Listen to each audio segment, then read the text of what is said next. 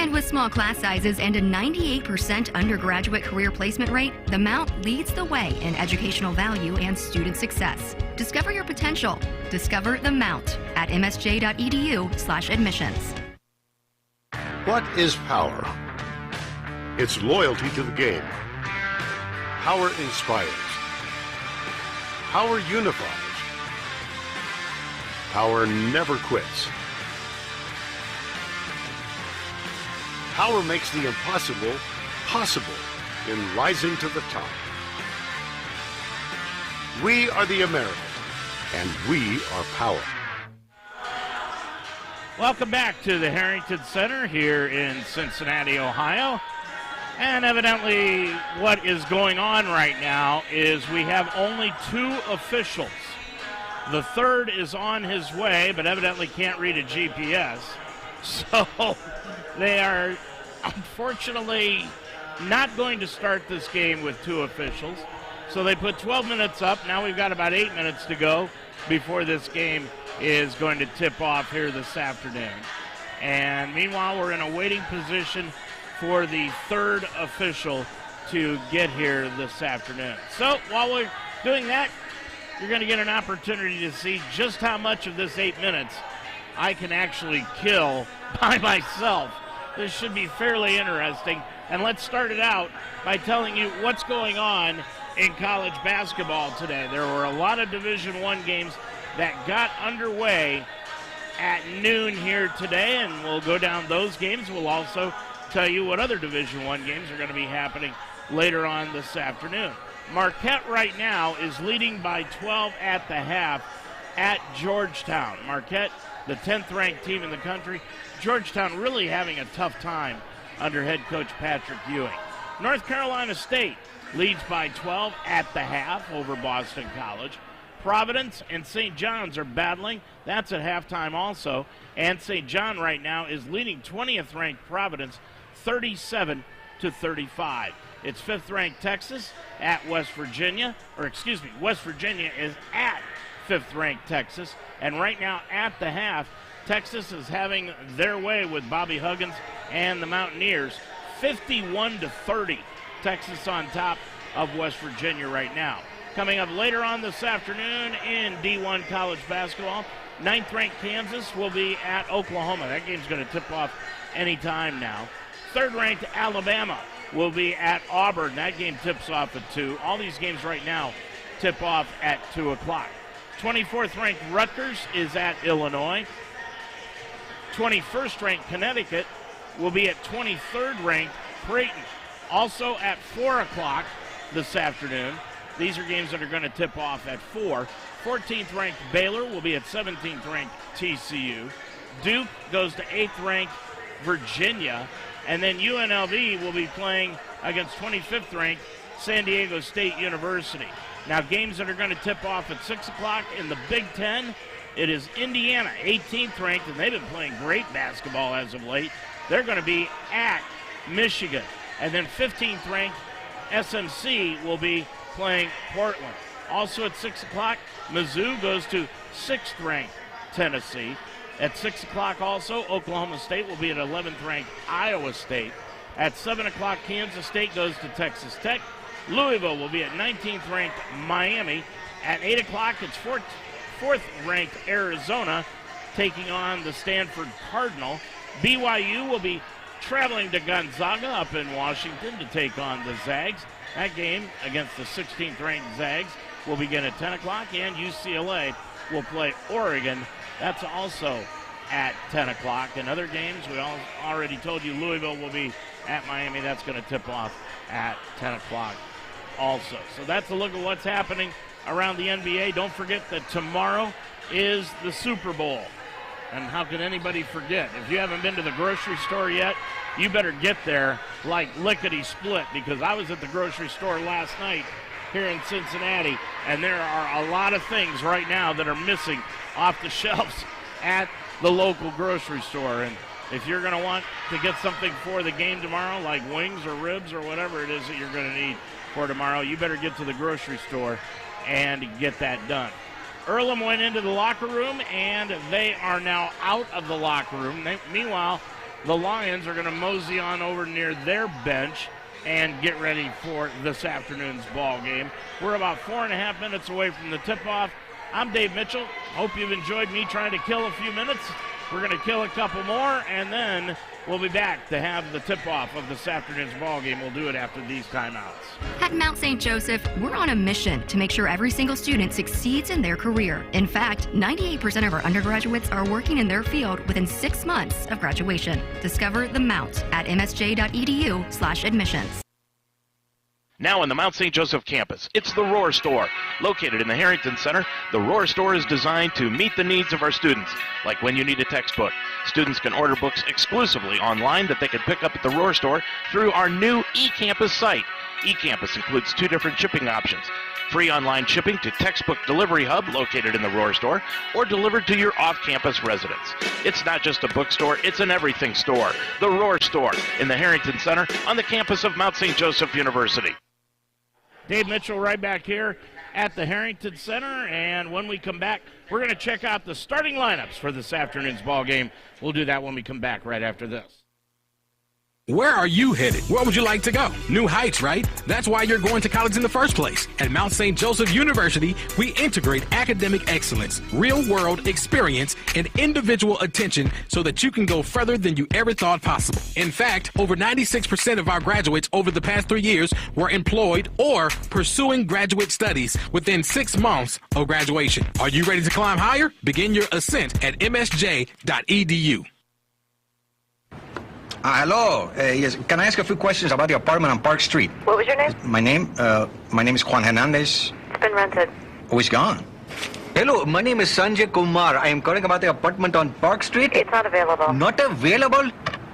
Hello, my name is Tyrone Washington. I'm calling about the apartment on Park Street. It's been rented. Hello, I am Chen Ling. My name is Khalid bin Ali. I'm Tuan Vo. Hello, my name is Moshe Goldberg. I use a wheelchair. It's gone. Not available. All right. Thank you. Yes, hello, my name is Graham Wellington. I'm calling about the apartment for rent on Park Street. Is that still available? Yes, it is. Oh, it is? Yes. Really? Housing discrimination is illegal. If you think you've been a victim because of your race, color, national origin, sex, religion, disability, or family status, call us. Fair housing. It's not an option. It's the law. It is basketball time here from the Harrington Center. Yes, the GPS works. We've got 3 officials. Let's get this thing underway and check the starting lineups. First of all, for the Earlham Quakers, 4-18 overall. They are 3-12 in the Heartland Conference and 1-8 on the road. They will start at the forward positions this afternoon. It will be Willow Runyon, number 0, a 5'5 sophomore, averaging 5.2 a game. Eva Lyon will be at the other forward, number 3, a 5'9 senior. And in the backcourt, it'll be Janiyah Bright. Bright, number 11, a 5'4 sophomore, averaging 12 a game. Averaging 11 a game is Amari Bradford. Bradford, a 5'5 sophomore, number 12. And Neely Trenshaw, number 13, will be at the other guard. Trenshaw is averaging 8.5 a game. She's a 5'6 senior, number 13. So it is Bright, Bradford, Trenshaw, Runyon, and Lyon for Shanna Thompson in her second year. 5 wins, 38 defeats, 4-25 in the Heartland Conference. She is assisted by Erin Warvell. Now for the Mount St. Joseph Lions here at home. They are 11-9 overall, 10-5 in the Heartland Conference. They will start at the forwards. Number 24, Chloe Jansen. Jansen, a 5'7 senior, averaging 7 a game. Carly Dalton will be at the other forward, averaging 3 a game. She's a 5'9 senior, number 15. Maddie Drummond will be in the center position. Drummond, number 31, averaging 12.8 a ball game. She is a 5'11 junior. Anaya Murphy, number 12, will be at one guard here this afternoon, a 5'9 sophomore, averaging 10 a game. And Carly Mills, another leading scorer for the Lions, number 1, the point guard, a 5'3 freshman, averaging 12.8. So it's Jansen, Dalton, Drummond, Murphy, and Mills. 4, Macy Alston in her first year, assisted by Brooke Lyschek. And it'll be Drummond in the center circle against Bradford. Tip is controlled by the Mount and then taken away by Earlham, and they get the ball up the floor. Laying it in is Runyon, and we are underway here this afternoon.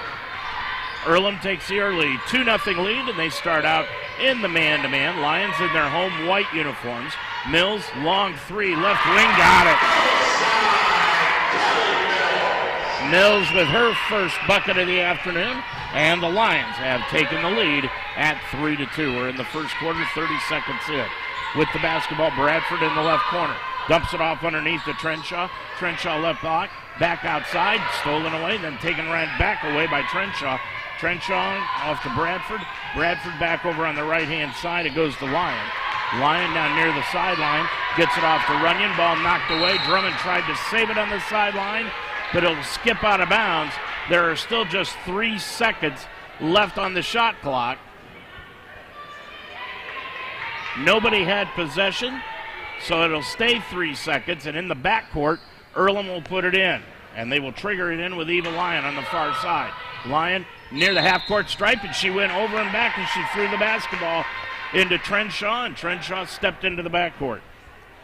First turnover of the ball game committed by Earlham. 9:07 left to go in the first quarter. Mills will put it in at midcourt.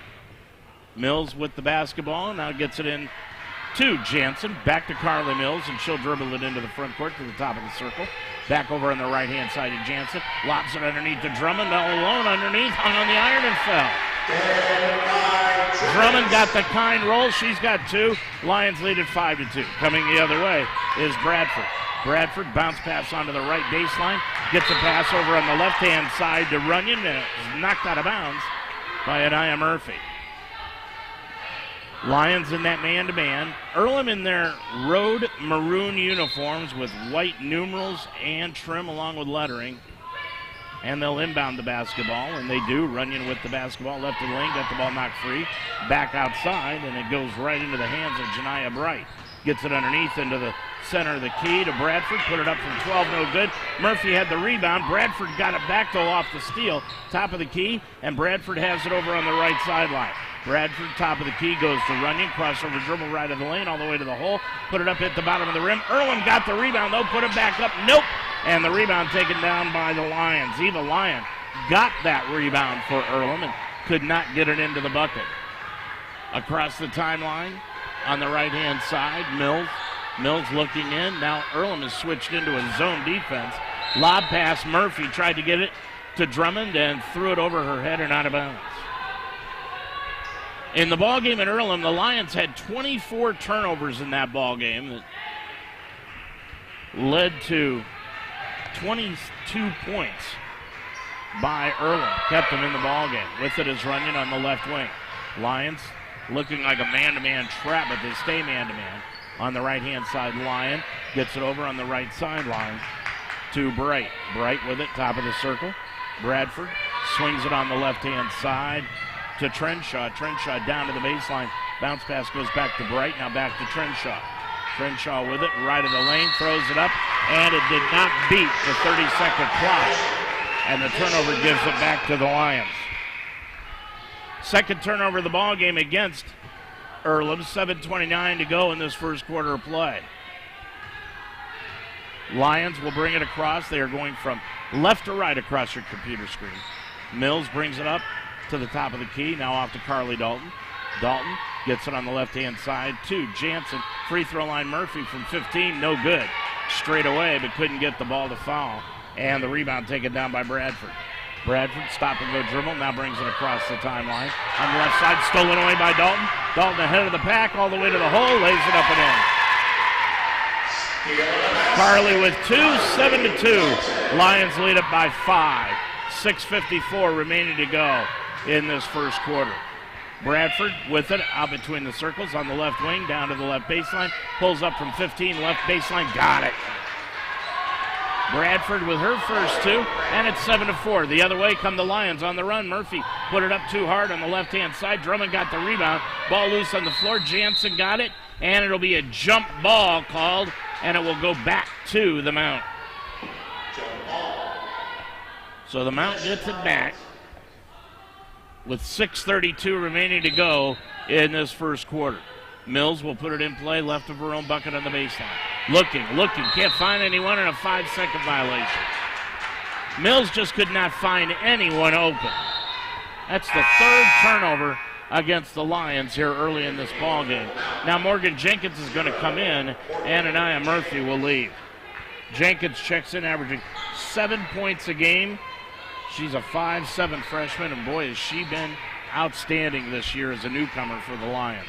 Bringing it up from right to left is Bright on the right-hand side to Trenshaw. Trenshaw to the top of the key, and a foul is going to be called, and that will be against the Lions on Jenkins. Morgan Jenkins with her first, team's first. 6:23 to go in this first quarter of action. Earlham will put it in play to the left of the scores table, deep into the left corner to Eva Lyon. She drives left of the lane, put it up, no good. Lyon got her own rebound. Baseline right, gets it back outside to Trenshaw, and then a pump fake by Runyon. Gets Jenkins up in the air, and she commits the foul. That'll be her second right away. Jenkins got about 15 seconds of playing time, and she has to leave the ball game. And checking into the contest now for the Lions for the first time will be Annabelle Williams. Williams, 5'8", freshman, 1.5 a game. Inbounds pass goes on the right of the lane to Bradford, squares up to the bucket, drives the baseline, reverse layup, too hard. Rebound taken down by Earlham. Baseline right from 10 feet is Trenshaw, got it. Trenshaw, her first two, and it's a 7-6 ball game. Earlham down by a point. Carly Mills with it between the circles. We're under 6 minutes to go in the quarter. On the right-hand side, Williams now swings into the left wing to Mills, all alone for the long three. Hit the front iron, nope. Rebound knocked out of bounds. Last touch by Earlham, and it will stay with them out underneath their own bucket. And the shot clock goes to 20. Into the ball game now for the Lions. Emily Elliott. Elliott, a freshman, 5'8", averaging 1.5 a ball game.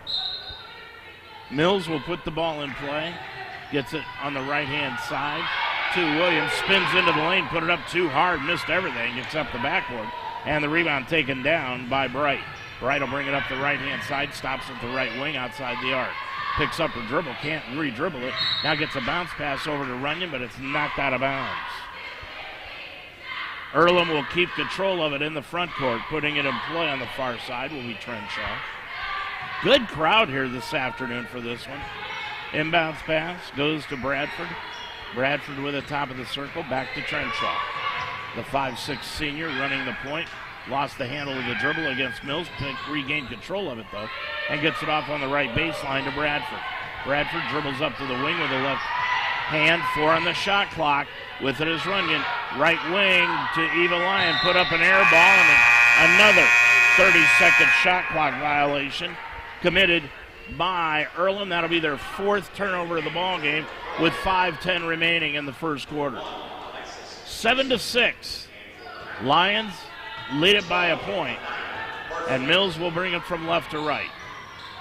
Bounce pass goes to Chloe Jansen, left wing. Mills all alone again for 3. Hit the back iron again, no good. Rebound goes out of bounds. Back to the Quakers. 4:56 remaining, and now we'll have an official timeout on the floor. Your score, it's Mount St. Joseph 7, Earlham 6 on the Mount St. Joseph Radio Network. At Mount St. Joseph University, our mission is to provide students with an affordable, world-class education in a safe, comfortable, private school setting. Nearly 100% of our incoming undergraduate students receive scholarships, grants, or financial aid. And with small class sizes and a 98% undergraduate career placement rate, the Mount leads the way in educational value and student success. Discover your potential. Discover the Mount at msj.edu/admissions. What is power? It's loyalty to the game. Power inspires. Power unifies. Power never quits. Power makes the impossible possible in rising to the top. We are the Americans, and we are power. Well, the cheerleaders are here this afternoon for this doubleheader. Carly Mills leading the way for the Lions with 3, Dalton and Drummond each with 2. And for Earlham, 2 each, Runyon, Bradford, and Trenshaw. 7-6, Lions with the lead. And Earlham will put the ball in play deep into the backcourt near the corner, and they inbound the basketball. Knocked free, but taken right back by Earlham, and on the left-hand side, Bradford has the basketball. Dumps it off underneath to Alexis Gibson, who's into the ball game now, and Gibson left of the bucket, put it up, banked it in.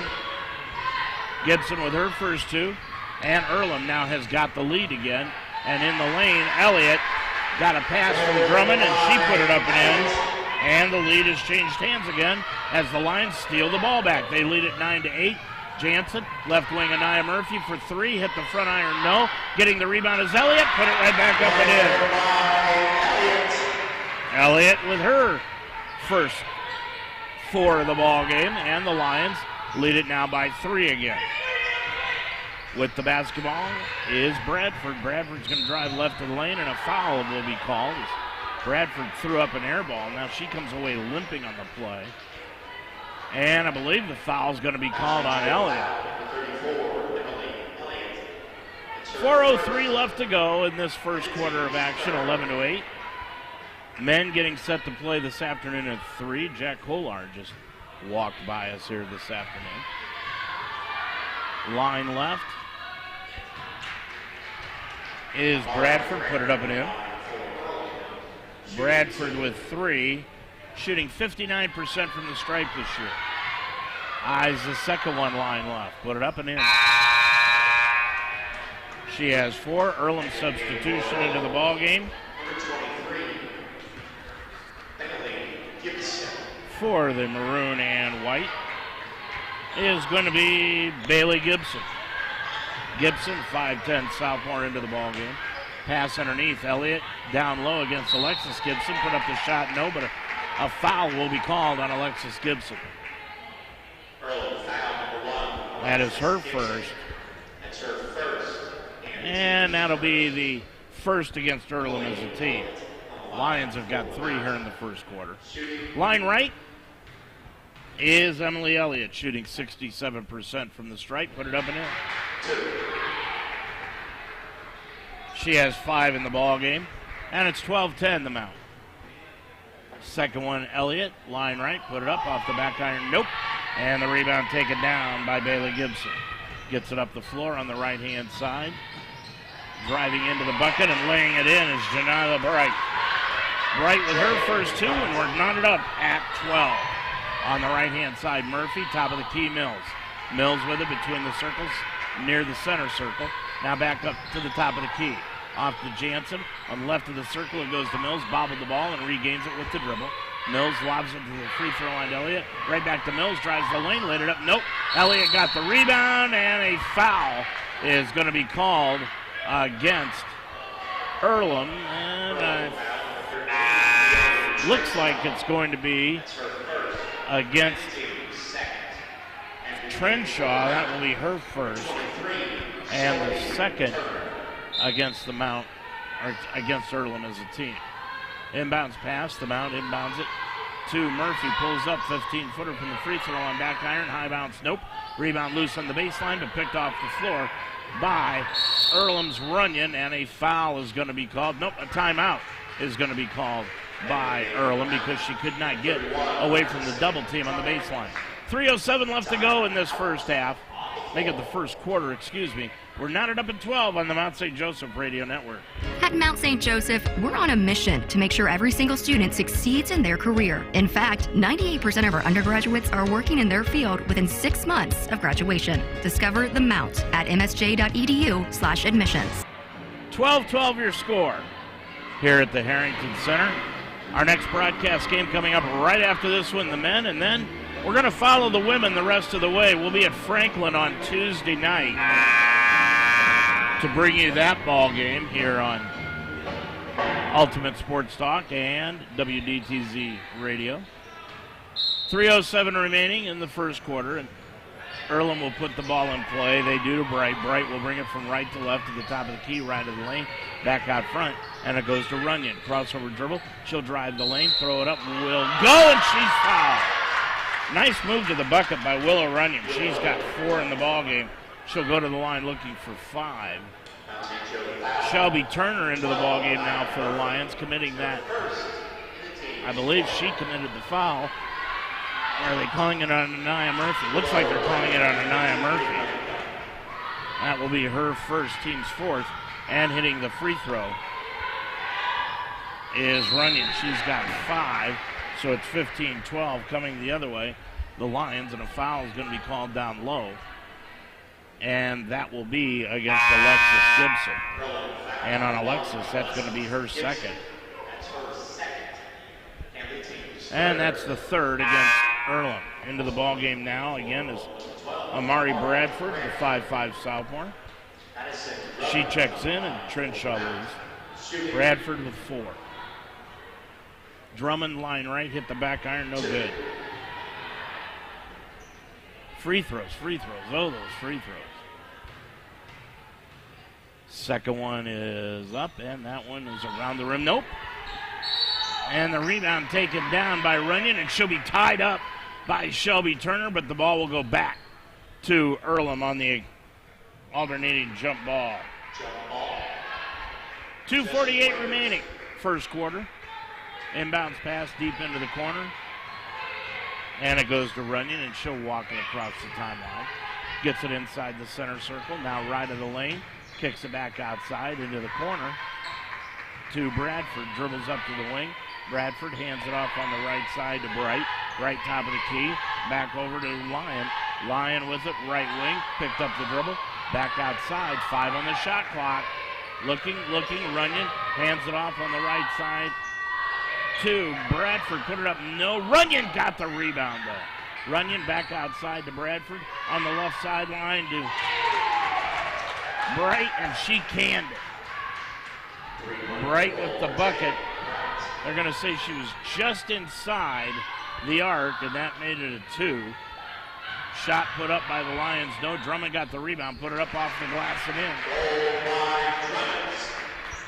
in. Drummond with her 4th point of the afternoon. It's 18-14.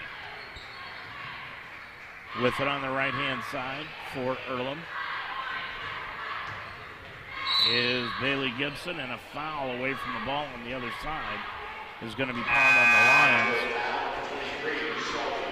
And that's going to be the 15th foul against the Mount, so that will send Earlham to the line. Shelby Turner picked up the foul, her first.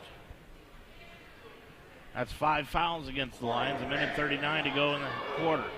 Line left. Anderson, Bradford puts it up and in. She's 3 for 3 from the stripe today. Second one by Bradford, line left, short. Hit the front iron, and a foul called over the back against Earlham, and that'll be against Eva Lyon. 1:38 to go in this first quarter. Back into the ball game now for Earlham is Neely Trenshaw, and sitting down is Jamila Bright. Up the floor, Drummond's in the lane. Drummond drops up to the baseline, laid it up and in. Drummond's has got 6 in the ball game. Lions are down by 3 now, 19-16. Coming the other way, Earlham swings it around the right-hand side. Looking underneath, now back out front. And it goes to the right sideline to Lions. She's going to drive the lane, laid it up and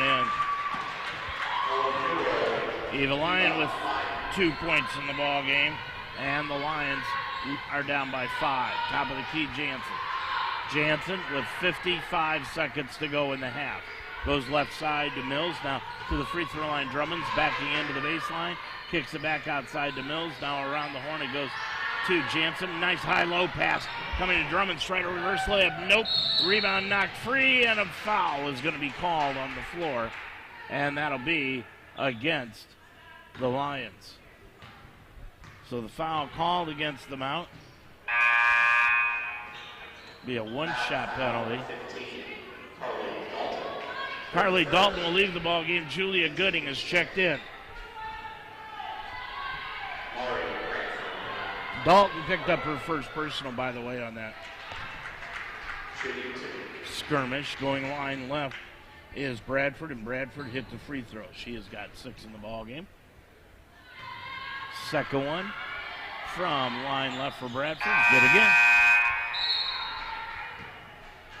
Bradford has got 7, and she's 5 for 6 from the line. Bringing it up the floor is going to be Carly Mills. A half a minute to go in the first quarter. Mills left of the circle, long 3 outside the arc. Got it. Mills has got 6. Lions have cut it to 4. 23-19 with the top of the circle. On the left-hand side, got the ball knocked free by Dalton. Dalton stole the ball. Dalton brings it up into the front court to the left wing. Bounce pass to Morgan Jenkins. Jenkins out of the key. 14-footer straight away, no good. Rebound loose, and a foul is going to be called on, who will it be? It's going to be against Earlham, I believe. Nope. Yes, it will be against Earlham, and that's going to be against Alexi Van Schaik. Van Schaik, number 5, with the big brace on her left knee, picks up that foul. 23-19, Lions down by 4. Dalton, the first one, put it up and in. Dalton with 3. 12.3 remaining in the quarter. Lions are down by 3, 23-20. Second one is up, and that one is around the rim, no good. And the rebound taken down on the play by Trenshaw. Trenshaw will bring it up on the run. Lost the handle, but regains it. Down into the left corner for the long shot by Van Schaik. No good. Rebound taken down by Kaylee Mills, and that'll do it here in the quarter. And at the end of 1, Earlham up by 3 on the Mount. Your score, it is Earlham 23 and Mount St. Joseph 20 on the Mount St. Joseph Radio Network. Now in the Mount St. Joseph campus, it's the Roar Store. Located in the Harrington Center, the Roar Store is designed to meet the needs of our students. Like when you need a textbook, students can order books exclusively online that they can pick up at the Roar Store through our new eCampus site. eCampus includes 2 different shipping options. Free online shipping to Textbook Delivery Hub located in the Roar Store, or delivered to your off-campus residence. It's not just a bookstore, it's an everything store. The Roar Store in the Harrington Center on the campus of Mount St. Joseph University. Where are you headed? Where would you like to go? New heights, right? That's why you're going to college in the first place. At Mount St. Joseph University, we integrate academic excellence, real-world experience, and individual attention so that you can go further than you ever thought possible. In fact, over 96% of our graduates over the past 3 years were employed or pursuing graduate studies within 6 months of graduation. Are you ready to climb higher? Begin your ascent at msj.edu. 23-20, Earlham with an early lead here. They dropped down 7-0, but clawed their way back in it, and now have the lead at the end of 1. Murphy into the ball game. She will throw it in with Mills, Jansen, Morgan Jenkins, and Drummonds. And Jansen, with the Lions having the basketball, throws it over the top to Drummonds, and Drummonds last touching it, it goes out of bounds, and it will remain or go back to Earlham. Coming back into the ball game is Runyon. Eva Lyons will inbound the basketball. Runyon has it. She's on the floor with Bailey Gibson, who has the basketball go right through her hands and out of bounds in the corner. Bradford on the floor along with Trenshaw for Earlham.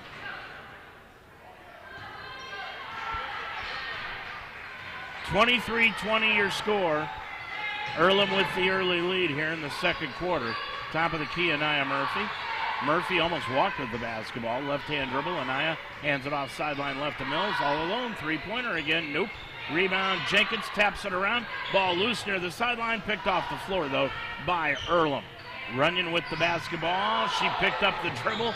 Almost walked. No call. And now a timeout is going to have to be called by Shanna Thompson as the 10-second clock was dwindling down, and it will be a full timeout. 9:15 to go in the first half.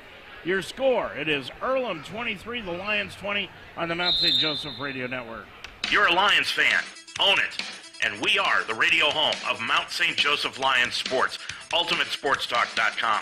Football, basketball, wrestling, volleyball, softball, baseball. We are Cincinnati's sports website and also the home of the Ohio Baseball Weekly Show every Monday night during the baseball season. We are the home of the Mount St. Joseph Lions, UltimateSportsTalk.com.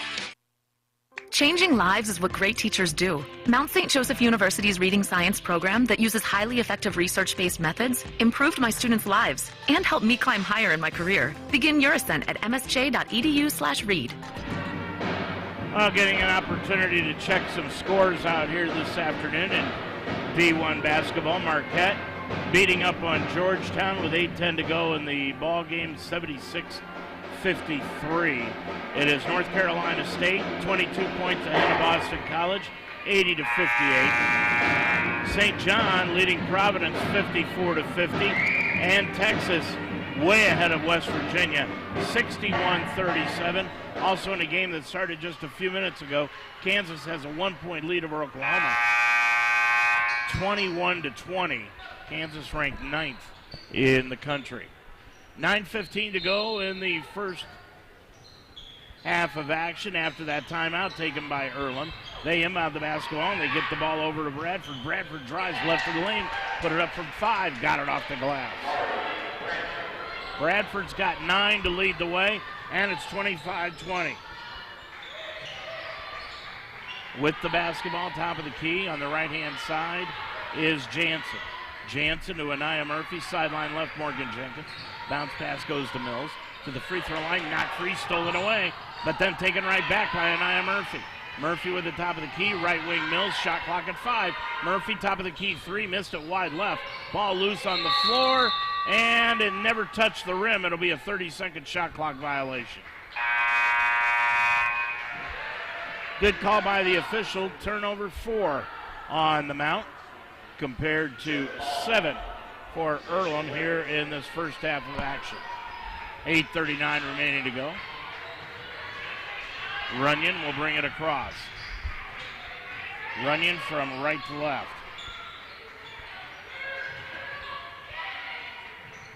With it, Runyon now gets it inside the lane to Gibson.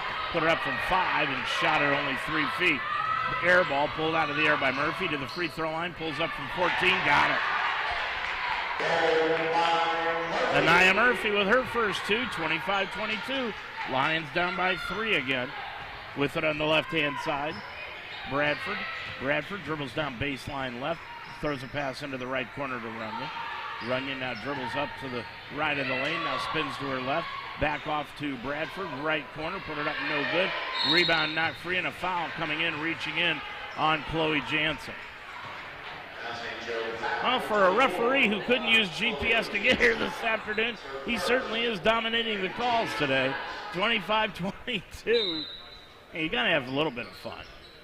7:50 left to go in the first half. Inbounds pass made to Bailey Gibson. Out to Alexis Gibson. Top of the key is going to be Bradford. Or check that Trenshaw for the shot. No good.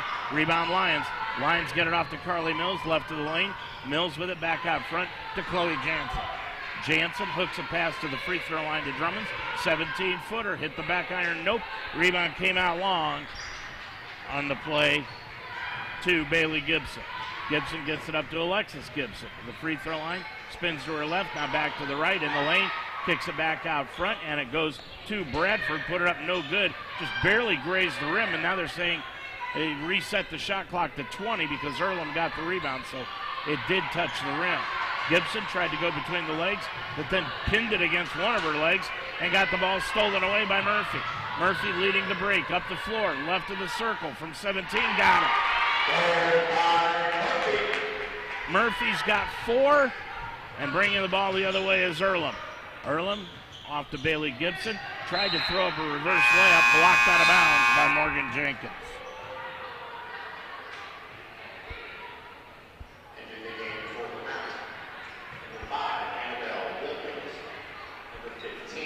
Earlham coming out of the ball game is Trenshaw.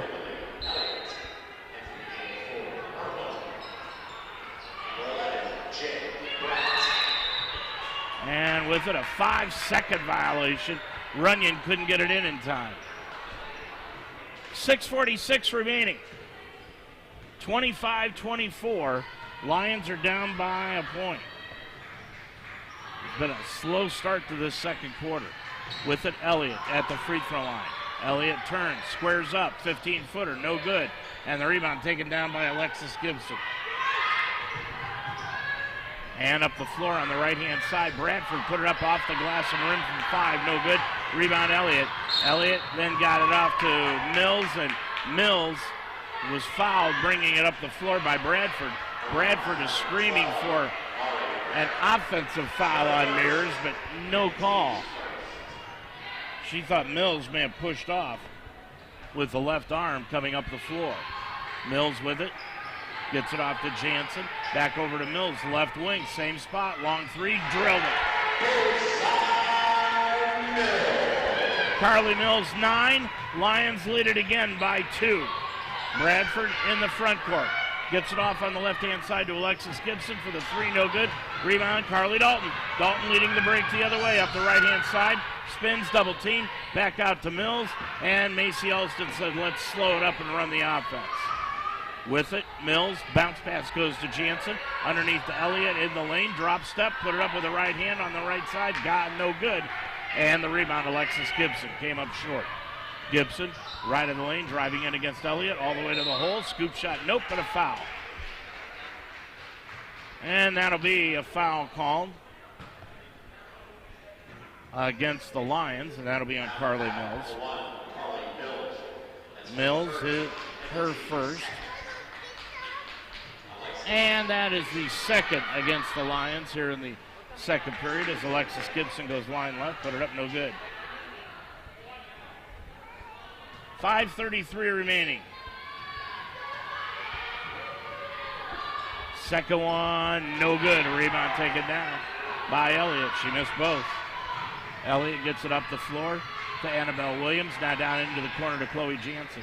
Jansen, who's scoreless here this afternoon, gets it on the top of the key to Emily Elliott on the left wing. Jansen on a pick by Elliott. Right hand dribble to the right of the lane. Throws it up with the right hand. Got it to go. She shot that actually underneath the bucket, but the spin got it in the bucket for her. And the Lions are leading it by 4 the other way. Bradford takes it all the way up and in. Bradford with 11, and it's 29-27. Lions lead it by 2 again. With it, right of the lane, it goes to Jansen again. Back outside, ball knocked free by Bradford. Bradford got it back, and a foul is going to be called on Carly Mills. Mills will get hit with the foul. Anaya Murphy's going to come back in, so is Maddie Drummond. Mills will sit down. And let's check that and see. Morgan Jenkins will also sit down. 29-27, 4:47 to go in the half. We hope to talk with Toby Kerrigan at halftime about the men's game coming up here in the second part of our doubleheader. With it down into the corner for Earlham, and they go back out front to Bright. Bright gets it off to Gibson. Bailey Gibson drives left of the lane, laid it up and in. Bailey Gibson with the bucket, and a timeout taken by the Mount. Bailey Gibson, her first 2. 4:28 to go in this first half of action, and we are all knotted up at 29 on the Mount St. Joseph Radio Network. Dayton Children's cares about the health of your children. Hi, I'm Kirk Herbstreit. Growing up in Centerville, my parents taught me the importance of being healthy, and now I'm teaching my kids. Childhood obesity is on the rise, but there are small steps that we can take to fight it. Turn off video games and go outside, ride bikes, go to the park, or learn a new dance. Parents, once we get moving, our kids will follow. Get moving! Dayton Children's, experts you trust, caring for the children you love. 4:28 left to go in the first half of action. And we are knotted up at 29 in a very important game for the Lions here this afternoon. If they can win out their last 3 games of the year today, Tuesday, and Friday, they have got an excellent opportunity to finish second in the conference and get a first-round bye in the tournament. That would be an unbelievable accomplishment for this ladies ball club. With it on the right side is Jansen. Lob pass underneath to Maddie Drummond's lost the handle. Ball goes out of bounds. Last touched by Carly Dalton, and it will go back to Earlham. Lions have committed 5 turnovers. Remember, the magic number for them is 10. If they commit more than 10 turnovers, they've got to run for each turnover past 10. That's pretty good incentive 29-29 your score. Runyon brings it across from right to left. Runyon looking, can't find anyone after she picked up the dribble, and that goes back out front to Bailey Gibson. Bailey Gibson now to Alexis Gibson. Ball knocked free, stolen away by Murphy. Murphy all the way to the hole, throws it up with the left hand. No, but a foul is going to be called on to Janiah Bright. Bright with her first personal. And that is the second against Earlham here in this second quarter.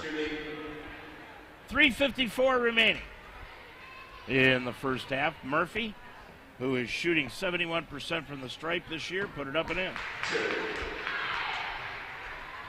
Murphy really does not put much arc on the basketball. There isn't much air underneath it. She throws up line drive shots. There's one, got a little more arc, and it settles right through the net. She's got 6 as she sweeps the pair, and it's 31-29, the Mount with the lead again. Into the front court comes Bright, put it up from 5, no good off the rim, and the rebound taken down by Murphy. Murphy bringing it up. She's got 3 rebounds here today. Murphy all the way to the hole, laid it up and in, and it's not going to count. It's going to be an offensive foul called against Murphy. Looked to me like she was in the restricted area. 3:38. That's what it looked like from up here, but nonetheless, it will not count. Foul on Murphy. And that'll be her second, so she'll skip out of the ball game. Yep, she's going to stay in for the time being. Bringing it up, Runyon. Runyon guarded by Jenkins. Spins into the lane. Put it up with the left hand, no. And another foul called by the outside official on Jenkins. Well, you got an official that's 5 feet from the call, calls nothing, has a great view of it, and the official who's 35 feet away from it and blinded by players in between calls a foul. I just will never understand how that works in the officiating mechanics. First of all, he's not even supposed to be looking in that area when he's outside on the backside of the play on the sideline. He's not supposed to be looking at the ball. He's supposed to be looking out front to see what's happening there. But 99% of the time, the officials will just follow the basketball. First one put up by Runyon, no good. 31-29, second one off the back iron, nope. Rebound, Drummond last touching it, it goes out of bounds, and it will remain with Earlham.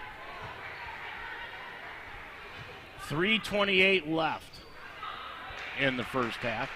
31-29, now hustling to the scorer's table, and coming in is Bradford, and sitting down will be Runyon.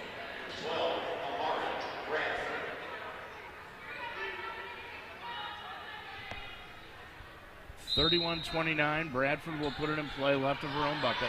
Looking, inbounds the basketball on the left-hand side to Alexis Gibson.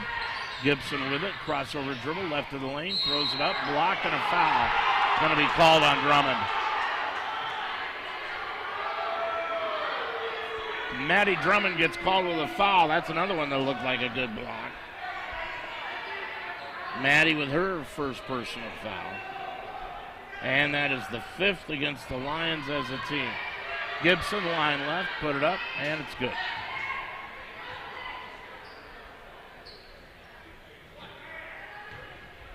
.321 left to go. Second one up, and that one is good again. Alexis Gibson with 4. And guess what? We're tied at 31. Jansen, sideline right, back out front to Carly Mills. Mills with the right-hand dribble, standing near the center circle. Between the circles, bounce past Carly Dalton, left of the lane. Now back outside to Carly Mills, 14 on the shot clock. Mills, left of the front court to Carly Dalton. Dalton, bounce pass to Maddie Drummond. Drummond spins into the lane, down to the right block. Up and under move, put it up, hit the bottom of the iron, no good. Rebound, Alexis Gibson. Gibson clears it off. Into the front court comes Earlham, bringing it up the floor. Bradford into the right corner to Bright for the long 3, got it. Bright with the first 3 scored here this afternoon by Earlham. Coming the other way, Dalton all the way, laid it up and in. Carly Dalton broke free, has 5, and it's 34-33. Earlham with the 1-point lead. Gibson, sideline right outside the arc. Cross-court pass left wing, and it goes over to Trenshaw. She'll drive the lane, and a foul is going to be called on the Lions. And that'll be a block.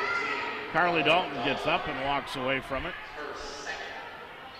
Macy Elston not happy with what's transpired here over the last couple of minutes. It is quizzical, not comical, but quizzical. Line left, Trenshaw. 2 points today, put it up, no good. She's shooting 76% from the stripe. Trenshaw. Second one, got that one. Trenshaw with 3, and the Lions are down by 2, 35-33. Carly Mills will bring it from left to right.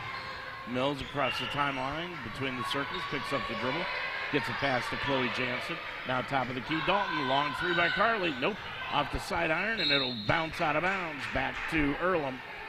2:04 remaining.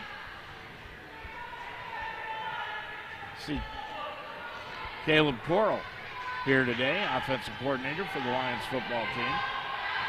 Here this afternoon with it, Earlham. Earlham gets the basketball with the shot, putting it up. Trenshaw threw it up, no good. Rebound taken down by Shelby Turner. Now off to Chloe Jansen. Bounce pass goes to Carly Mills. Mills with it between the circles with a right-hand dribble.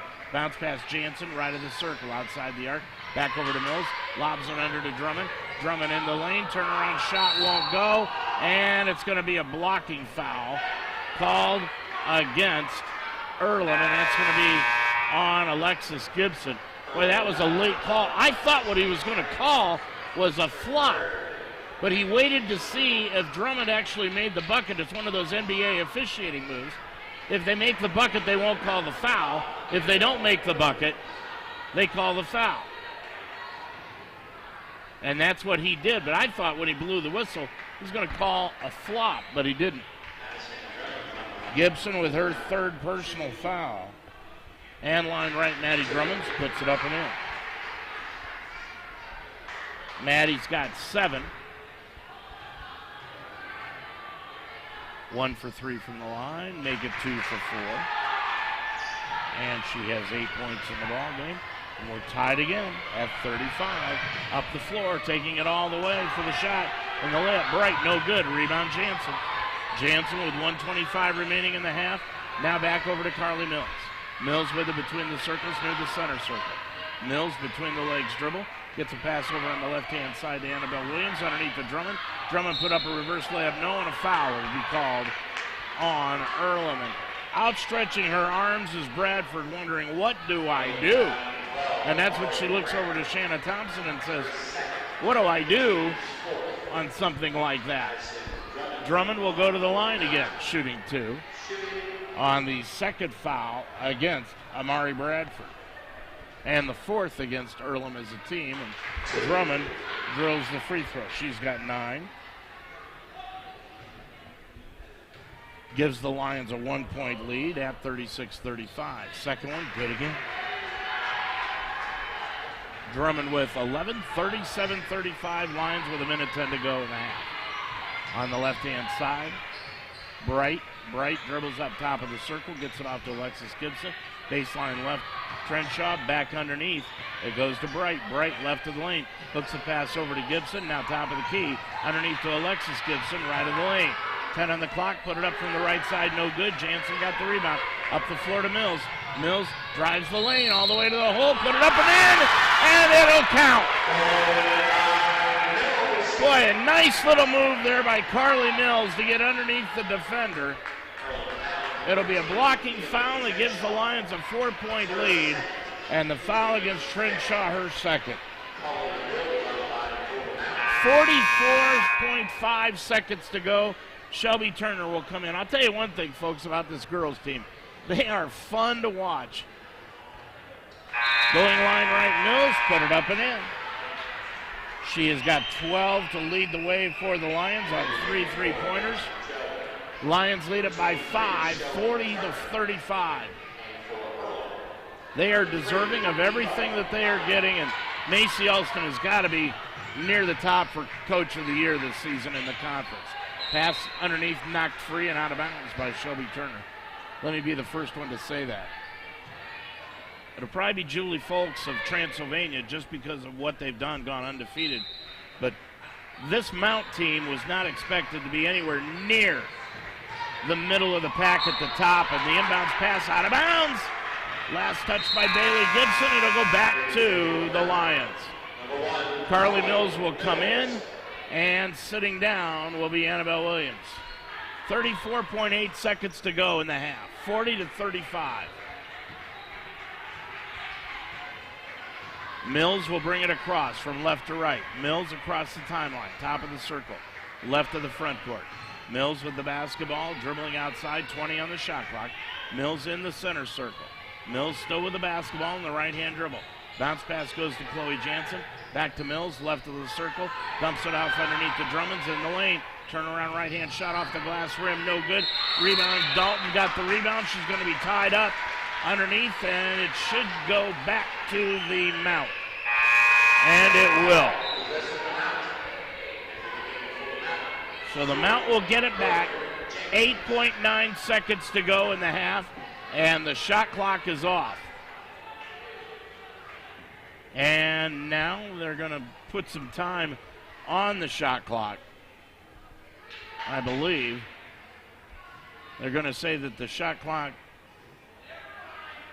shouldn't be, well, it is going to stay at 0. So they were just checking to make sure it was right. Inbounds pass knocked free. Mills got the ball stolen away up the floor on the right side. Bradford drives the lane, laid it up and in at the buzzer, and that'll do it for the first half of action.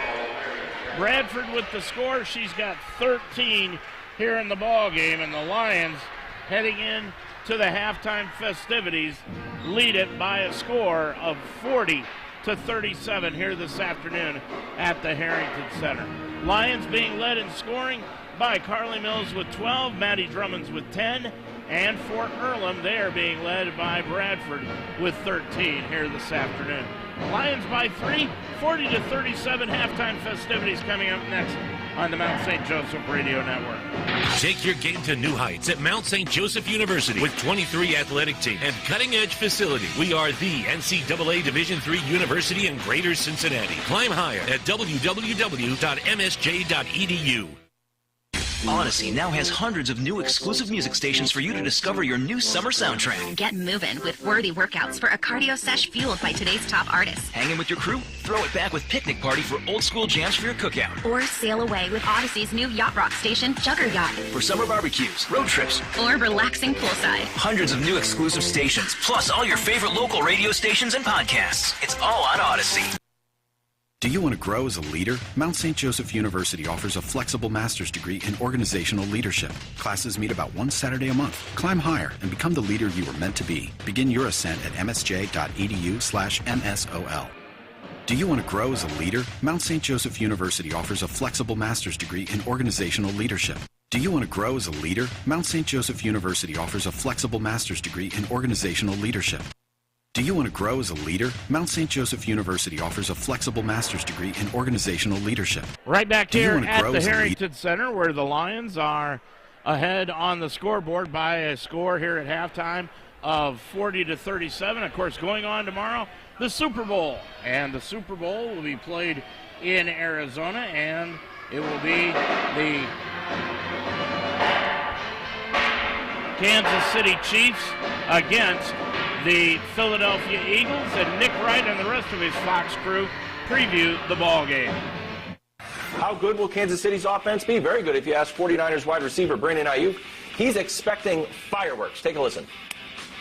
Yeah, hypothetically speaking, if I were going to bet on this game, I would go take everything that I own, get it in cash, and put my money on Kansas City Chiefs. They got their hands full. I don't know fully about that defense. I don't know. They talk about them being a good defense. I'm not too sure. I'm not sure. I think the pass game, this Kansas City pass game, will expose what we thought we were going to be able to expose before some unfortunate circumstances happened. So we'll see. But like I said, you got to get lucky to win a Super Bowl, and they just got extremely lucky last week. So who's to say they can't do it twice? Okay, some unsound gambling advice there from Brandon Ayuk. Greg Jennings is here. Greg, welcome. I love that tie. I think it's actually one of mine. Nick, I was just saying, we share a lot in the stylist. We share a lot of stuff, and it's one of my favorites. Are you expecting Mahomes to expose the Eagles' defense? It's certainly on the board. So the Eagles' defense is exceptional at getting to the opposing quarterback, and the Chiefs' offensive line will face a massive test. However, when it comes to tests, the Eagles, I'm not sure they are prepared for their part of it. So while it's, one of the quirks about me, I have a number of them, but I try to wait as long as possible into the winter before I put on a coat. Because I want, when the Arctic blast hits, to be able to bundle up a bit and feel better. And I feel like the Eagles have been walking around in their North Face for a bunch of 40-degree days. And it's about to be 5 below, and I'm not sure they have enough layers for it. So I'm going to show you guys a graphic, and it'll be pretty clear what it is in short order. It's a bunch of nondescript quarterbacks with a couple decent ones in there. That is, of course, the full list of quarterbacks that the Philadelphia Eagles have played this year. And you will notice they played what I would call 4 good to very good quarterbacks this year. Goff, the Prince, Rodgers, and Dak. 3 of those 4 scored 33 or more on them. And the Prince, if you remember, it was a torrential monsoon in that game, and he fumbled the ball 4 times, but they moved the ball pretty well aside from that. Moved it. So, Greg, when in the last month you played Josh Johnson, Brock Purdy, Davis Webb, who else is on there? Andy Dalton, Dak, who then scored 40, Daniel Jones a couple times. I don't think you're ready for the Patrick Mahomes aerial assault that's coming on Sunday. I don't think they're ready. Whoa. Let's slow down. Okay. You're not going to say they're not ready. Spoiler alert, America. Greg's going to pick against the Chiefs for the 9th week in a row. We'll wait till Friday to find out, but I'm guessing it's coming. No, I'm not. I believe that Patrick Mahomes will expose them to some degree. That's what he is. That's what he does.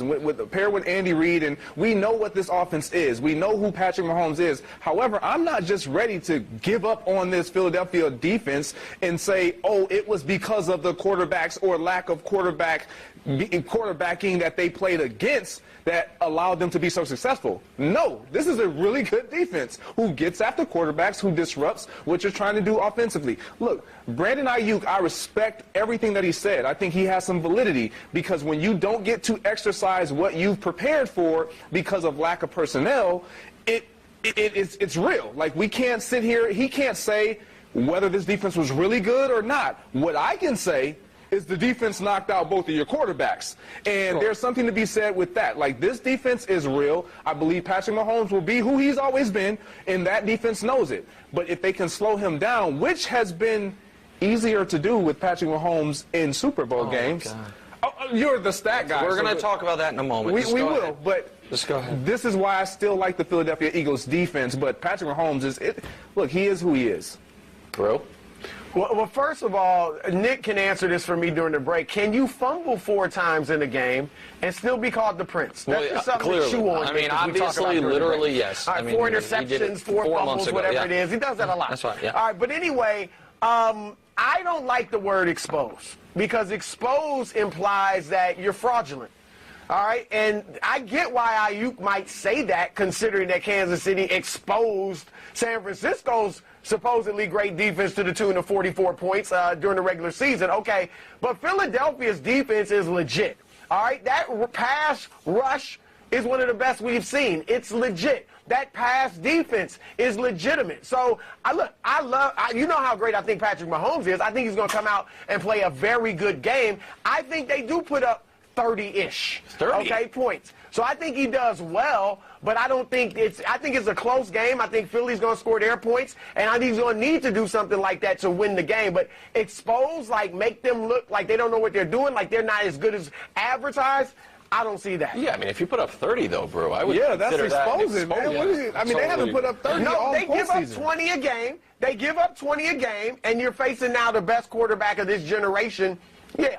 30-ish. Okay, Nick, can I show you a graphic? You tell me if you're worried about Sure. it, considering Patrick Mahomes got sacked 3 times when he played the Bucks, and he got pressured 29 times. This is the Eagles' pass rush.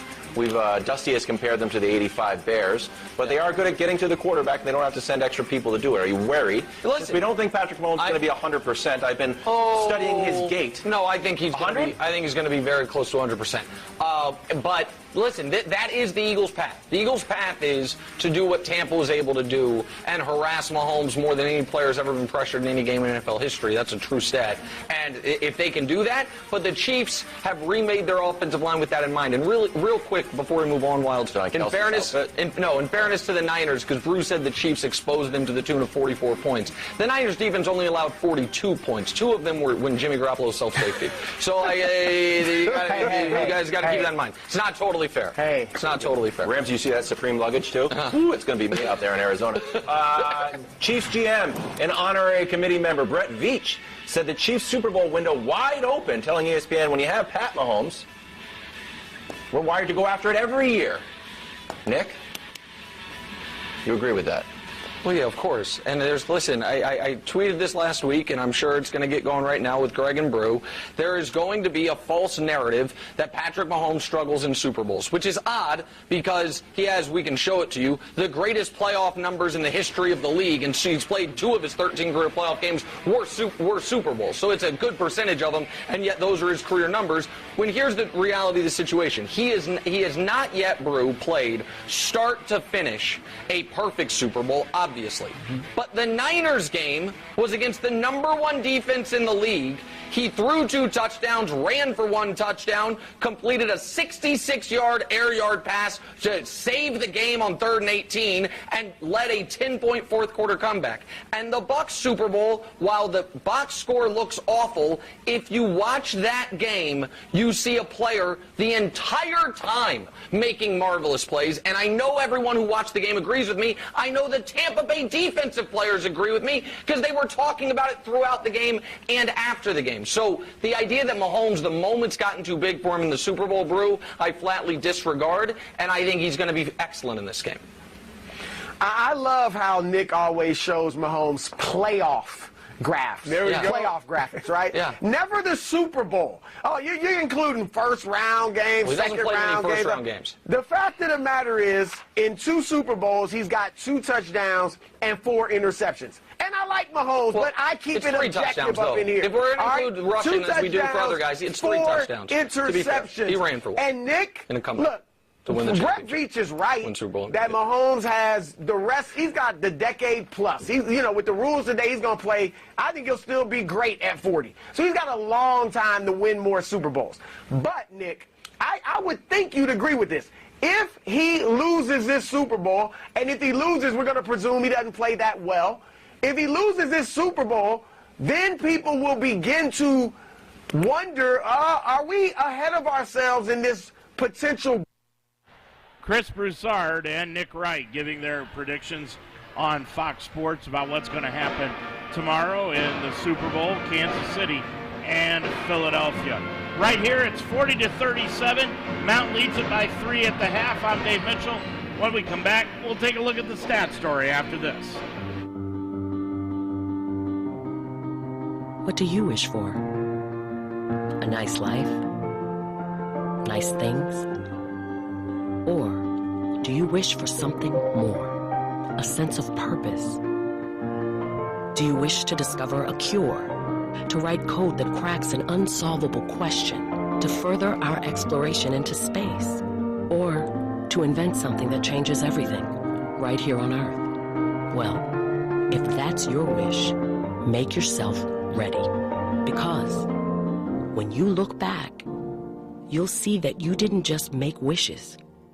You realize them.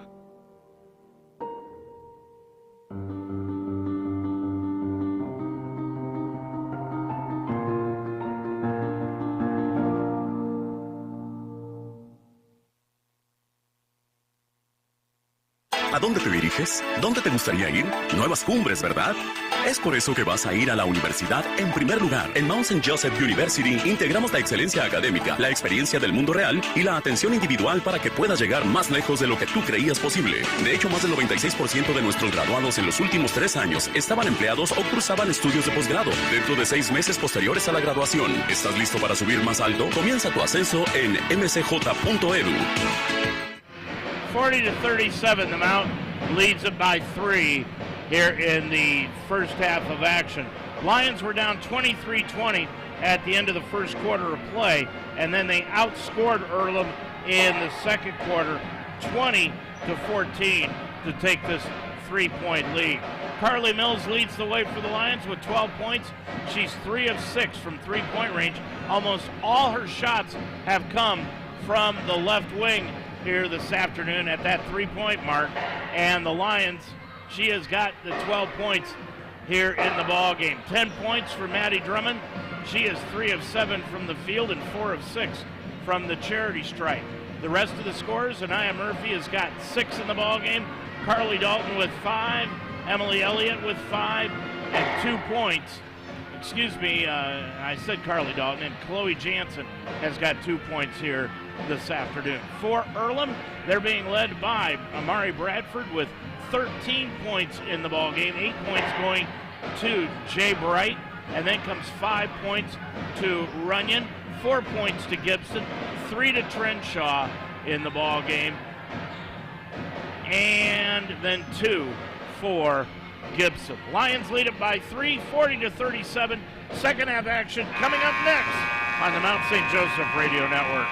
Odyssey now has hundreds of new exclusive music stations for you to discover your new summer soundtrack. Get moving with worthy workouts for a cardio sesh fueled by today's top artists. Hanging with your crew? Throw it back with Picnic Party for old school jams for your cookout. Or sail away with Odyssey's new yacht rock station, Jugger Yacht. For summer barbecues, road trips, or relaxing poolside. Hundreds of new exclusive stations, plus all your favorite local radio stations and podcasts. It's all on Odyssey. Where are you headed? Where would you like to go? New heights, right? That's why you're going to college in the first place. At Mount St. Joseph University, we integrate academic excellence, real-world experience, and individual attention so that you can go further than you ever thought possible. In fact, over 96% of our graduates over the past 3 years were employed or pursuing graduate studies within 6 months of graduation. Are you ready to climb higher? Begin your ascent at msj.edu. Lions leading it by 3 as we are getting ready for the second half. 40-37, Dalton on the floor with Drummonds, Murphy, Jansen, and Mills. And for the maroon and white of Earlham, they are out on the floor with Trenshaw, Bradford, Bright, Runyon, and Lyon is out there. Third quarter set to go. Just game 1 of this doubleheader here this afternoon. We'll have the second one for you coming up here in just a little bit. With the basketball is Earlham as they open up the second half of action, and they throw the ball into the teeth of the defense. And the Lions kick the basketball, so it will return to Earlham. I know we're late on this, but you're listening to Mount St. Joseph basketball on WDTZ LPFM 98.1 in Delhi Township.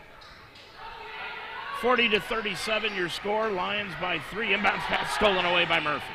Murphy trying to dribble through a crowd and does from right to left across your radio and computer screen. Gets it out front of the key to Carly Mills. Mills with the basketball, hands it off to Carly Dalton. Dalton between the circles, now to Jansen top side. Jansen drives down to the right elbow, kicks it back out front to Murphy. 10 on the shot clock. Murphy with it, right side, gets it back out front to Mills, who just tipped it back over to Murphy. Murphy with it, top of the key, long 3, nope, off the side iron. Rebound, a collision underneath. Chloe Jansen ran right into the back of one of the Earlham players, and both are down, and that is definitely a foul on Chloe. And that is her first, and the team's first here in the second half. Trenshaw is the one that Jansen went running over. Trenshaw went to box her out, and Jansen had a full head of steam. She almost looked like Cornell Beecham on the football field. 9:18 left to go in this third quarter. Lions still lead it by 3, 40-37. In the backcourt, Bright. Bright is going to bring it into the front court to the right elbow, now down to the right wing. Bounce pass kicked away, but she got it right back. Bright down into the corner to Trenshaw. Tried to feed a pass underneath, stolen away by Mills. Mills will bring it up from right to left. To the left of the circle. Long three by Carly. Hit the front iron, no. Jansen got the rebound. Top of the key, Murphy for again a three. Hit the back iron, nope. And this time the rebound is taken down by Bradford. Bradford has it in the backcourt. Bradford into the front court. Got the ball knocked free, but went right into the hands of Lyon. Lyon into the lane. She'll throw up a scoop shot right of the lane, no good. Rebound taken down by Earlham, but thrown into the hands of Mills. Mills leads the break 2-on-1. Bounce pass to Jansen. Back to Mills. Laid it up and in. Boy, that is textbook on how you run a 2-on-1 fast break. And the Lions lead it by 5, 42-37. On the left-hand side of the front court, Runyon. Runyon hooks a pass right wing. It goes to Lyon. Lyon back to Bright. Now to Bradford. Bradford put it up, no good. And the rebound taken down by Dalton to Jansen. Up the floor to Mills. Mills all the way to the hole. Laid it up. Won't go. And it will be a foul called underneath. And that's going to be called against Bright. And it'll be a 2-shot violation. Bright picks up her second personal. That's the first against the Lions as a team. And Carly Mills with 14, shooting 83% from the stripe, puts it up and in. She has 15 in the ball game, makes it a 6-point Lions lead. Second one, good again. Mills with 16 in the ball game. Lions lead it by 7. Into the front court. Bright gets it on the right-hand side. Trenshaw laid it up and in from the right side and got it to go, and a foul is called on the defense. Bucket will count, and a foul is on Carly Dalton. Her second, team second. Line right, Trenshaw. She has 5 in the ball game, and she'll try to complete the old-fashioned three-point play. 7:56 left to go. 44-39. Line right. Trenshaw got it. Trenshaw was 6, 44-40. Coming the other way, Annabelle Williams, Morgan Jenkins, who just came into the ball game, lost the handle and was tied up. So the alternating jump ball gives it right back to the Lions with 7:50 to go in the third. Jansen puts it in play near the timeline to Mills. Mills between the circle, bounce pass on the right wing to Jansen, back to Mills, top of the key. Lobs it underneath to Drummond. Drummond kicks it back out to the right baseline, now to Jansen, long three, right wing, no. And the rebound taken away by Earlham, but stolen away by Anaya Murphy, threw it right into the hands of Trenshaw. She'll lead the break. Right side it goes to Runyon. Runyon lost the handle of the ball, and it goes back to Earlham out of bounds. 7:28 left to go in the third. 44-40, Lions by 4. Putting it in play will be Trenshaw. Trenshaw inbounds the ball to the line, kicks it out left wing to Runyon. Runyon walked, no call. Right in front of the official, no good rebound. Taken down by Bright, put it up, no, blocked out of the air. And Drummond got the rebound, threw it up the floor to Jansen, and Jansen couldn't outrun the pass, and it goes out of bounds. Lions now with 8 turnovers in the ball game, and that has led to 8 points for Earlham. Earlham's committed 11. That's led to 11 points. With it on the right side, putting it up, and no good is Trenshaw, and a foul is going to be called on the Lions, and that will be on Morgan Jenkins. Boy, Jenkins, with her 4th foul, she just has not been able to stay on the floor here this afternoon. Annabelle Williams into the ball game now. First one up and good. Trenshaw has 7 points in the ball game. 3 of 4 from the line. Second one around the rim, no good. Rebound Drummonds. Drummonds clears it off to Mills. Mills with 7 minutes to go in the third. Off to Williams. Williams hooks a pass left baseline into the corner to Murphy, and a foul is going to be called away from the ball underneath. And it will be called on Lyons gets hit for the foul. That will be her first. No, check out her second, I'm sorry. And that's the second against Earlham. Top of the key. Nia Murphy drives the lane, threw it up off the rim and in. Murphy has got 8 in the ball game, and the Lions have extended their lead to 5. 46-41, 6:45 to go in the third. Bright, underneath pass, foul is going to be called coming over the top on Annabelle Williams. Williams knocked Runyon to the floor. Got herself caught in an awkward position and came right down on top. That'll be the 4th team foul against the Lions, and on Williams, that is her first foul. Inbounds pass made to Trenshaw, tried to put it up, no, and a foul is immediately called on Carly Mills.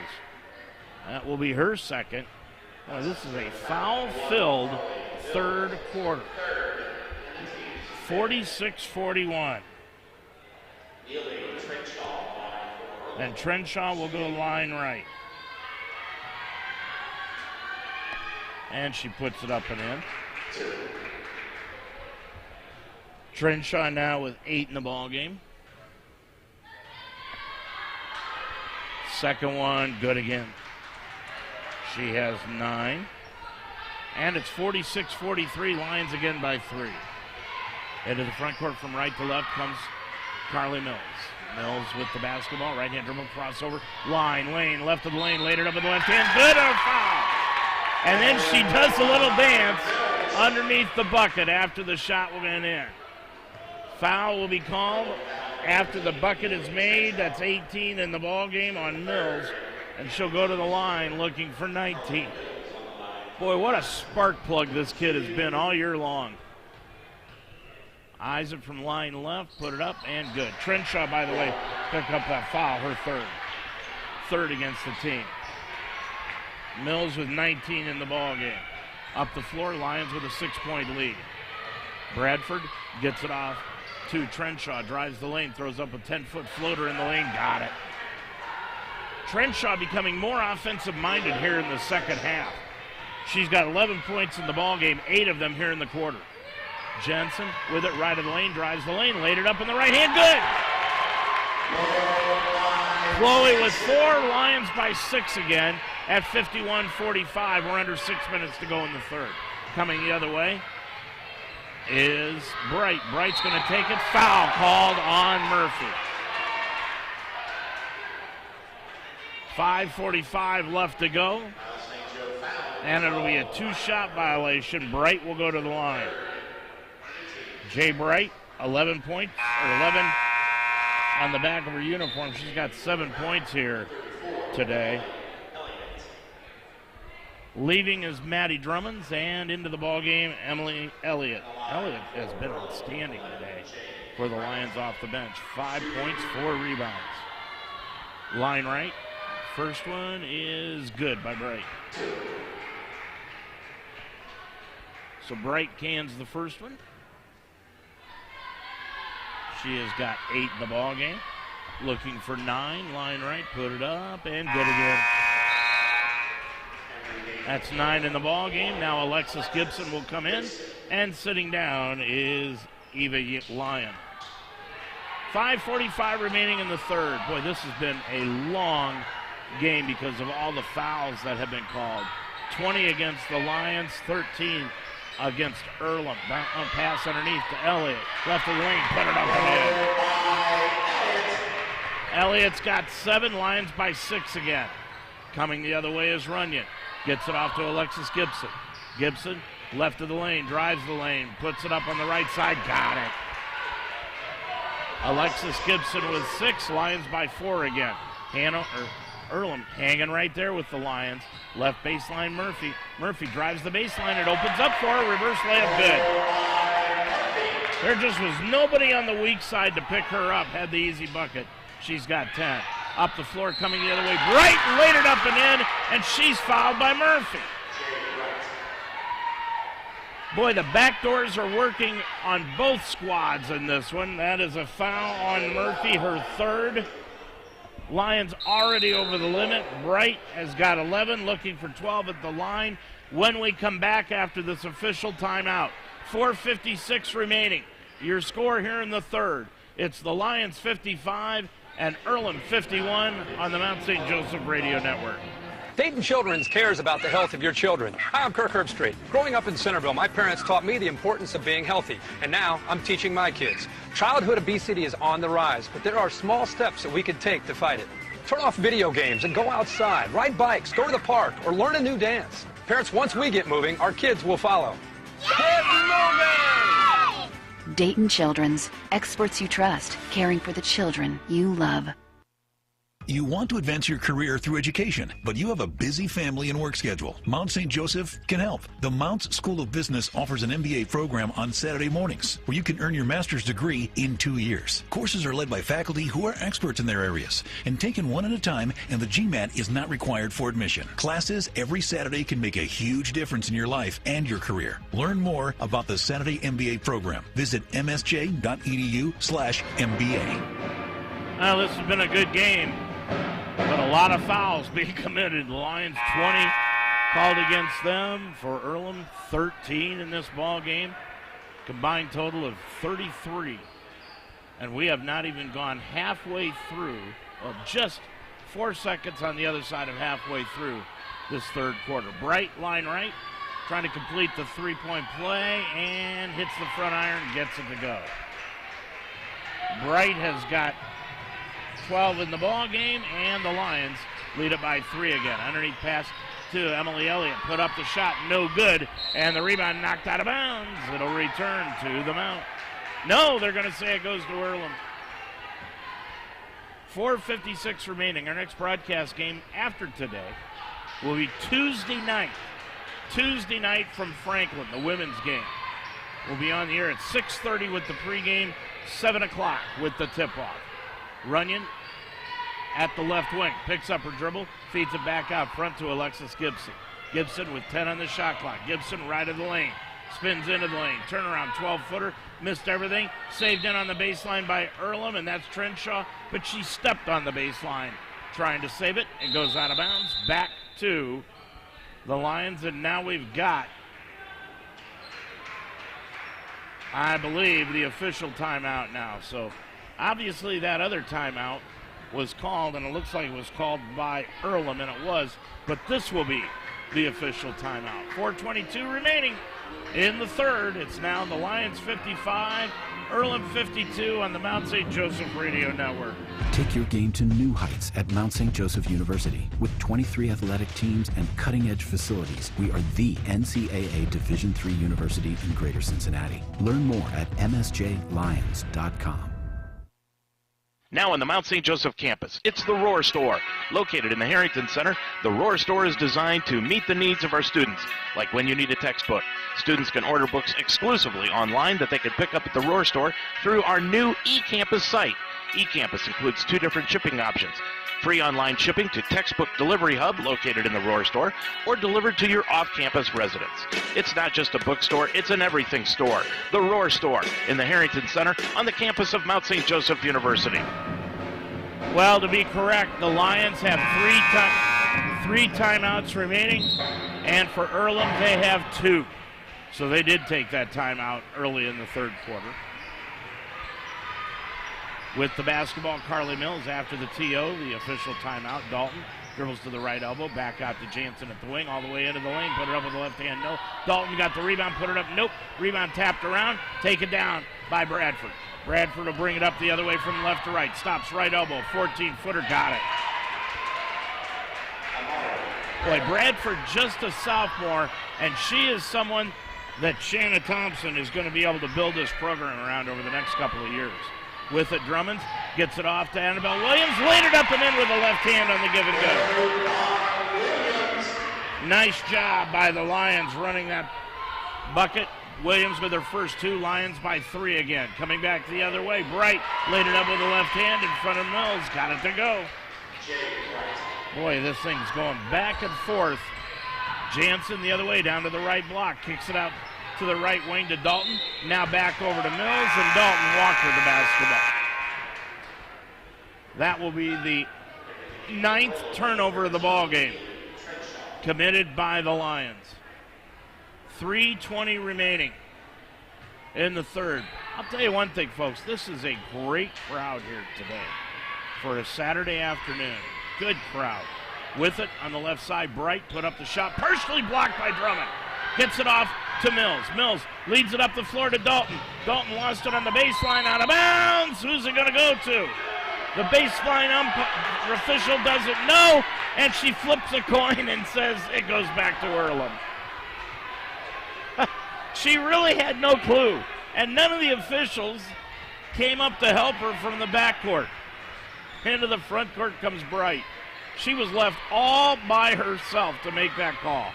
With it, free throw line is Trenshaw down into the corner to Bailey. Gibson gets it back outside to Trenshaw. Bounce pass underneath, stolen by Mills. Mills leads the break. It's 3-on-2. Up the floor to Dalton. Laid it up. No, too hard, and a foul will be called as Dalton got knocked to the floor. And the foul is going to be called on Earlham, and that will be, and I believe it's going to be on Bailey Gibson, or will it be? Going to have to wait and see who that foul is actually called on. 2:37 left to go. Alexis Gibson's out of the ball game, and she leaves because she's the one that picked up that foul. That's her 4th. Line left is Dalton. Put it up and in. Dalton has got 6 in the ball game. 58-56. Second one. Up and on the rim. Backboard good. Dalton with 7. She is 3 for 4 from the line. Lions by 3 again.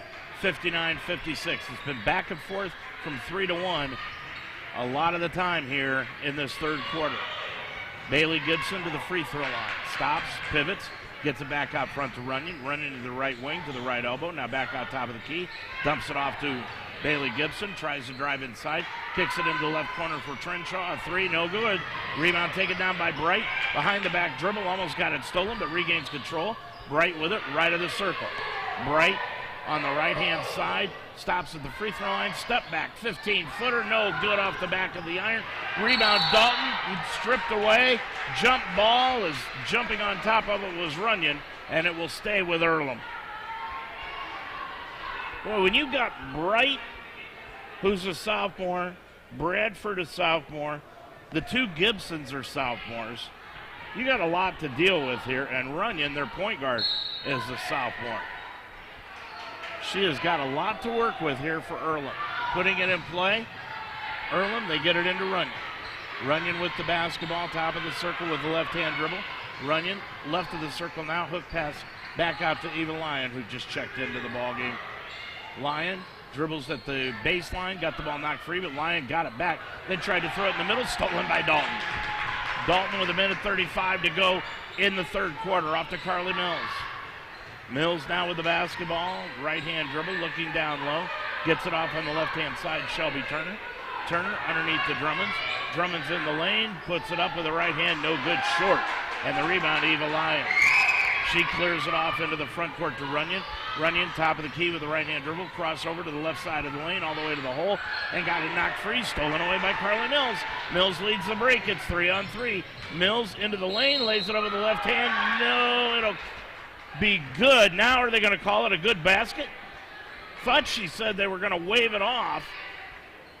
And let's see, it's going to be a block. And it'll be a 2-shot violation because Earlham is over the limit.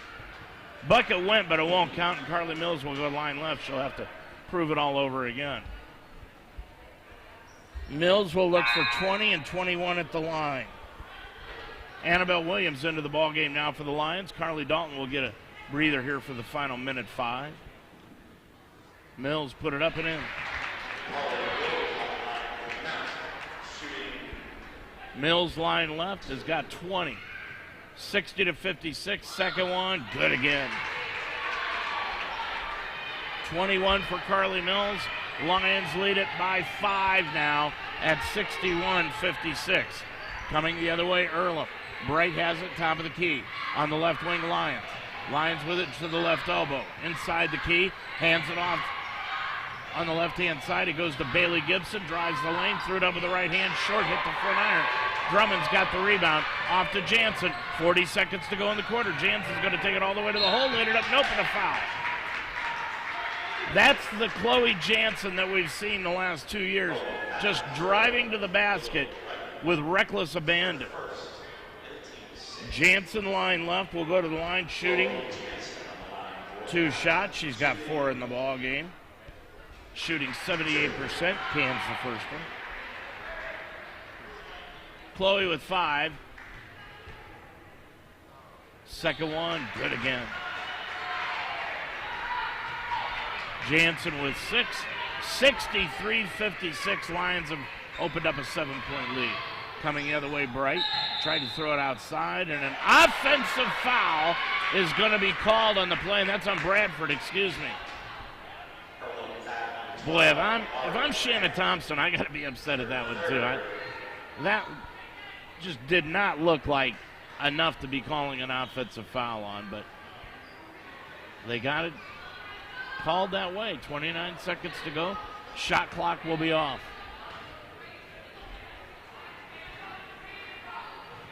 Lions have it to Carly Mills, and she'll jog it across the timeline from right to left.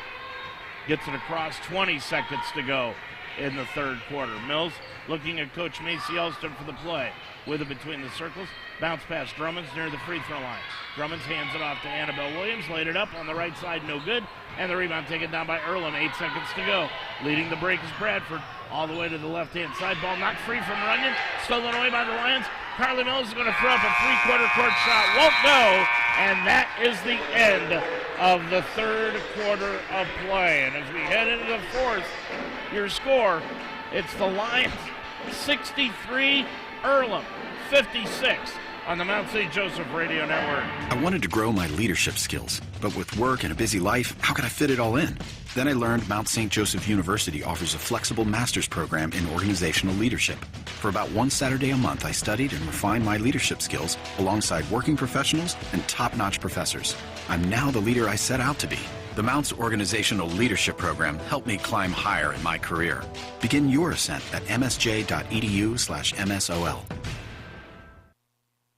You're a Lions fan. Own it. And we are the radio home of Mount St. Joseph Lions Sports, UltimateSportsTalk.com. Football, basketball, wrestling, volleyball, softball, baseball. We are Cincinnati's sports website and also the home of the Ohio Baseball Weekly Show every Monday night during the baseball season. We are the home of the Mount St. Joseph Lions, UltimateSportsTalk.com.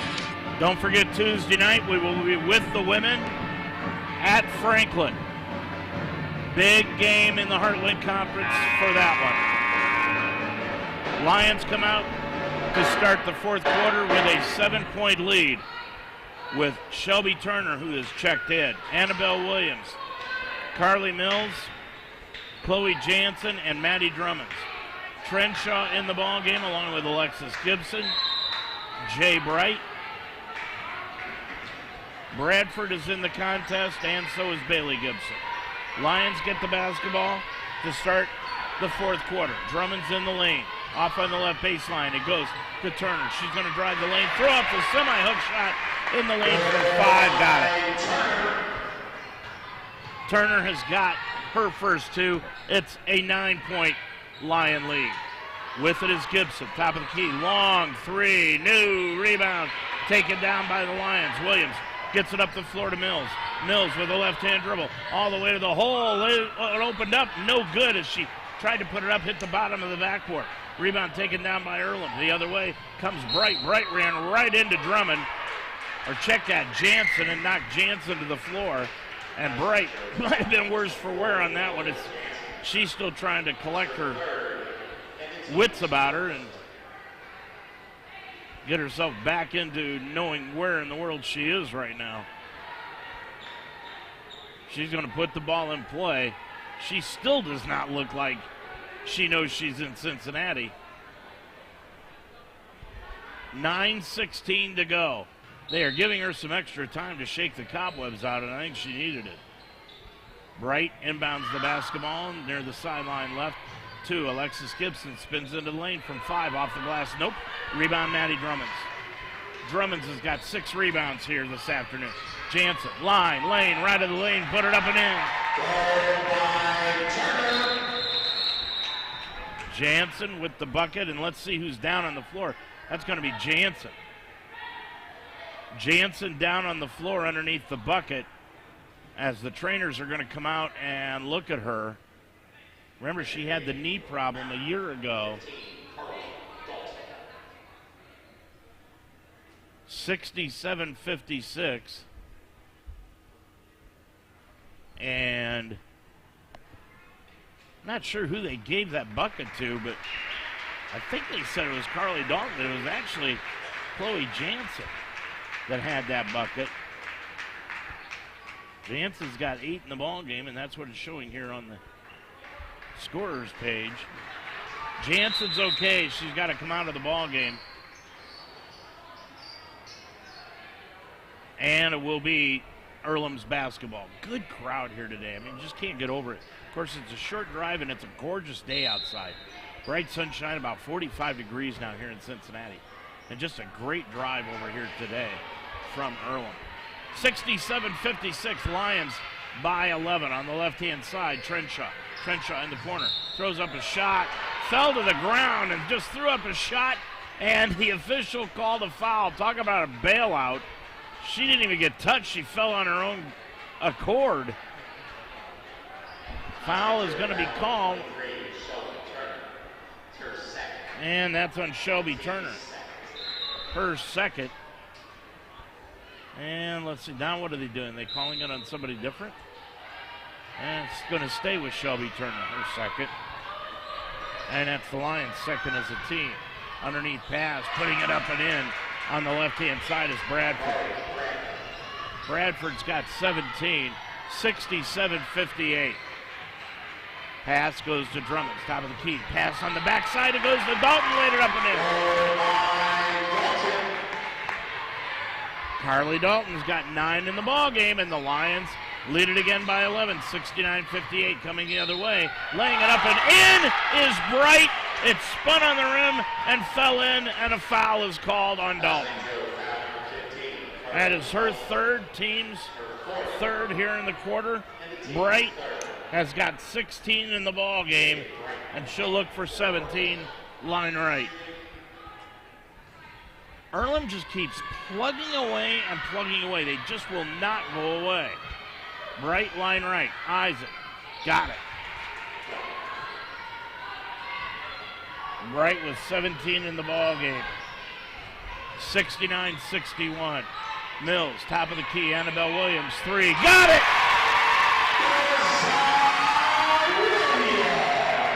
You don't see Williams shoot the ball from out there very often, but she did that time and got the 3. Lions by 11 again. Coming the other way, Trenshaw. Put it up on the run from 15, no good. Rebound out of a crowd comes Dalton.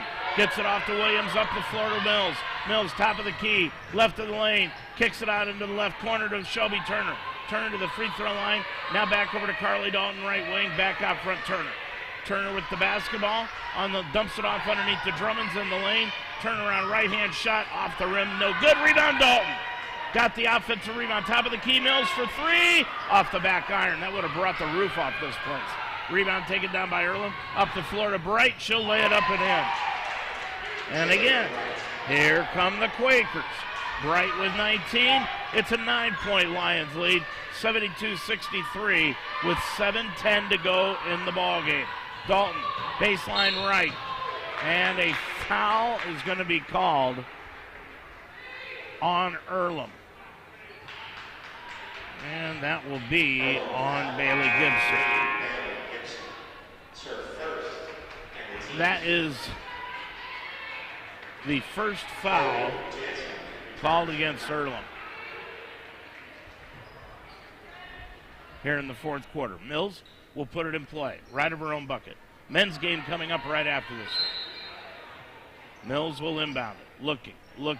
Inbounds it to Drummond. Drummond as Gibson fell down. 15-footer by Maddie, no good. And the rebound taken down by Earlham. They get the ball. Off to Bradford. Bradford, line, lane, left of the lane. Put it up, no good, short. Rebound, Jansen. Jansen bringing it the other way. Left-hand dribble, left corner. Williams again for three. Got it again!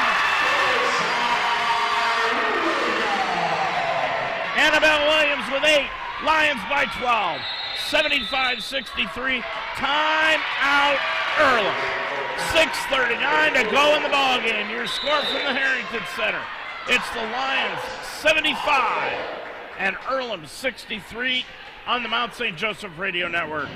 For more than a century, Mount St. Joseph University has prepared nursing leaders who serve their patients with the heart of a lion. With flexible undergraduate and graduate programs, the Mount will help you climb higher. Begin your ascent at msj.edu/nursing. Teaching is my calling, so when I needed to renew my license, I chose Mount St. Joseph University. The Mount offers the only program in the state of Ohio that allows you to combine 2 education endorsements to earn a graduate degree. In less than 2 years, I combined the reading and gifted intervention specialist endorsements. Classes were convenient, fully online, and I received personal attention from my professors. The Mount helped me climb higher in my career. Begin your ascent at msj.edu/Ohio. 6:39 remaining to go in the ball game here in the women's game.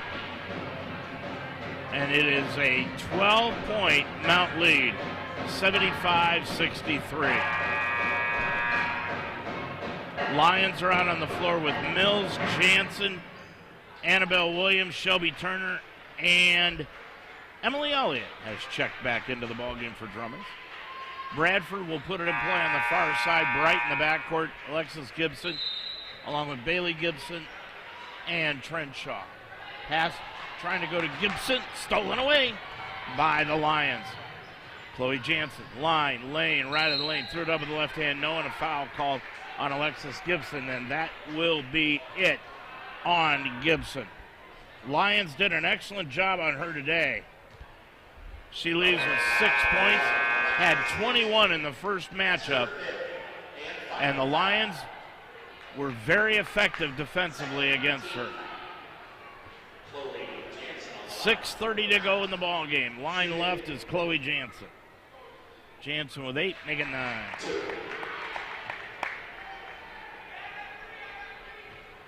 Nine today for Jansen. Line left for double figures. Got them both. Chloe Jansen with double figures now and scoring 10. And the Lions lead it by 14. Coming the other way on the left baseline is Eva Lyon. No good, and a foul is going to be called on the Lions, and that's going to be on Chloe Jansen. Jansen with her first. And that'll give Earlham the basketball back, and they inbound the basketball to Bradford. Bradford right elbow, guarded by Chloe Jansen, top of the key. Bradford right elbow, spins into the lane. Threw it up with the left hand. Nope. Rebound taken down by Bradford. And tried to get it over on the left-hand side to Trenshaw, but it was knocked free and out of bounds by Shelby Turner. 6:08 to go in the ball game. Lions by 14. Putting it in play. Earlham looking, and they get the basketball inbound to Trenshaw. Trenshaw drives right of the lane all the way to the hole, laid it up with the right hand. Short, rebound taken down though by Earlham, and a foul is going to be called on the Lions. Carly Mills called for kicking, and that is going to be her 4th personal. So Carly Mills will be forced to leave the ball game, and Anaya Murphy comes in.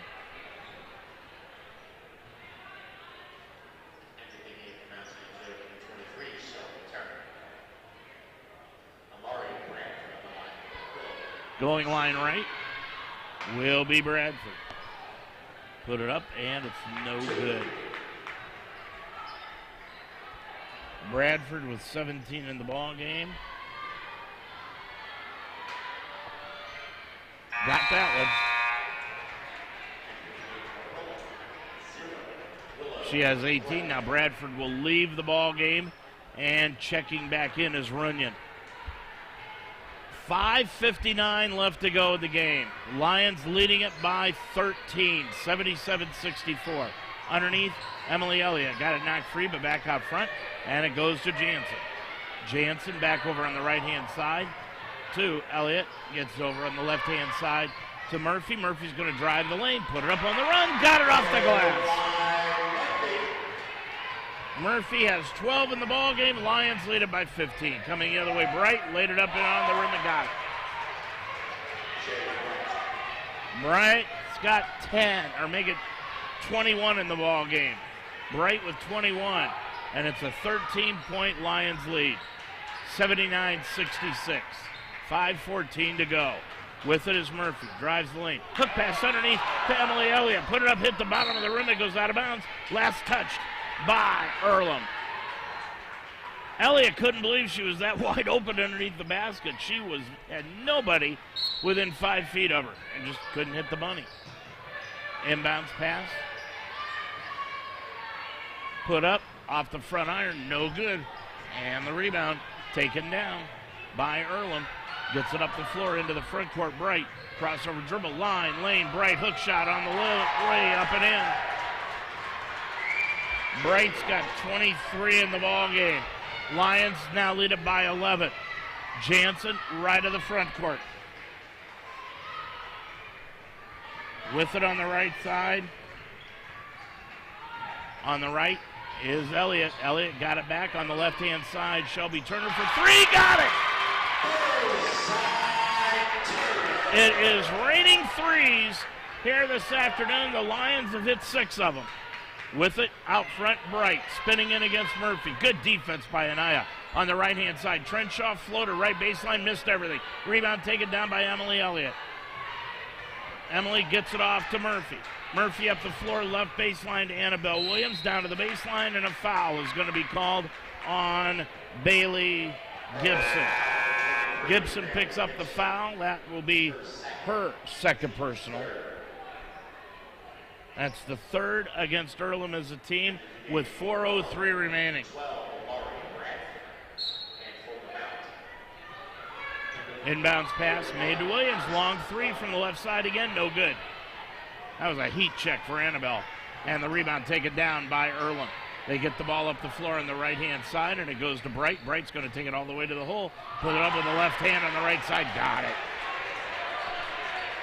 Putting it in Bright. She's got 25 in the ball game, and it's an 82-70 lead. On the right side, Shelby Turner 3. Hit the front iron, no good. Rebound taken down by Earlham. With it is Bradford. Bradford, line, lane, all the way to the hole. Got the ball stripped free. A jump ball called. It'll go back to Earlham. So Earlham gets the ball back. 25 on the shot clock. Earlham will put the ball in play underneath their own bucket. Bright will trigger it in. Does knock free, out of bounds. Back to Earlham as the Lions were the last team to touch it. Morgan Jenkins with those 4 fouls checks in. And out Annabelle Williams, and what a stretch she played today. With it, Bright, baseball pass out front, threw it right over the head, but chased down near the timeline by Runyon to save a turnover. Runyon behind the back dribble, crossover, right of the lane, kicks it off on the right side to Bailey Gibson. Gibson, right of the lane, takes it to the hole, blocked by Murphy, and a foul is called on Murphy. Boy, I'll tell you, he said Murphy is going to foul out of the ballgame. That was not a foul, folks. Not anywhere near a foul. The official said she put her hands down in an angle, and she got all ball. It doesn't matter where her hands are. She got all ball. 82-70 line right. Bailey Gibson put it up, and no good. As my younger son would say, the ball don't lie. Gibson, line right for the second one. Gibson put it up and in. Gibson has got 3, and the Lions by 11. 3:12 to go. Morgan Jenkins, sideline right, back out front to Shelby Turner. Turner, and a foul called away from the ball again. And that is going to be against Earlham, and I believe It's going to be against Eva Lyons. Lyon with her third personal. That's the fourth. Inbounds pass, Turner gets it off to Morgan Jenkins. Turnaround 12-footer in the lane, nope. And the rebound taken down by Bailey Gibson. Gibson brings it up the floor into the front court, now hands it off to Runyon. Runyon, top of the key, crossover dribble, left of the lane, gets it out front, and it goes to Bright. Bright, crossover dribble, lane, threw it up with the left hand, missed everything, and a foul is going to be called.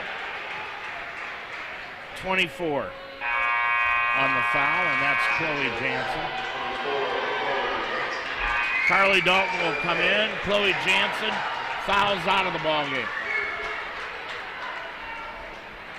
Jansen out with those 10 points. 2:45 left to go. And the way they're calling fouls in this one, we're going to be here till Easter. Put it up and in. I could tell you we're going to be in Franklin on Tuesday night at 7, but I might be lying to you. 2:45 left to go. Bright hit the first one. She has got 26. Second one, no good. Rebound, Drummonds. Drummonds gets it off to Carly Mills.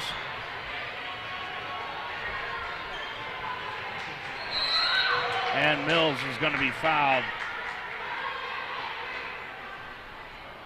And the foul is going to be called on Bright.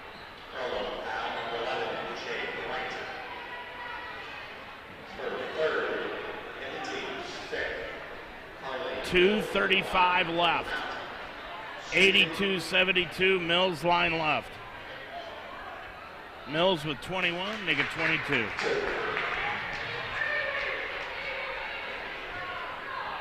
Mills with 22 in the ball game. Second one, good again.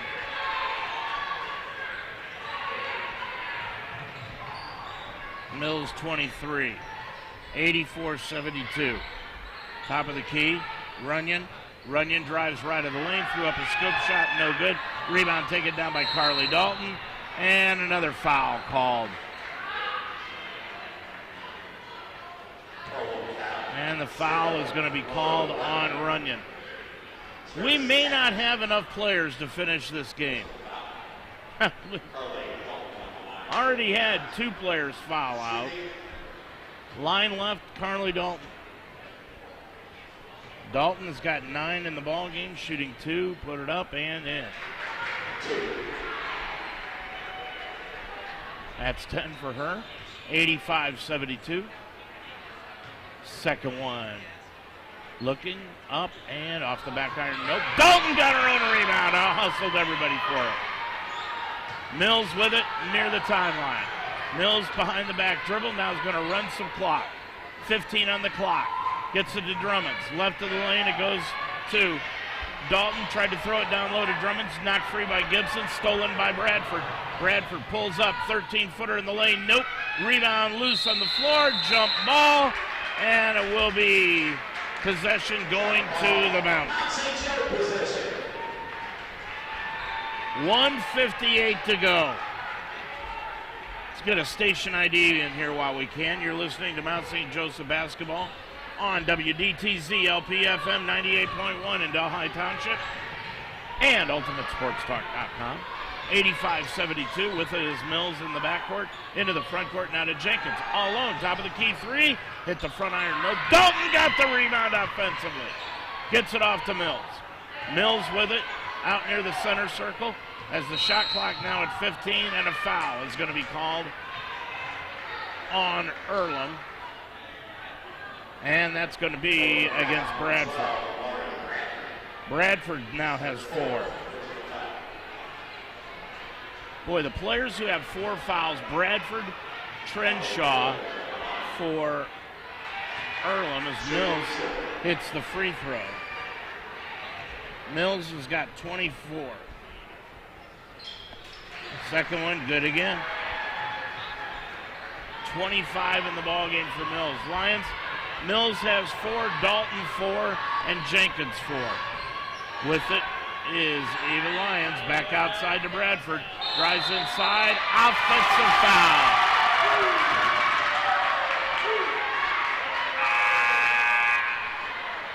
And that'll do it for Bradford. Bradford walks away, gets consoled by her coach, Shanna Thompson. And she had a rough afternoon.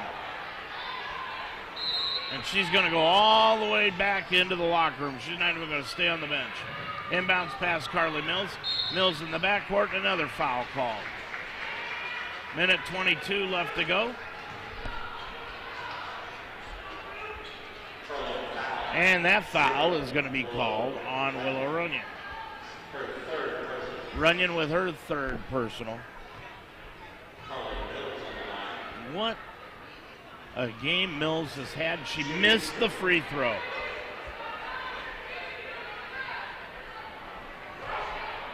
She had hit 10 in a row. And she starts a new streak. Drummonds is out of the ball game. Julia Gooding in. Also into the contest as Macy Elston starts clearing her bench. Gabby Needham from Cleves, a 5'2 freshman, into the contest. Gooding, and a foul is going to be called on Slaughter, and the shot is put up in the air by Bright, and it went straight up, came straight down through the basket.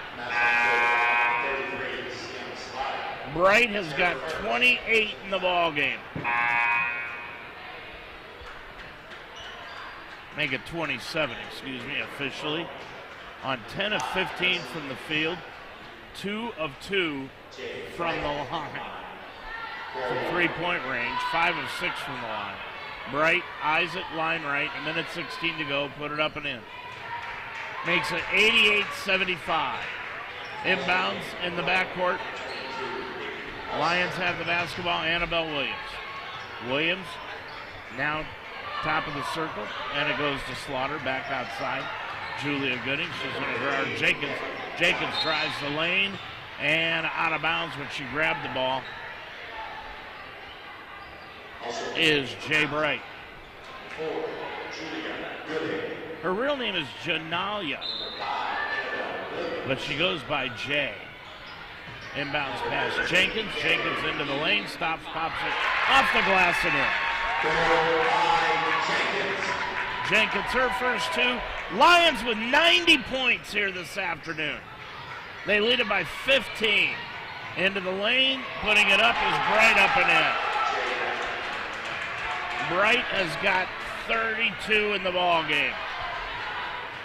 Between the circles, Jenkins, 40 seconds to go.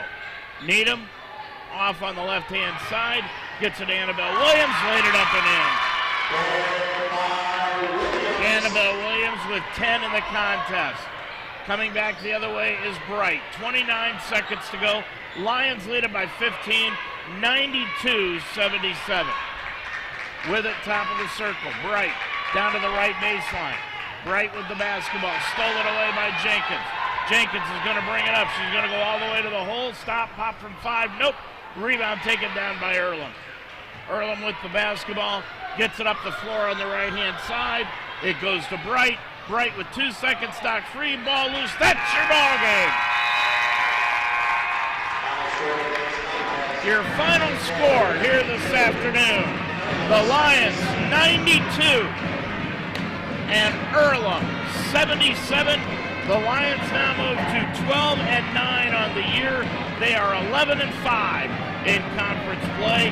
Earlham now 4-19 on the season, and they are 3-13 in the Heartland Conference. Big win here this afternoon by the Lions. When we come back, we'll have the stat stories, start of the game, and also a talk with Coach Macy Elston right after these timeouts. The School of Health Sciences at Mount St. Joseph University is a proven leader in healthcare education. The Mount offers bachelor's, master's, and doctoral degrees in nursing, including a blended online RN to BSN program and the innovative MSN Magellan program. For nearly 100 years, Mount St. Joseph University has produced outstanding healthcare professionals. Learn more at msj.edu/healthsciences.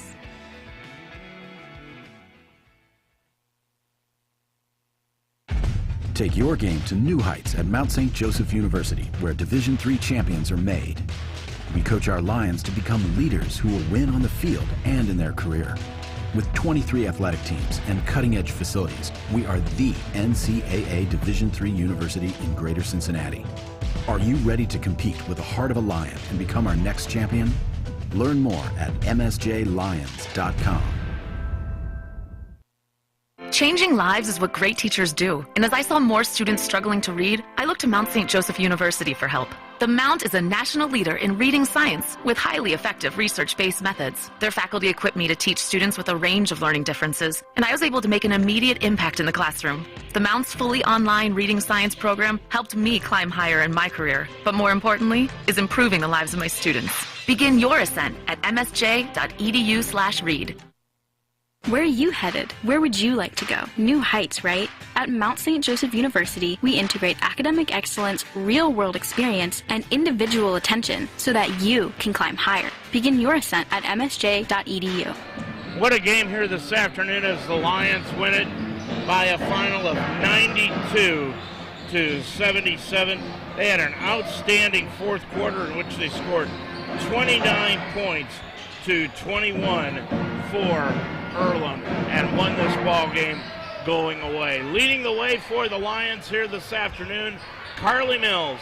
Carly, what an afternoon she had. 26 points, 6 of 13 from the field, 3 of 8 from three-point line.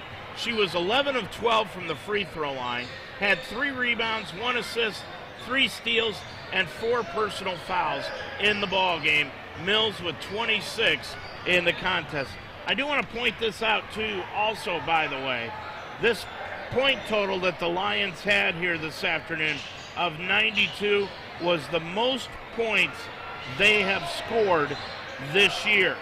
Now, previously, the most points they had scored was 82, and that was against Manchester back on the 7th of January when they won that game 82-58. So the Lions putting 92 points on the scoreboard here this afternoon.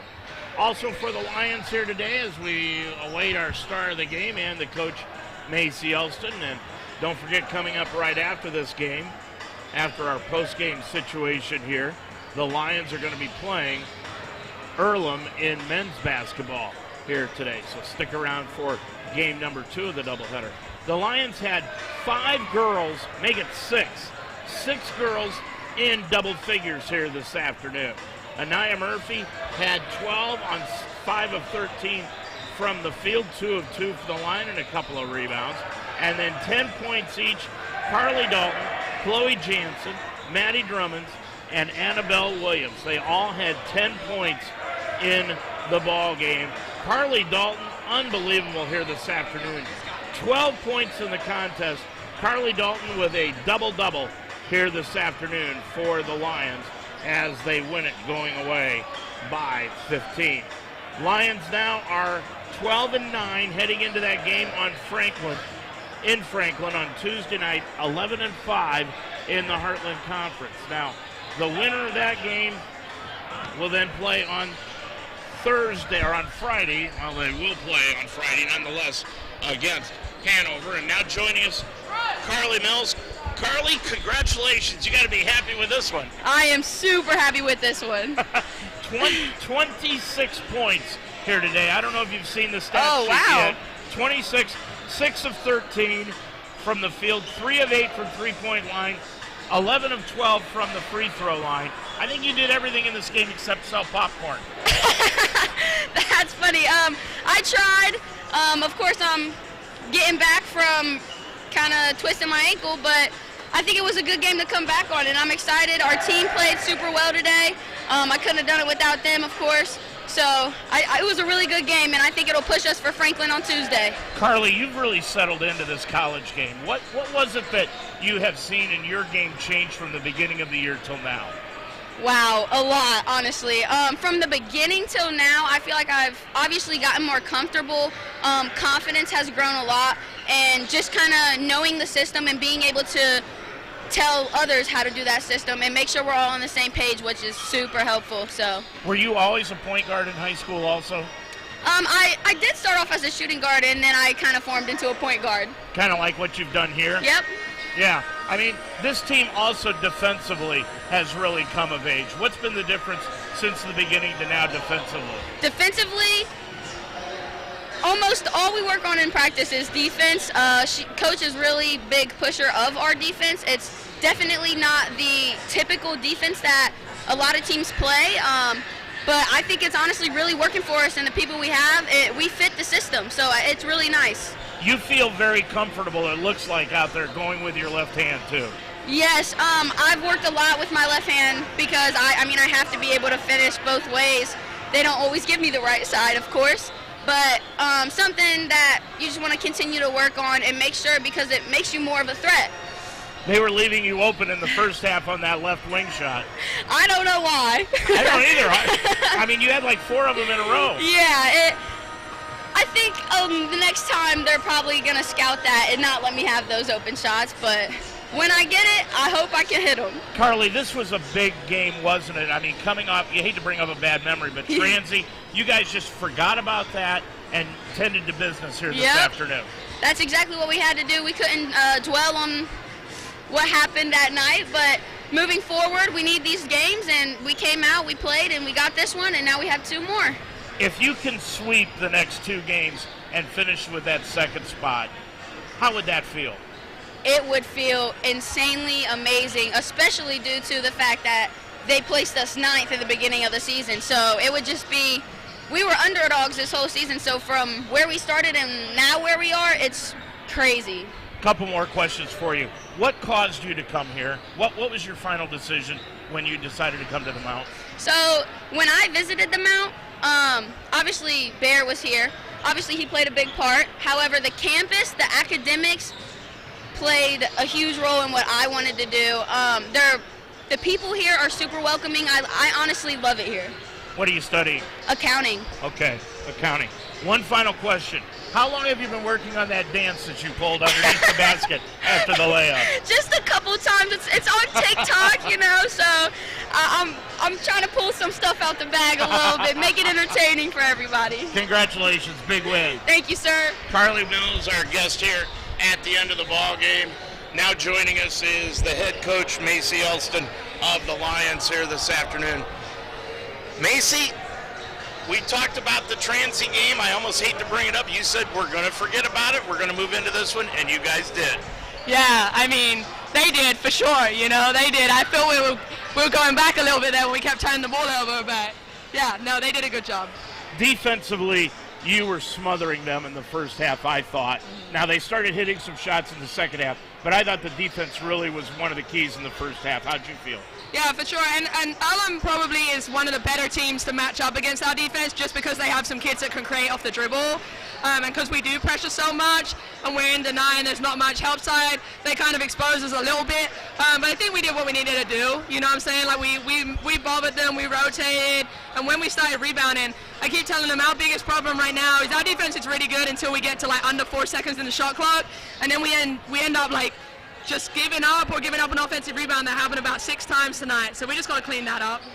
Was this a tough game because of all the foul calls and everything to get into a rhythm? Yeah, for sure. I mean, at some point it just looked like all you had to do was dribble towards the basket and they were going to call a foul.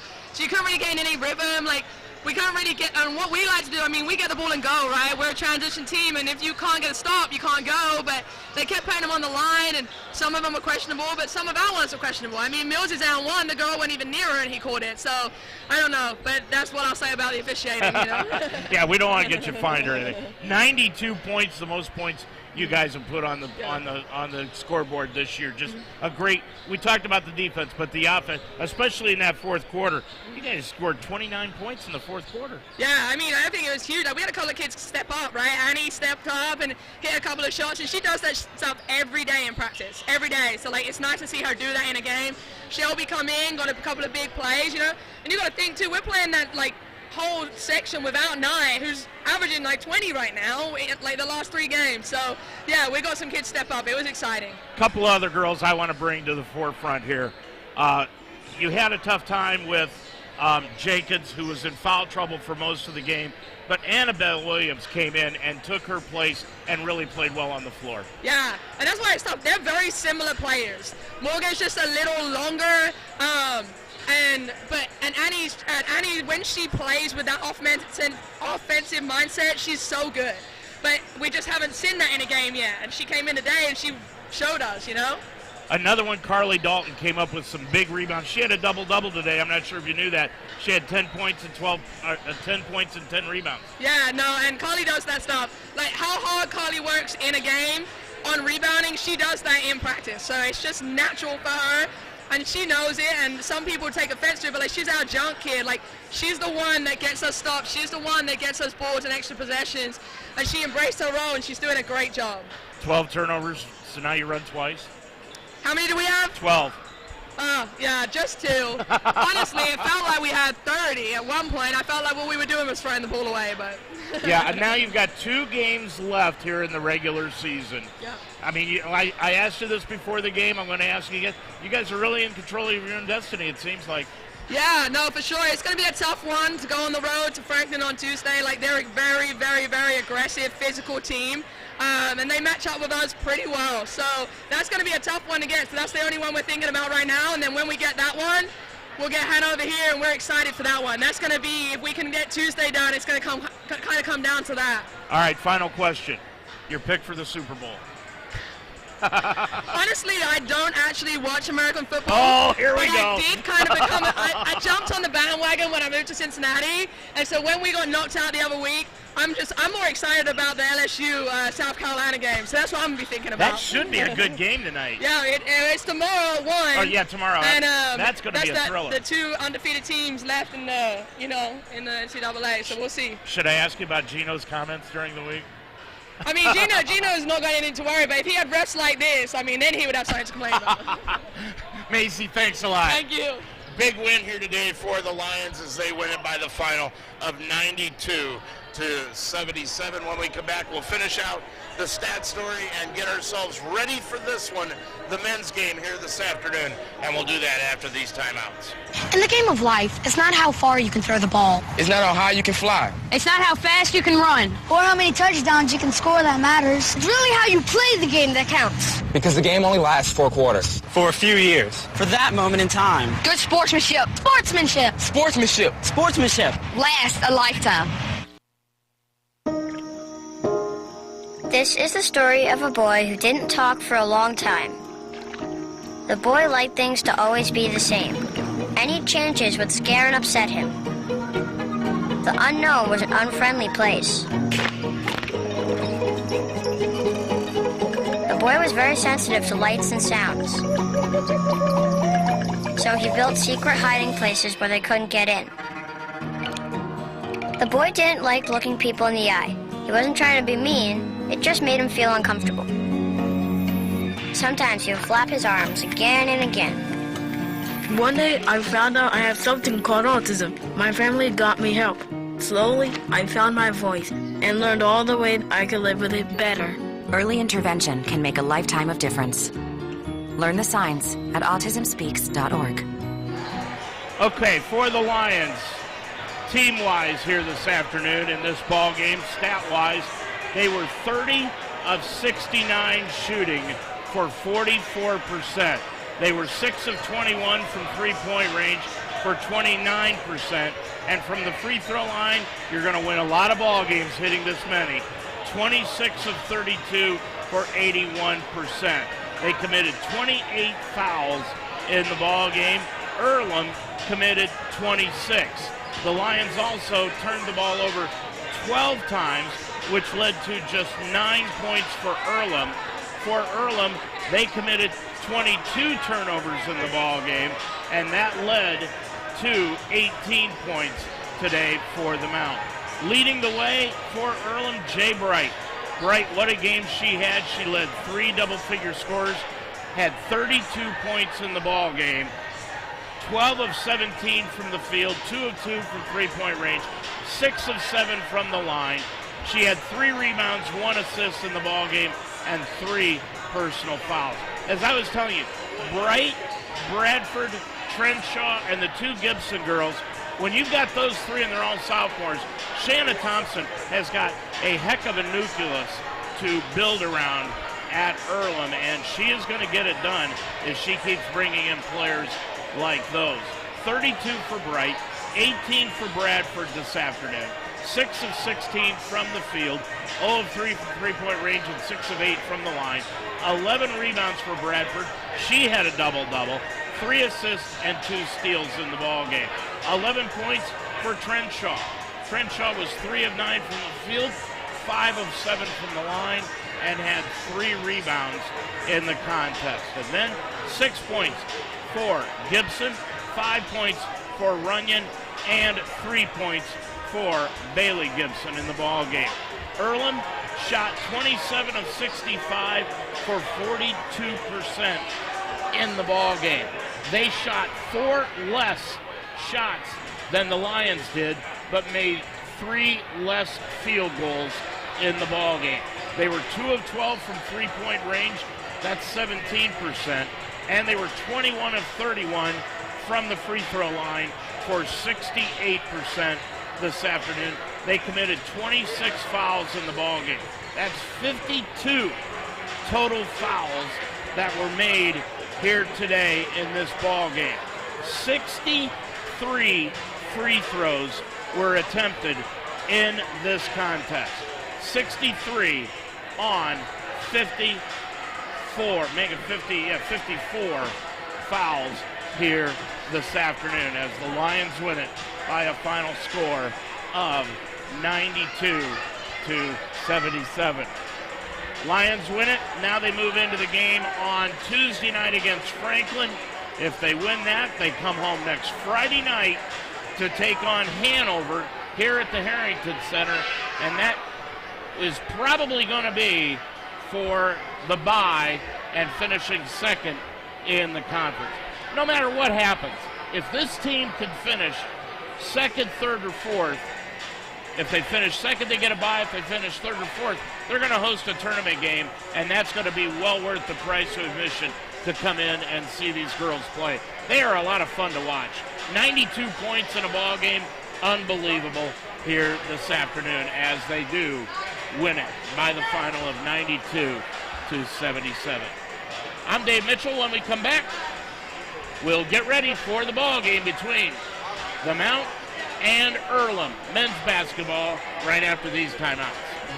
At Mount St. Joseph, we're on a mission to provide a robust student experience. With small class sizes, over 22 different NCAA Division III men's and women's athletic teams, an esports team, a vibrant arts and theater program, and dozens of student clubs and campus activities, you'll be sure to find your place at the Mount. Discover your potential. Discover the Mount. Visit our website at msj.edu/admissions.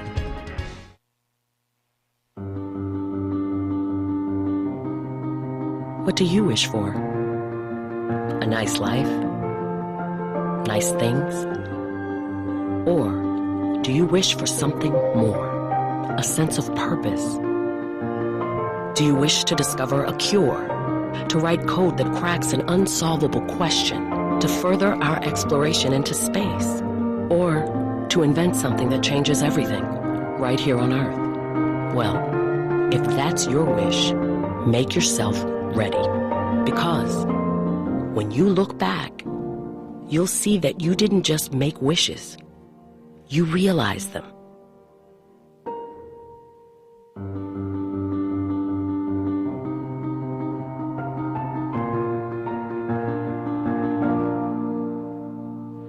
Right back here at the Harrington Center where we are getting set for game number 2 of our doubleheader here this afternoon on UltimateSportsTalk.com and WDTZ radio here in Delhi, also on YouTube. Good to have you along here this afternoon. It is the Earlham Quakers taking on the Mount St. Joseph Lions. Earlham is 4-18 heading into this one. They are 3-12 in the Heartland Conference. They lost at Bluffton on Wednesday night, 66-60. They are 2-9 in road games this season. Meanwhile, for the Mount, they are now 7-15 overall, 6-9 in Heartland Conference play. They are 6-3 here at home, but they lost a game on Wednesday night against Transy, 67-64. That was a heartbreaker for this team. Lions still have an outside shot of making the tournament. A lot's going to have to happen. Number one, the Lions have got to take care of business themselves. They've got today's game with Earlham, then they'll be at home against Franklin on Tuesday night, and then back on the road Friday night at Hanover. So they've got a lot to take care of if they can win out in those 3 games. And the road has been tough for the Lions. We all know that. The road has been extremely tough for the Lions this year. They've won 1 road game this year, and guess who that was against?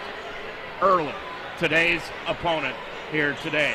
They met Earlham back on the 14th of January, and the Lions won it up there 69-57. Coming in, Earlham has lost 5 of 6, and the all-time series, this is the 23rd meeting.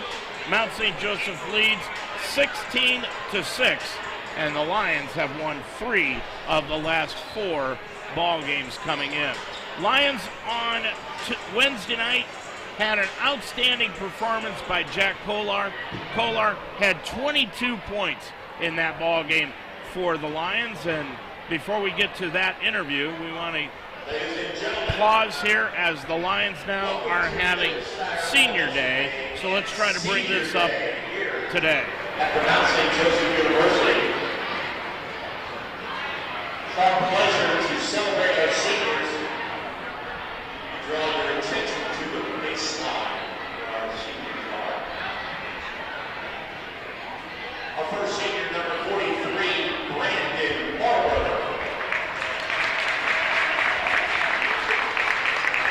First player introduced is Brandon Beard. Number 43, he was a transfer in from Defiance out of Michigan. Brandon, boy, when he comes in, it was a lot of physicality on this team for Brandon Beard. He and his parents out at center court now, being introduced here this afternoon.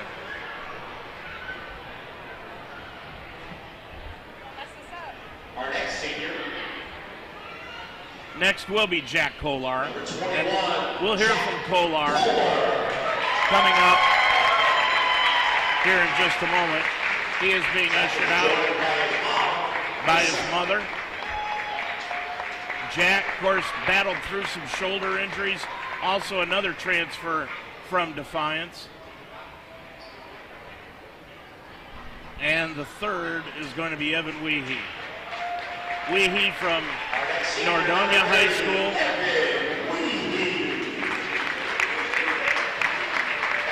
Weehee, we've talked to him before. He's in sports management. He is being walked out by his mother, father, and sister. 3 seniors on this team for the Lions. Evan has excelled so well in his academia that he is actually a junior, but he is going to be able to graduate, and he is going to have his bachelor's degree and is going for his master's in sports management. Standing ovation for the 3 seniors, Brandon Beard, Evan Weehee, and Jack Kolar here this afternoon for the Lions on Senior Day. One more home game for these guys, and then it will be off into the real world, and boy, are they going to have fun with that. Nonetheless, anyway, we're getting set for this one. As I told you, Jack Kolar had a great game on Wednesday night, had 22 points in the ball game, and he was just absolutely fantastic. Hit a shot that drew the Lions to within 1 point when they were down by 4 with just under a minute to go, and it was just an unbelievable effort by the Lions, and we had a chance to talk with Jack after the game. I know you'd rather be talking in a more happy note, but this one was a tough one. Yes, it was. We had a lot of things that, we all know we can do better. Turnovers, offensive rebounds, it's one thing coach stresses. We stress it in practice, and, we had a lot of those today. Yeah, 20 turnovers here tonight for us, and that led to 18 points for them. That has been the bugaboo for us all year long, hasn't it? Yes, it has, and, we keep working at it, and we're going to keep getting better and practice it every day, make sure we fix it. Jack, I know you don't want to talk about it, but I'm going to ask you anyway. You kind of went out in the first half. It looked like you jammed your shoulder again. Is everything okay with that still? Oh, of course, yeah. A little pain never hurt, right? Yeah, pain's always good. No pain. Yeah, exactly. No pain, no gain. That's right. I mean, going into the last 3 games now, Jack, I mean, virtually getting into the playoffs is kind of a, it's out the window. So what do you want to accomplish these last 3 games? We got to come in, do what we need to do, and win each one. I mean, we have the capability, so. Yeah, we've had the capabilities all year long. Yeah, exactly. In your mind, I've asked everybody this. I'm going to ask you too. What's the difference between playing at home here and on the road for this team? I think a lot of it has to do with energy. I feel like when we're playing in our own gym, we bring our own energy, and on the road, guys are tired, they're sleeping on the bus, and we start slow. Well, I can agree with that, yeah. But this was a totally different game in the first half, and then I said on the air, the second half almost looked eerily like what happened down at Transy to begin the game down there. A 15-0 spurt, they ran off right away, and then it was 17-2. Yep. They came out, pressured us, and we had those little mistakes that we'd been talking about, turnovers. I'm sure in those first few minutes we had a lot of turnovers, and that just led to scores. We weren't scoring, we weren't getting stops, and we dug ourselves into a hole. They really ratcheted up the defense in the second half. Yes, they did. Yeah, that's what I thought. So good. Hey, tough game. We'll see you Saturday. Yes, sir. Thank you. And Saturday is here, and the Lions are getting set to take on Earlham. The first time these two teams met was back on the 14th of January at the Drewley Performance Gym in Richmond. The Lions had a 15-point lead at halftime. They were outscored by 3 in the second half, but they ended up winning it by 12, 69-57. Dane Gardner had 19 points in the ball game. Evan Weehee 14, and Luke Collinsworth had 13 to lead the way for the Lions. They ended up shooting 53% from the field in that ball game. Leading the way for Earlham, Tommy McAboo. McAboo had 22 points in the ball game for the Lions, and 10 points went to Josh Ozan for the Quakers. This one should be a good one. It is very, very important that the Lions win it here this afternoon, and we have got a great crowd to cheer them on here this afternoon. I'm Dave Mitchell. We'll be back with the starting lineups and the opening tip of this afternoon's ball game after this. Now on the Mount St. Joseph campus, it's the Roar Store. Located in the Harrington Center, the Roar Store is designed to meet the needs of our students, whether it's spiritware, gifts, or snacks. But the Roar Store is more. They offer everything from notebooks to laundry detergent, even brake fluid and tire repair, plus a wide range of food and drink. And it's just a walk away. It's not just a bookstore, it's an everything store. The Roar Store in the Harrington Center on the campus of Mount St. Joseph University. Teaching is my calling. So when I needed to renew my license, I chose Mount St. Joseph University. The Mount offers the only program in the state of Ohio that allows you to combine 2 education endorsements to earn a graduate degree. In less than 2 years, I combined the reading and gifted intervention specialist endorsements. Classes were convenient, fully online, and I received personal attention from my professors. The Mount helped me climb higher in my career. Begin your ascent at msj.edu/Ohio. Dayton Children's cares about the health of your children. Hi, I'm Kirk Herbstreit. Growing up in Centerville, my parents taught me the importance of being healthy, and now I'm teaching my kids. Childhood obesity is on the rise, but there are small steps that we can take to fight it. Turn off video games and go outside, ride bikes, go to the park, or learn a new dance. Parents, once we get moving, our kids will follow. Get moving! Dayton Children's, experts you trust, caring for the children you love. It is basketball time here at the Harrington Center on the campus of Mount St. Joseph University in Cincinnati. And as always happens, Toby Kerrigan is going to be starting his seniors here today. Kolar, Brandon Barber, and Evan Weehee will get the starts here this afternoon.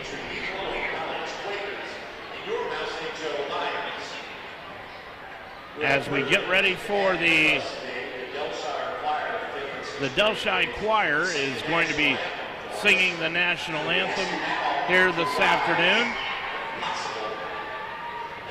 as we stand and adhere to the national anthem.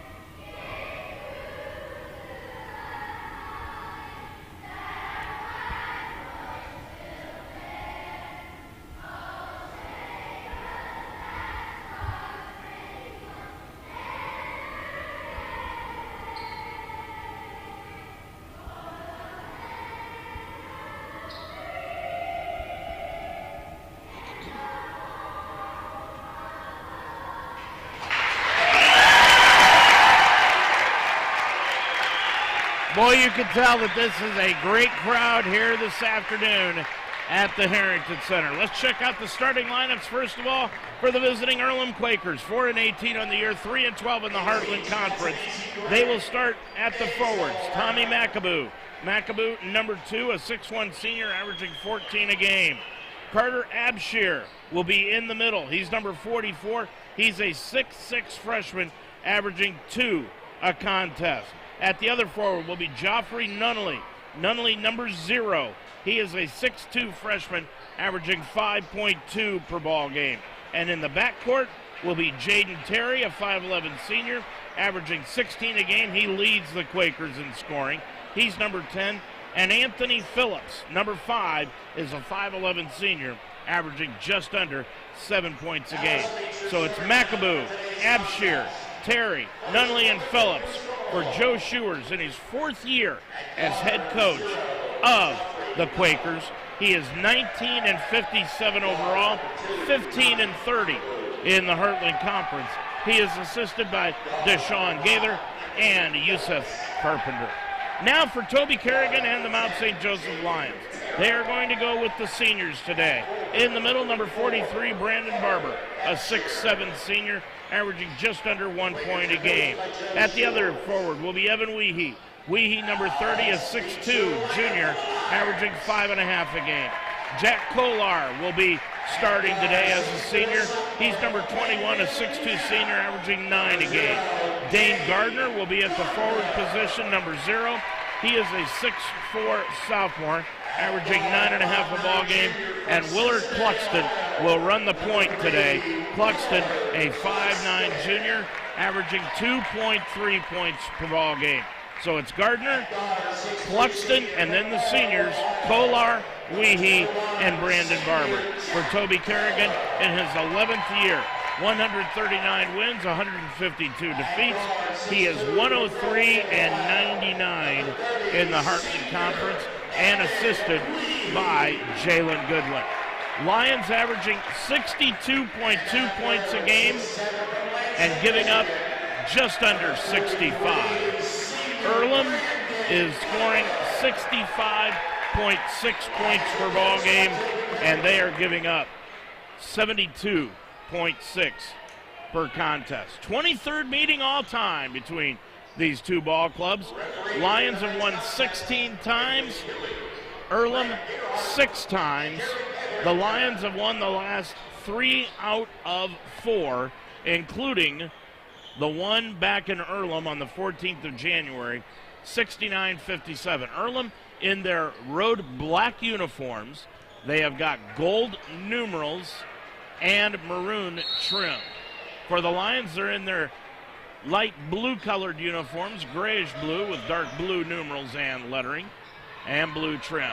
Tip is controlled by Earlham, and we are underway here at the Harrington Center. Lions start out in that familiar man-to-man defense. McAboo puts up the shot from the right wing, no good. Rebound taken down by Abshir, and Abshir clears it back outside. He goes to Nunnally.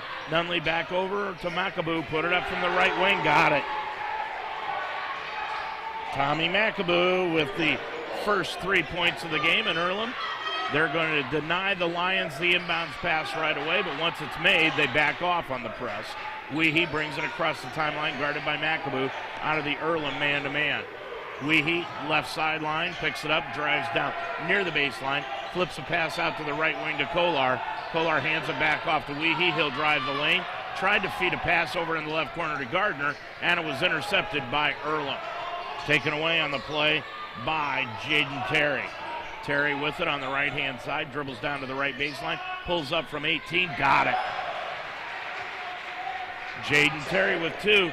Keep in mind this Manchester team, they may seem like a pushover because of their record, but they did beat Anderson a couple of weeks ago on the home floor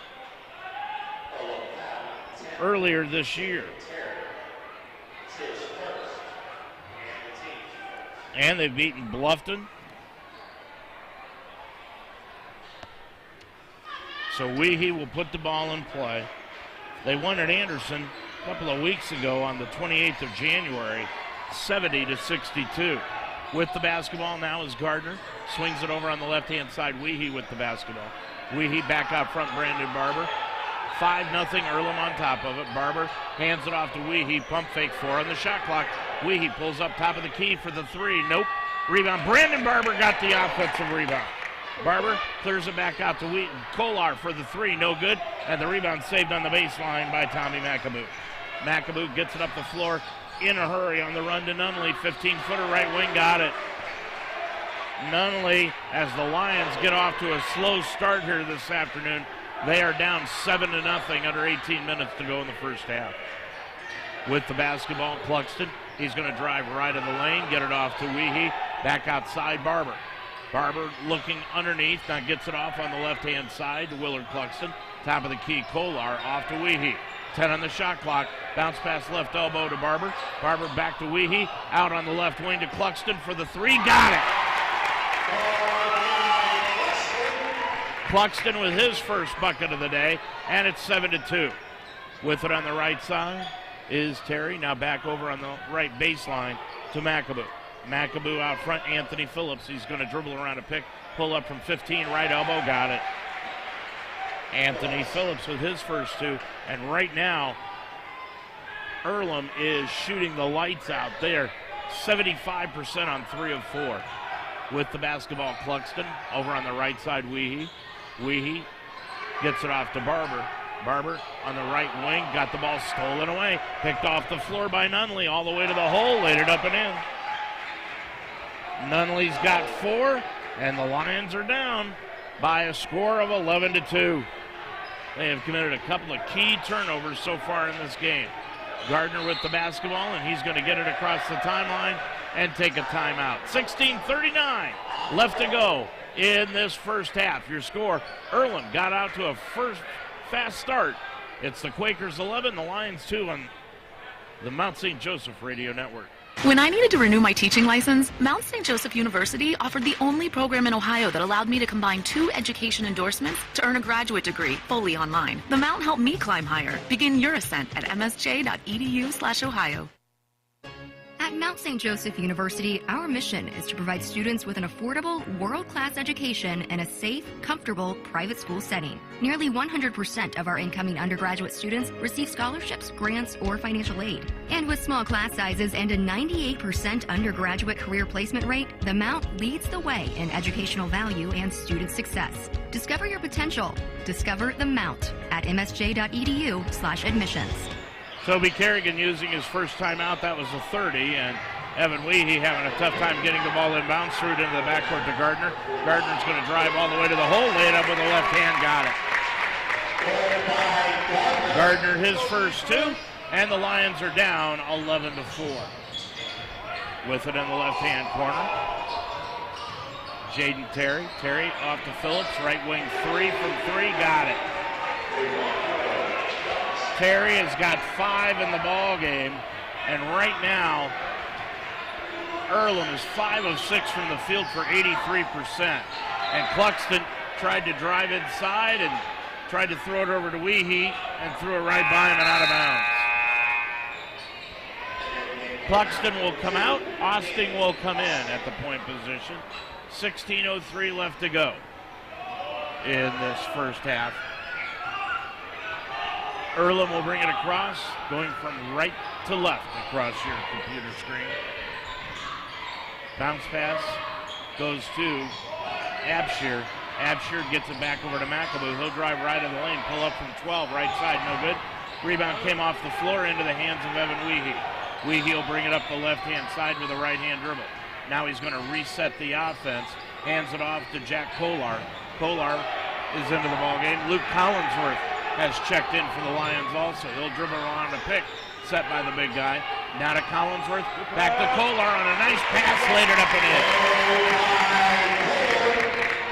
Jack on a great feed from Collinsworth. Lions have cut it to 8 at 14-6, and a traveling violation called against Earlham. And before we get back to action, there's an official timeout on the floor.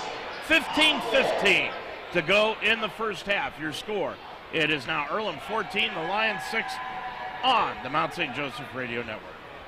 across divisions, sports, championships, and schools for nearly 500,000 student athletes. College sports create lifelong opportunity, and that starts with education. We've raised the academic bar, so more are earning degrees, creating healthier campuses by working with the nation's brightest minds, and making sure more have the chance to succeed and are supported on their journey. But beyond the numbers, it's about opportunity, and we're working to provide it for every student athlete. Hello. Yes. Can I ask a few questions about the apartment on Park Street? What was your name? My name is Juan Hernandez. It's been rented. Oh, he's gone. Hello, my name is Sanjay Kumar. I am calling about the apartment on Park Street. It's not available. Not available? Hello, my name is Tyrone Washington. I'm calling about the apartment on Park Street. It's been rented. Hello, I am Chen Ling. My name is Khalid bin Ali. I'm Tuan Vo. Hello, my name is Moshe Goldberg. I use a wheelchair. It's gone. Not available. All right. Thank you. Yes, hello, my name is Graham Wellington. I'm calling about the apartment for rent on Park Street. Is that still available? Yes, it is. Oh, it is? Yes. Really? Housing discrimination is illegal. If you think you've been a victim because of your race, color, national origin, sex, religion, disability, or family status, call us. Fair housing. It's not an option. It's the law. Lions have the basketball after that timeout. Collinsworth with it. Right of the circle. Gets it back outside to Gardner. Now left baseline to Weehee. Underneath to Collinsworth. 8 on the clock. Back to Kolar. Right wing Weehee. Weehee with the basketball to the free throw line. Pulls up from 15. Got it partially blocked. It goes out of bounds. And it's a shot clock violation on the Lions. That is going to be their 4th turnover of the ball game. And already it has led to 4 points for Earlham. Into the front court from right to left come the Quakers. On the right-hand side, they go to Terry. Now back out front for the long 3 by Nunley. Put it up, no good. And the rebound taken down by Collinsworth. Clears it off to Austin. Austin to the top of the key with a right-hand dribble. Looking underneath, now gets it back out front to Gardner. Gardner with the dribble. Boy, this Earlham defense really pushing the Lions out to start their offense. Right wing, left side Weehee. Underneath pass to Gardner. Right corner to Kolar. Right of the circle to Austin for 3. Nope. Rebound tipped up by Collinsworth. No, ball loose in the corner. Ball still loose, picked off by Weehee. He'll drive in, lay it up and in. Good hustle play by Evan Weehee. He's got 2, and it's 14-8. Into the front court comes Earlham, and they've got Phillips. Drives the lane, laid it up, nope. And the rebound handed off to Austin from Collinsworth. Austin will bring it across the timeline. Now to Gardner, left sideline Kolar, underneath to Collinsworth. Collinsworth 1 dribble, pops it from 5, got it off the glass. That's his first 2. Lions on a run, 13:33 to go. Timeout to Earlham. Your score, it is Earlham 14, the Lions 10 on the Mount St. Joseph Radio Network. At Mount St. Joseph University, our mission is to provide students with an affordable, world-class education in a safe, comfortable, private school setting. Nearly 100% of our incoming undergraduate students receive scholarships, grants, or financial aid. And with small class sizes and a 98% undergraduate career placement rate, the Mount leads the way in educational value and student success. Discover your potential. Discover the Mount at msj.edu/admissions. 30-second timeout for Joe Shures. That was his first. Marcos Paul is coming into the ball game now for Earlham, number 12. He's a 6'5 freshman out of Miramar, Florida. 14-10 your score, and bringing it across the timeline into the front court is Jaden Terry. Took it all the way to the hole, put it up, no good, and the rebound taken down by Kolar. Kolar gets it up the floor to Austin. Tried to play a pass underneath to Nate Kratzer, and it went right by Kratzer and out of bounds.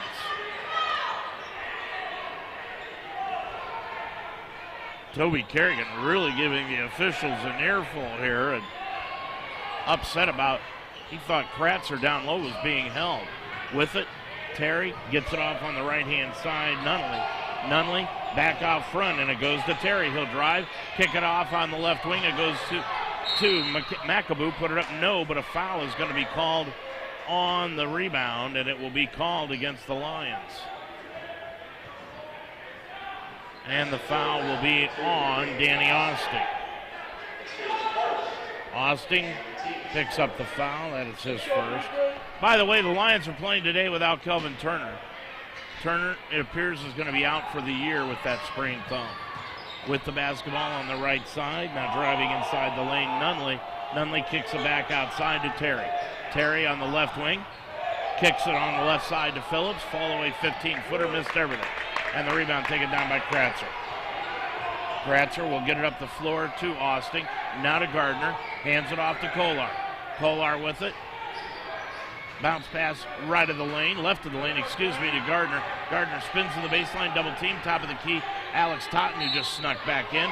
And underneath, the foul will be called as the pass went to Kratzer. And that's exactly what Toby Kerrigan was arguing about the previous trip up the floor.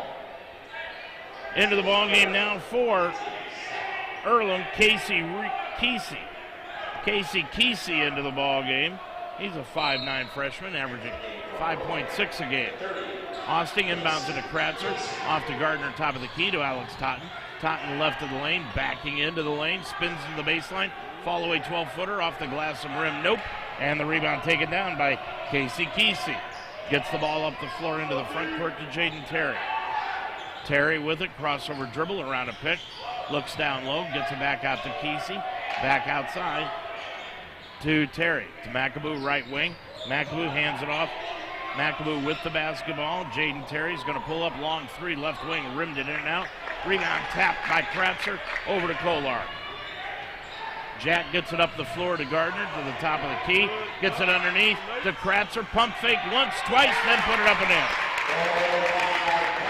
Good patience by Nate, and the Lions have pulled within two at 14-12. Bringing it up the floor, McAboo. McAboo right of the circle, off to Nunley. Nunley back down to Terry, back to Nunley for the left wing three. Got it. Joe Nunley has got 7 points in the ball game. That's Joff Nunley, not Joe, Joff Nunley. Kolar, right elbow. Kratzer back over left wing to Kolar. Long three by Jack, short. Rebound loose on the floor. Ball battled for. Down on the floor, Kratzer. He's going to be tied up down underneath by Earlham's Jaden Terry. It'll be a jump ball, and the Lions are going to come back in with almost an entirely new outfit. And before that happens, we've got an official timeout on the floor. 11:03 to go in this first half. Your score, it's Earlham 17, the Lions 12 on the Mount St. Joseph Radio Network. What is power? It's loyalty to the game. Power inspires. Power unifies. Power never quits. Power makes the impossible possible in rising to the top. We are the Americans, and we are power. At Mount St. Joseph, we're on a mission to make sure every single student succeeds in their career. In fact, 98% of our undergraduates are working in their field within 6 months of graduation. Discover the Mount at msj.edu/admissions.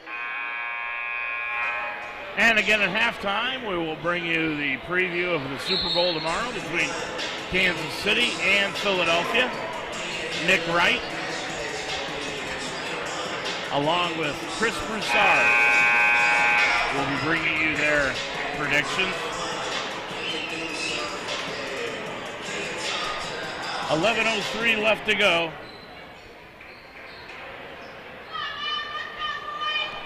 And the Lions are down by 5. Putting it in play, and it'll be a jump ball as Weehee fell down. It was tied up by Terry, and that'll give the ball back to Earlham.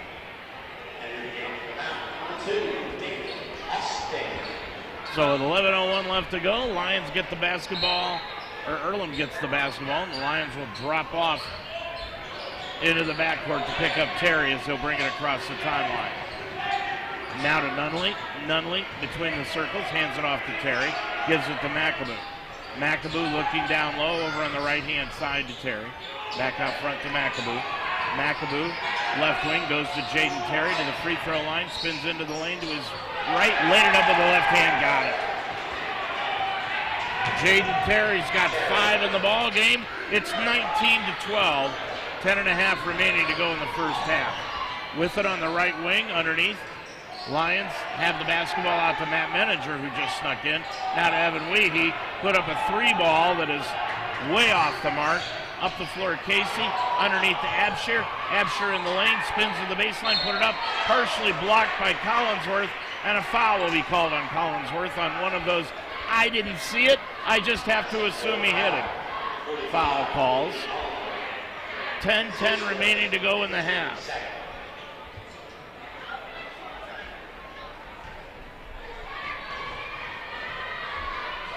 Line left.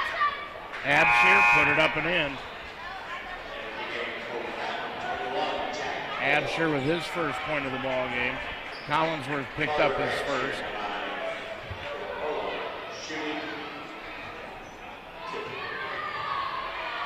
Second one by Abshire is up, no good off the back iron. And the rebound taken down by the Lions, and that is Austin. Austin gets it on the right side. Now off to Kolar, top of the key, Manager. Manager back over to Austin, lost the handle, but right into the hands of Collinsworth, baseline left. Spins to the baseline, now into the lane, put up with a right-hand hook, no good. Rebound tapped into the corner by Manager, saved in by Terry, and he threw it right off of the hand of Manager in the corner.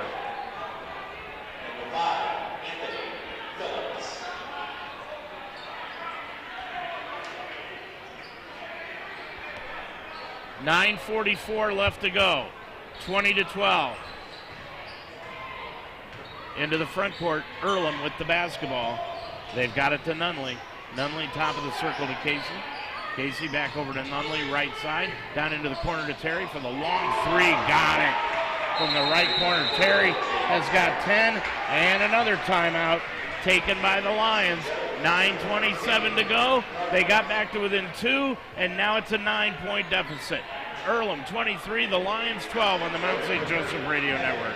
Now on the Mount St. Joseph campus, it's the Roar Store. Located in the Harrington Center, the Roar Store is designed to meet the needs of our students. Like when you need a textbook, students can order books exclusively online that they can pick up at the Roar Store through our new eCampus site. eCampus includes 2 different shipping options. Free online shipping to Textbook Delivery Hub located in the Roar Store, or delivered to your off-campus residence. It's not just a bookstore, it's an everything store. The Roar Store in the Harrington Center on the campus of Mount St. Joseph University.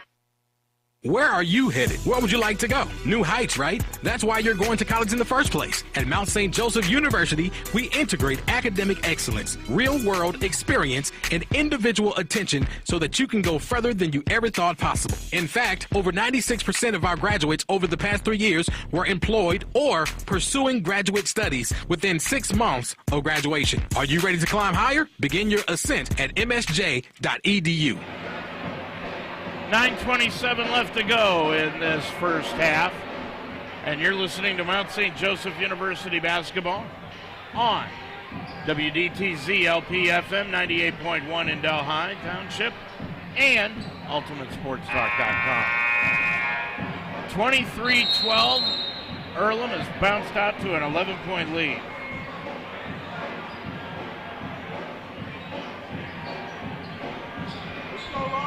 Weehee is back out onto the floor with Austin, Kolar, Collinsworth, and Gardner.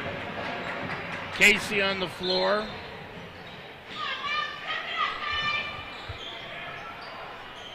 Along with Phillips.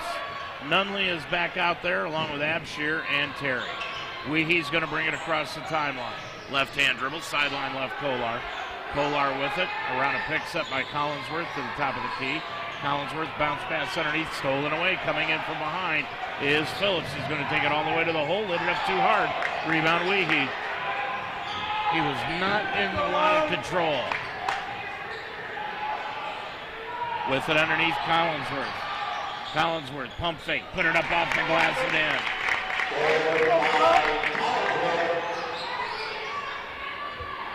Gets it on the right side, Terry. Now off to Nunley. Nunley hands it off to Terry, back to Casey. Casey gets it off to Nunley, left wing. Nunley, top of the key, Jaden Terry. Jaden Terry jabs to the left, goes to the left, and then gets it off to Nunley for the long three, drilled it. He's got 10 on 2 threes here in the first half. and Earlham has opened up a 12-point lead, 26-14. Austin into the front court. Austin sideline left. Austin behind the back dribble around a pick by Collinsworth, hands it off to Luke. Boy, Earlham's defense is smothering right now. Collinsworth all the way to the hole, laid it up, nobody's fouled on the way to the bucket, and he'll go to the line, or should be, shooting two, and that foul will be called against Earlham's Jaden Carey. That is his first and the third against Earlham as a team. 8:08 to go in the first half. 26-14 Earlham. Collinsworth 81% from the stripe this year. Put that one up, and it is no good. Matt Menninger comes back into the ball game. Marcos Paul is checking back in. Absher will lead. Collinsworth line right, second one, got it. Collinsworth with three, 26-15. Lions down by 11. Casey walks it across the timeline to Paul, right wing outside the arc. Hands it off on the left-hand side, Phillips. Phillips looking down low against Menninger, playing defense on it. Now dumps it off to Paul, left of the lane. Back outside to Nunley on the right wing. Casey pulls up 17, right elbow, got it. Casey's got his first two, and it's 28-15. Lions are down by 13. Josh Bate just came into the ball game for the Lions to run the point. Bate with it, top of the key, Collinsworth. Collinsworth right of the circle, picked up the dribble, hook pass over in the right corner to Austin, back out front Bate. Bate with 7:20 to go, 10 on the shot clock. Gets it off to Collinsworth. Collinsworth, couple of dribbles, gets a bounce pass on the back door to Menninger. Menninger double team, left corner, it goes to Kolar for three, got it. Kolar's got 5, and the Lions have cut it to 10. Into the front court is McAboo. McAboo, line, lane, right of the lane, stops, pops it from 5, got it off the glass. McAboo's got 5, and it's 30-18. Earlham with the 12-point lead. They were down by 15 in the first half when the Lions played in Richmond.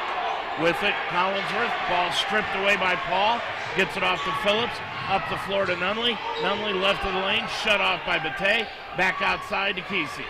Kesey back out front, and it goes to McAboo. McAboo inside the center circle between the legs dribble, setting himself up against Kolar, picked up on the switch by Menninger. He'll drive the baseline, stops, pops, off the rim, nope, and the rebound taken down by Collinsworth. He'll get it off to Austin, now to Bate, and the Lions will set up the offense. 6 minutes to go. Bate drives, kicks it off into the left corner, knocked out of bounds by Phillips, and it will go back to Earlham when we return. 6:01 left to go in this first half. It's Earlham 30, the Lions 18 on the Mount St. Joseph Radio Network. You're a Lions fan. Own it. And we are the radio home of Mount St. Joseph Lions Sports, UltimateSportsTalk.com.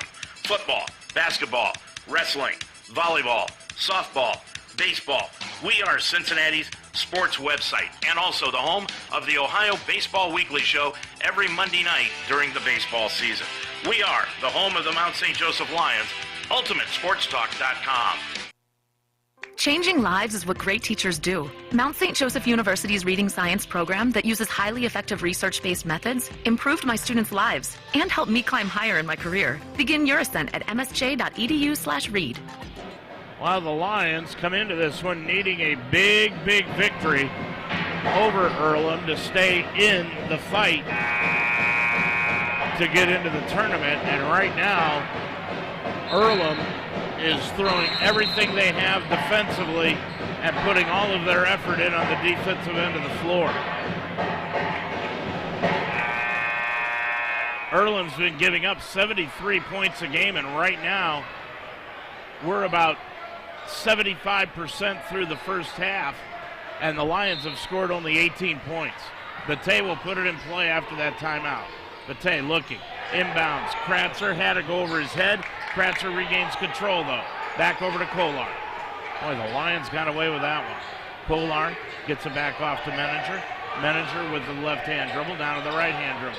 Crossover off to Kratzer. Kratzer picks up the dribble, 4 on the shot clock to Bate. Bate's got to force it up off the side iron. Nope. And the rebound taken down by Paul. Just tough defense by Earlham. With it on the right side, McAboo. McAboo left-hand dribble, top of the key on the left wing, Nunley. Now back over to Phillips. Phillips with the basketball, dribbles, gets it off to Kesey. He's going to drive the lane, throw it up with the right hand on the left-hand side, no good. Kratzer grabbed the rebound on the short shot. Gets it off to Bate. Bate will bring it across the timeline. Bate crossover dribble, left to the front court, lobs it to Menninger. Menninger dribbles off to the left-hand side, now to the right-hand side, off to Kratzer. Kratzer with the basketball, right wing it goes to Austin, underneath to Kratzer. Kratzer right block into the lane against Paul. Double pumps, put it up, it will go, and he's fouled. That is the type of physical play that Kratzer has been performing all year long. He got the bucket and the foul. He's got 4. He'll go to the line looking for 5, and maybe the Lions can build off that. Paul with his second personal. And that is the 4th foul against Earlham.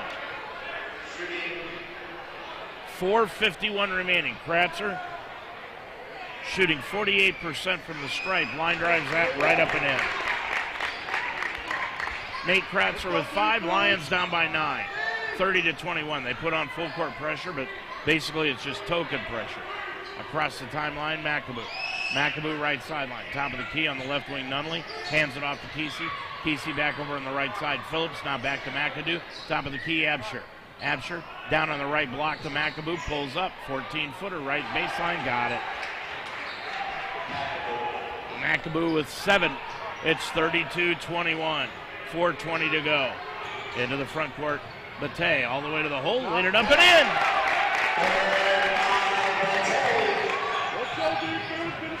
Josh Bate with the bucket. And the Lions now get the steal. Down by 9. And they get the ball off to Bate. Josh with the basketball, top of the key, right of the lane, now back outside Kratzer. Hands it off to Bate. On the left sideline, it goes to Kohler, back outside Josh. Bate with it, 3:45 to go in this first half.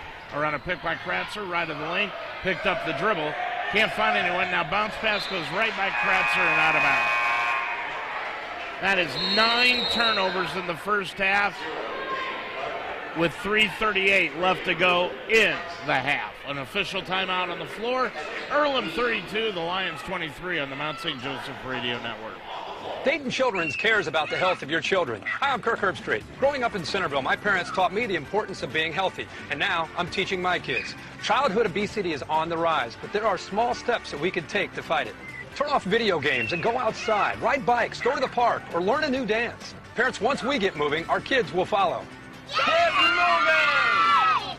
Dayton Children's, experts you trust, caring for the children you love.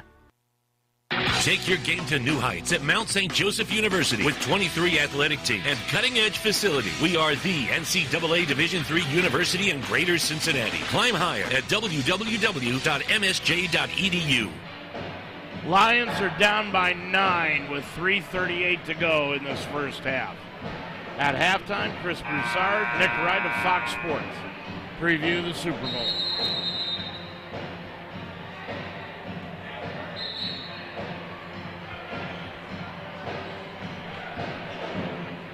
(32-23), Earlham with the 9-point lead, and it's been all defense.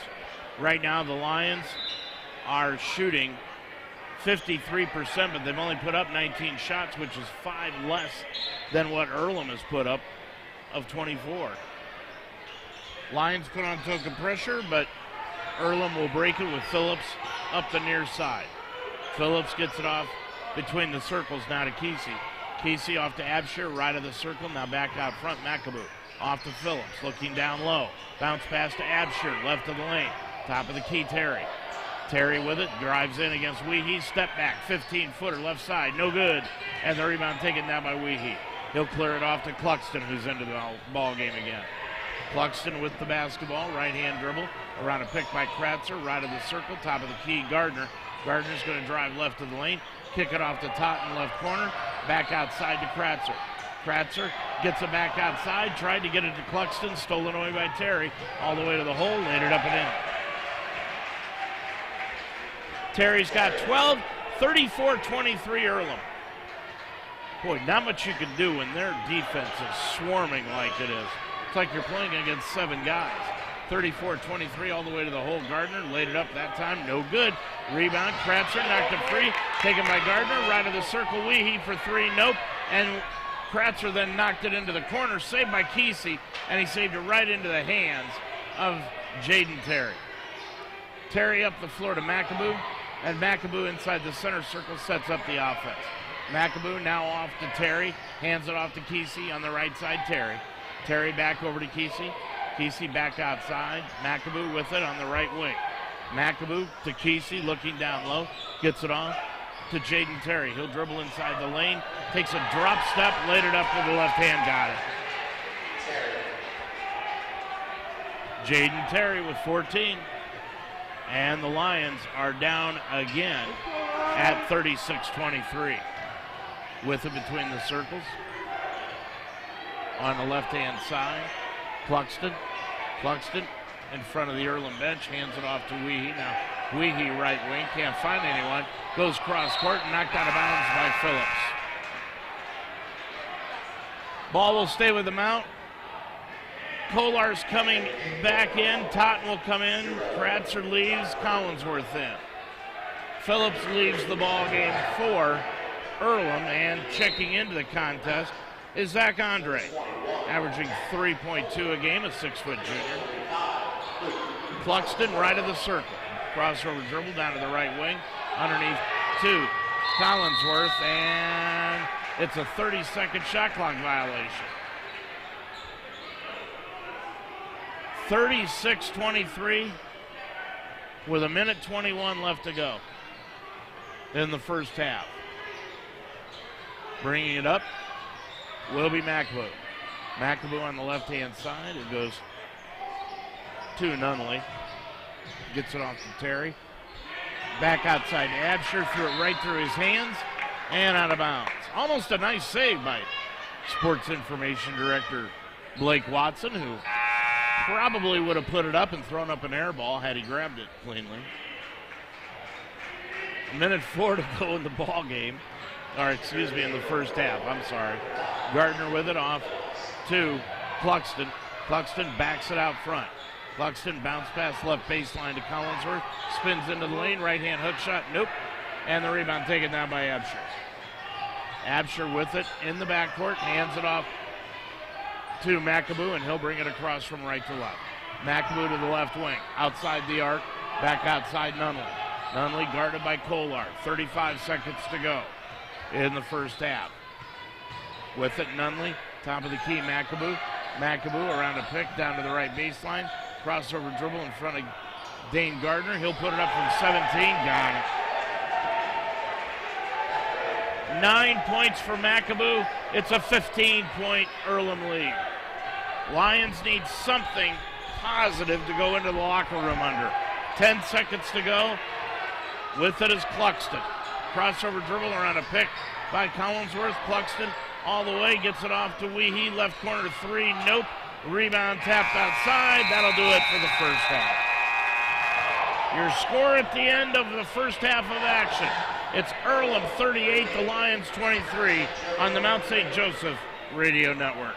Odyssey now has hundreds of new exclusive music stations for you to discover your new summer soundtrack. Get moving with worthy workouts for a cardio sesh fueled by today's top artists. Hanging with your crew? Throw it back with Picnic Party for old school jams for your cookout. Or sail away with Odyssey's new yacht rock station, Jugger Yacht. For summer barbecues, road trips, or relaxing poolside. Hundreds of new exclusive stations, plus all your favorite local radio stations and podcasts. It's all on Odyssey.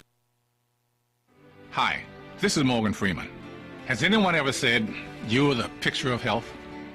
You look healthy, you feel fine, but that may not be the full picture. Colorectal cancer is the second leading cancer killer of men and women over 50. Since it doesn't always cause symptoms, You may not know you have it. The only way to know is by getting screened. Screening can find precancerous polyps, so they can be removed before they turn into cancer. This is one cancer you can prevent. Plus, screening can find colorectal cancer at an early stage, when the chance for a full recovery is very high. Talk with your doctor and get tested for colorectal cancer. Medicare and many insurance plans help pay for screening. Get screened. Make sure you are the picture of health. A message from the U.S. Department of Health and Human Services and the Centers for Disease Control and Prevention. Well, tomorrow is the Super Bowl, and here to preview tomorrow's Super Bowl activity between the Kansas City Chiefs and Philadelphia Eagles, Fox Sports reporters Nick Wright and Chris Broussard. How good will Kansas City's offense be? Very good. If you ask 49ers wide receiver Brandon Ayuk, he's expecting fireworks. Take a listen. Yeah, hypothetically speaking, if I were going to bet on this game, I would go take everything that I own, get it in cash, and put my money on Kansas City Chiefs. They got their hands full. I don't know fully about that defense. I don't know. They talk about them being a good defense. I'm not too sure. I'm not sure. I think the pass game, this Kansas City pass game will expose what we thought we were going to be able to expose before some unfortunate circumstances happened. So we'll see. But like I said, you got to get lucky to win a Super Bowl, and they just got extremely lucky last week. So who's to say they can't do it twice? Okay, some unsound gambling advice there from Brandon Ayuk. Greg Jennings is here. Greg, welcome. I love that tie. I think it's actually one of mine. Nick, I was just saying, we share a lot in the stylist. We share a lot of stuff, and it's one of my favorites. Are you expecting Mahomes to expose the Eagles' defense? It's certainly on the board. So the Eagles' defense is exceptional at getting to the opposing quarterback, and the Chiefs' offensive line will face a massive test. However, when it comes to tests, the Eagles, I'm not sure they are prepared for their part of it. So while it's, one of the quirks about me, I have a number of them, but I try to wait as long as possible into the winter before I put on a coat.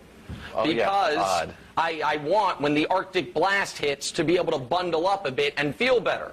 And I feel like the Eagles have been walking around in their North Face for a bunch of 40-degree days. And it's about to be 5 below, and I'm not sure they have enough layers for it. So I'm going to show you guys a graphic, and it'll be pretty clear what it is in short order. It's a bunch of nondescript quarterbacks with a couple decent ones in there. That is, of course, the full list of quarterbacks that the Philadelphia Eagles have played this year. And you will notice they played what I would call 4 good to very good quarterbacks this year. Goff, the Prince, Rodgers, and Dak. 3 of those 4 scored 33 or more on them. And the Prince, if you remember, it was a torrential monsoon in that game, and he fumbled the ball 4 times, but they moved the ball pretty well aside from that.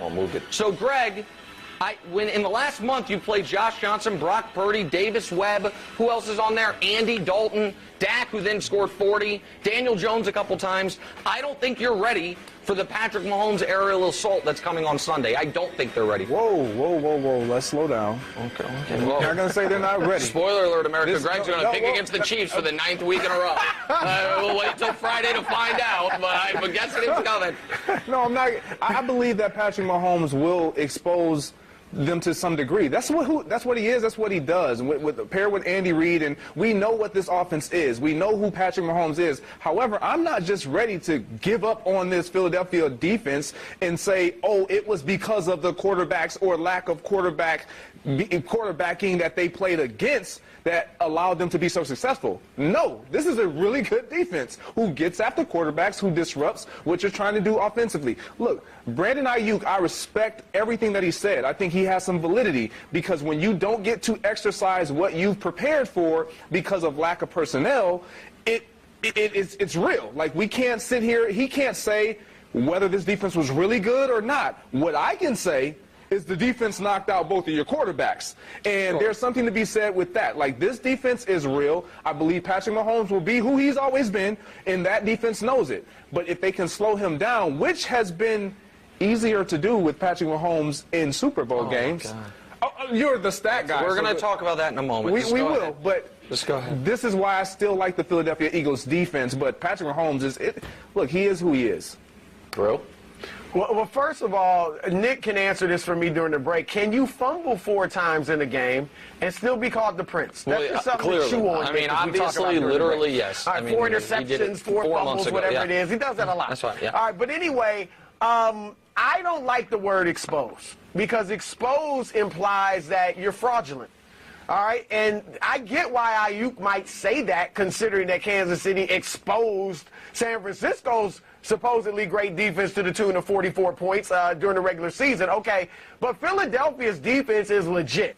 All right, that pass rush is one of the best we've seen. It's legit. That pass defense is legitimate. So, you know how great I think Patrick Mahomes is. I think he's going to come out and play a very good game. I think they do put up 30-ish, 30. okay, points. So I think he does well, but I think it's a close game. I think Philly's going to score their points, and I think he's going to need to do something like that to win the game. But expose, like make them look like they don't know what they're doing, like they're not as good as advertised, I don't see that. Yeah, I mean, if you put up 30, though, Brew, I would that's consider exposing, that. man. I mean, they haven't put up 30 all they give up postseason. 20 a game. They give up 20 a game, and you're facing now the best quarterback of this generation.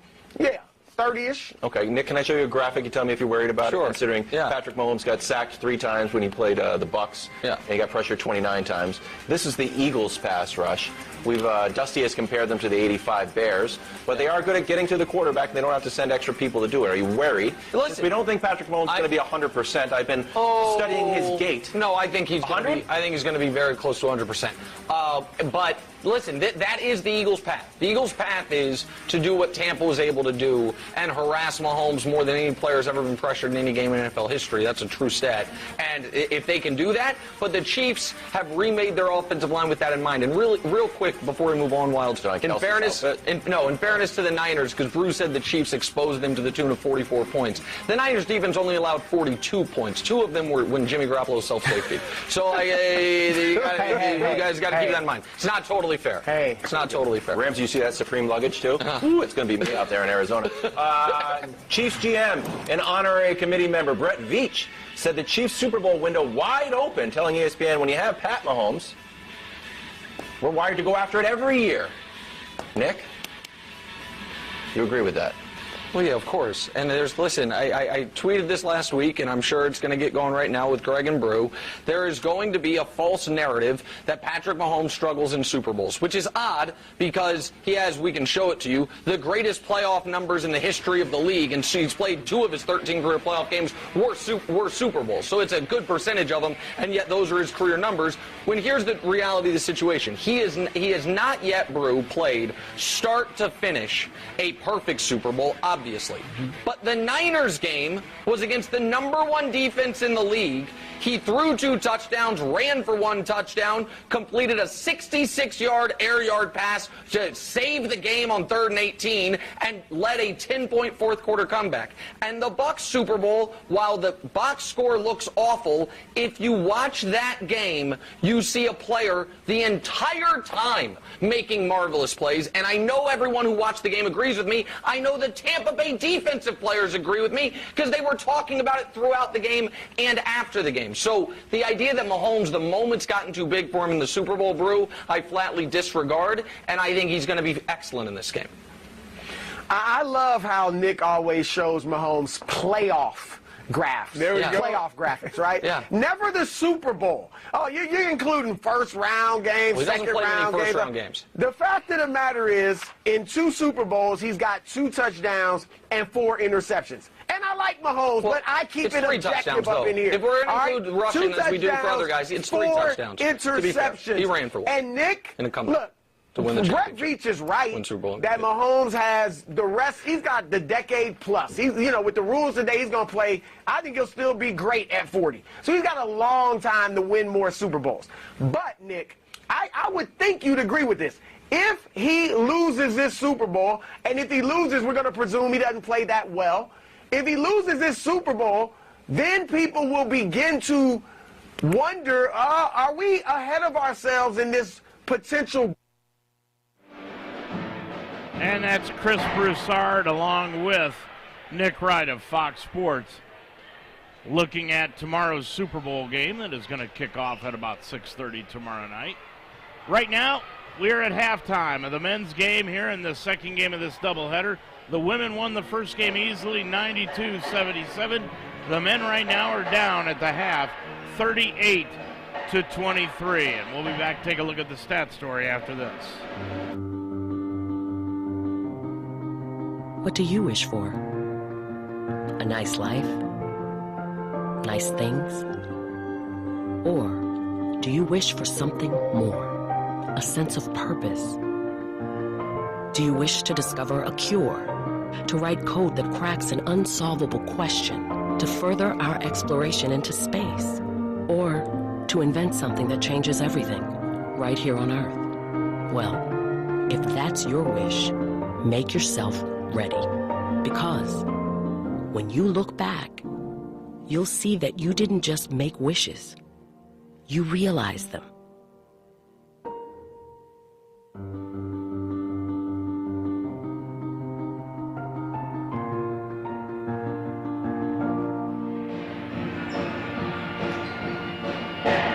Well, talking to a few people up here during halftime, and the question is, how in the world has Earlham only won 3 games here in the Heartland Conference season? They are 3-12, and overall 4-18 overall. It's unbelievable the way they're playing here this afternoon, and it has just been defensive pressure from the very beginning. They are holding the Lions to 10 of 23 from the field and just 1 3-pointer this afternoon for 43%.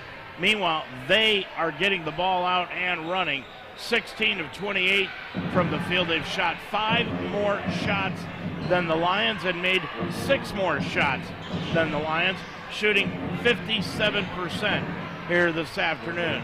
Lions have grabbed 15 rebounds, but Earlham has grabbed 10 in the ball game. Turnovers, another big part of the ball game. Turnovers, the Lions have 11, leading to 8 Earlham points, while Earlham has turned the ball over just 3 times in that first half of action. They have given up no points to the Lions off of turnovers here this afternoon. 38-23 is your score at halftime. Terry leading the way in scoring for Earlham with 11, and then 10 for Nunley. For the Lions, nobody in double figures. They've got 3 players with 5, and then 4 players with 2. Polar, Kratzer, and Collinsworth all with 5. 38-23, Lions down by 15. I'm Dave Mitchell. Second half action coming up next on the Mount St. Joseph Radio Network. ¿A dónde te diriges? ¿Dónde te gustaría ir? Nuevas cumbres, ¿verdad? Es por eso que vas a ir a la universidad en primer lugar. En Mount St. Joseph University integramos la excelencia académica, la experiencia del mundo real y la atención individual para que puedas llegar más lejos de lo que tú creías posible. De hecho, más del 96% de nuestros graduados en los últimos 3 años estaban empleados o cursaban estudios de posgrado dentro de 6 meses posteriores a la graduación. ¿Estás listo para subir más alto? Comienza tu ascenso en msj.edu. Odyssey now has hundreds of new exclusive music stations for you to discover your new summer soundtrack. Get moving with worthy workouts for a cardio sesh fueled by today's top artists. Hanging with your crew? Throw it back with Picnic Party for old school jams for your cookout. Or sail away with Odyssey's new yacht rock station, Jugger Yacht. For summer barbecues, road trips, or relaxing poolside. Hundreds of new exclusive stations, plus all your favorite local radio stations and podcasts. It's all on Odyssey. Where are you headed? Where would you like to go? New heights, right? That's why you're going to college in the first place. At Mount St. Joseph University, we integrate academic excellence, real-world experience, and individual attention so that you can go further than you ever thought possible. In fact, over 96% of our graduates over the past 3 years were employed or pursuing graduate studies within 6 months of graduation. Are you ready to climb higher? Begin your ascent at msj.edu. Lions will have the basketball to open up the second half action, going from right to left.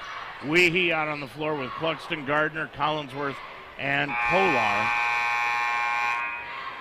Nunley out on the floor with Abshir, Phillips, Terry, and McAboo for Earlham.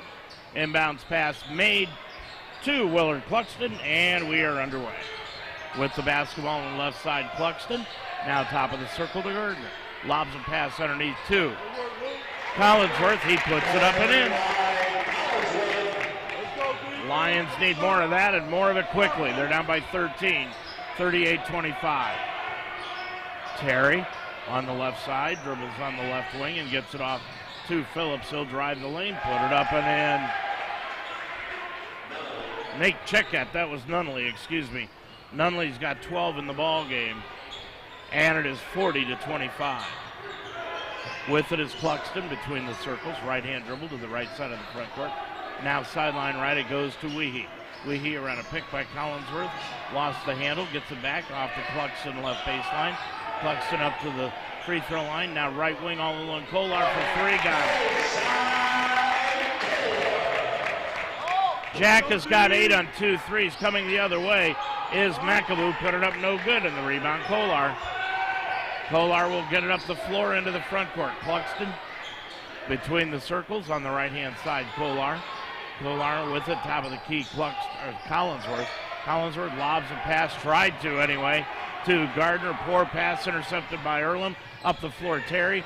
Terry step back, right elbow, looking outside and gets it off to Nunley. Nunley with 18:25 remaining, and Toby Kerrigan in his suit and tie just not happy at all about the way this thing is turned around. With it is McAboo down to the right baseline, and a foul called on Dane Gardner. 18-17 left to go. Dane Gardner picks up the foul, and that is his first. First against the Lions as a team here in the second half. Gets it back outside on the left wing, and it goes to McAboo. McAboo dribbles right hand to the free throw line. Out front it goes now on the left-hand side. Putting it up is Jaden Terry. No good. Rebound to the mount. Up the floor, Kolar. Left of the circle, Weehee for three. Got it. Weehee 5, and immediately Joe Schurz wants to take a timeout. 17:53 to go in this ball game. Your score now, it is Earlham 40, the Lions 31 on the Mount St. Joseph Radio Network. Dayton Children's cares about the health of your children. Hi, I'm Kirk Herbstreit. Growing up in Centerville, my parents taught me the importance of being healthy, and now I'm teaching my kids. Childhood obesity is on the rise, but there are small steps that we can take to fight it.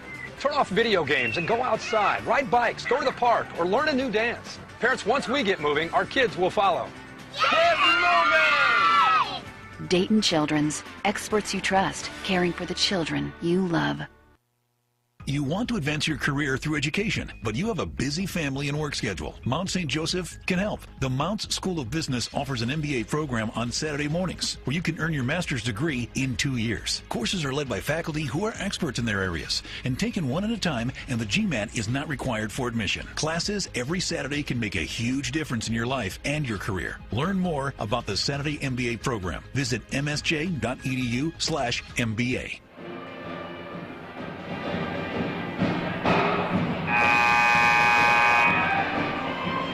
17:53 remaining. 40-31, Lions down by 9. McAboo is out onto the floor for Earlham, along with Nunley, Abshir, Phillips, and Terry. Lions have got Weehee, Kolar, Gardner, Cluxton, and Collinsworth. Lions playing today and probably will for the rest of the year without their freshman, Kelvin Turner, down with that thumb injury. With it on the right side, driving to the bucket, and knocked the ball away. It is Cluxton on the pass.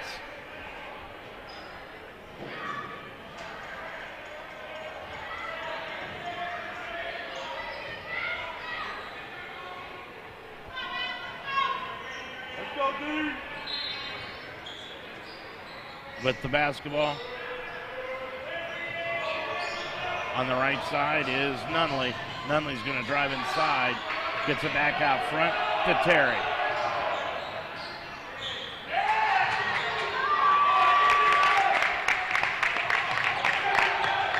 And it's intercepted by the Lions. With the basketball now is Cluxton, and a foul is going to be called on Phillips. Phillips hit with the foul. That is his first. 17:15 to go. Cluxton trying to fight through, and Collinsworth gets it into Gardner. Now back to Cluxton. Bounce pass Collinsworth right of the lane.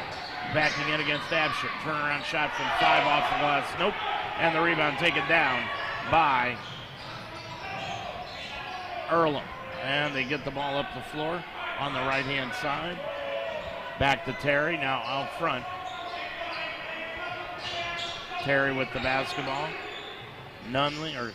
Phillips to Absher on the left-hand side. Absher in the lane, lost the handle. Ball loose on the floor, and it's knocked back outside to Terry. Terry right baseline, down to the block, and he walked with the basketball.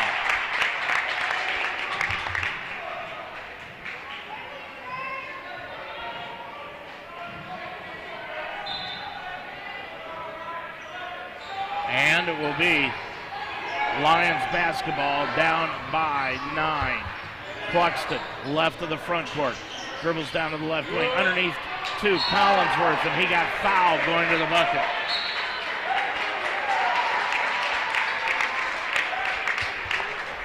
(16:26) left to go. 40-31, and what do we have?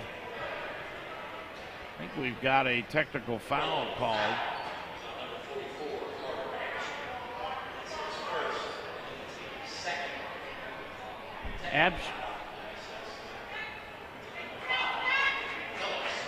So a technical foul has been called against Anthony Phillips. Going line left is Kolar to shoot the tee, and he puts that one up and in. 9 in the ball game. Second one, good again.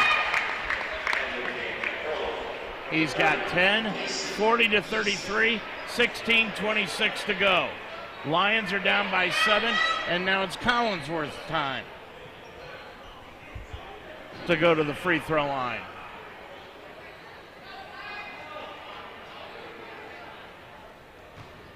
And he'll go line left. Puts it up from line left. Line drives it up and in. Collinsworth now has 6. He is 8 points underneath his season average of almost 15 a game. Second one hit the front iron, no good. Just got no air under it whatsoever. 40-34, Lions down by 6. Into the front court. Nunley. That is McAboo. Now to Nunley. Nunley gets it off to Kesey on the left side of the front court. Terry with it. Absher over on the left-hand side. McAboo now down low to Terry. Terry into the lane, spins around, pivots, put it up from 12, no good in the lane. Rebound, Collinsworth. Lions down by 6 with the basketball. Top of the circle on the left-hand side. Collinsworth double team. Hook pass top of the key, swings it around to Kolar. Underneath to Gardner, threw it by him and out of bounds. Too many turnovers here this afternoon.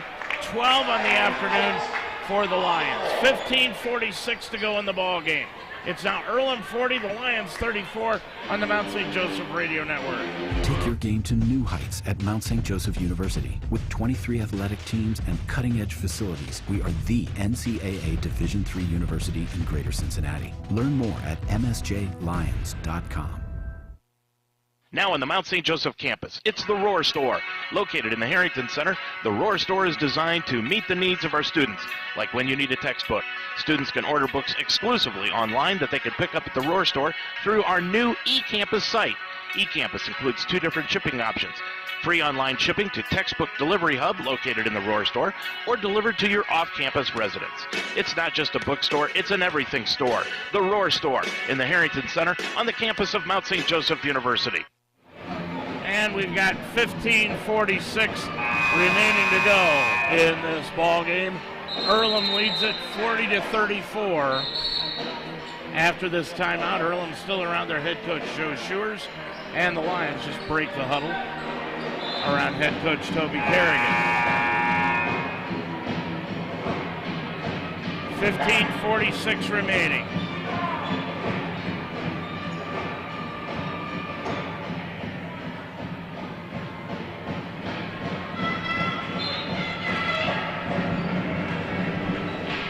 Earlham will have the basketball in the backcourt, and they inbound the ball to Nunley, and he'll bring it across the timeline from left to right.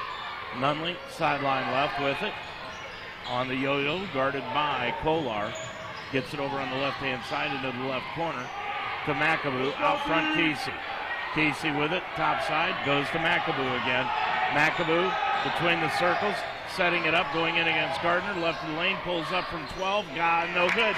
Rebound, Collinsworth. Earlham has gone cold in this second half. They are 1 of 5 from the line, or the field, excuse me. With it on the left-hand side.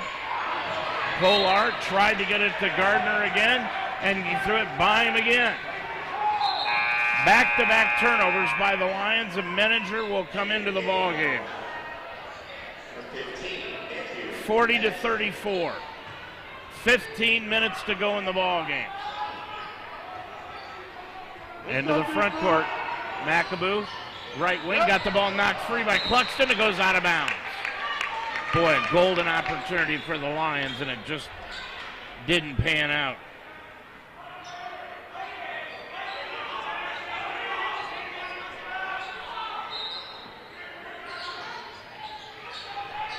And back out front it goes to Kesey. Gets it over to Terry, and a hand check foul is called against Evan Weehee. Weehee gets called for the foul. That will be his first. And that is the third, or make it the second, against the Lions here in the half. Inbounds pass made to Terry, and he bounced it out of bounds. The turnover gives it back to the Lions.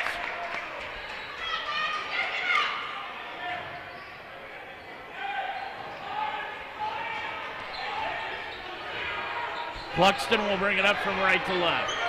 Cluxton with it between the circles. Right hand dribble, killing a lot of time. Shot clock down to 17. Cluxton around the right side, hooks the pass out to Weehee, left wing three, around the rim, bounce down. Collinsworth rebound, put it up and in. Collinsworth 8. And the Lions now down by 4 at 40-36. 20 seconds, ball stolen away by Cluxton. Up the floor, Weehee. Stops, pops, got it. Weehee 7, Lions are down by 2, 14 minutes to go in the game. With it is McAboo. On the left side, Terry. Gets it off to Nunley. On the right side, McAboo. Around a pick by Absher to the free throw line. Free throw line jumper, got it. McAboo's got 11. It's 42-38. Cluxton will bring it up the timeline. Cluxton into the front court. Cluxton on the right side of the front court. Bounce pass underneath to Collinsworth, right of the lane. Collinsworth backing in. Put it up with the left hand. No. Rebound taken down by Absher. Gets it off up the floor to Terry. On the left side, Kesey. Underneath, McAboo. Put it up underneath. Got it to go. Lions got it to within 2, and now they've given up 4 straight points. They're down by 6. 13-10 remaining. With the basketball, Cluxton now off to Matt Menninger. Menninger between the circles, looking back door, can't find anyone. Spins, pivots, gets it off to Collinsworth, top of the key. Collinsworth with 10 on the clock, gets it off to Cluxton. Cluxton drives the lane, hooks a pass out to Menninger, saved it in on the sideline, and Gardner is going to be tied up by McAboo, and the ball will go back to Earlham. So the arrow pointing towards Earlham. Phillips is coming in, and so is Paul. 12:47 left to go.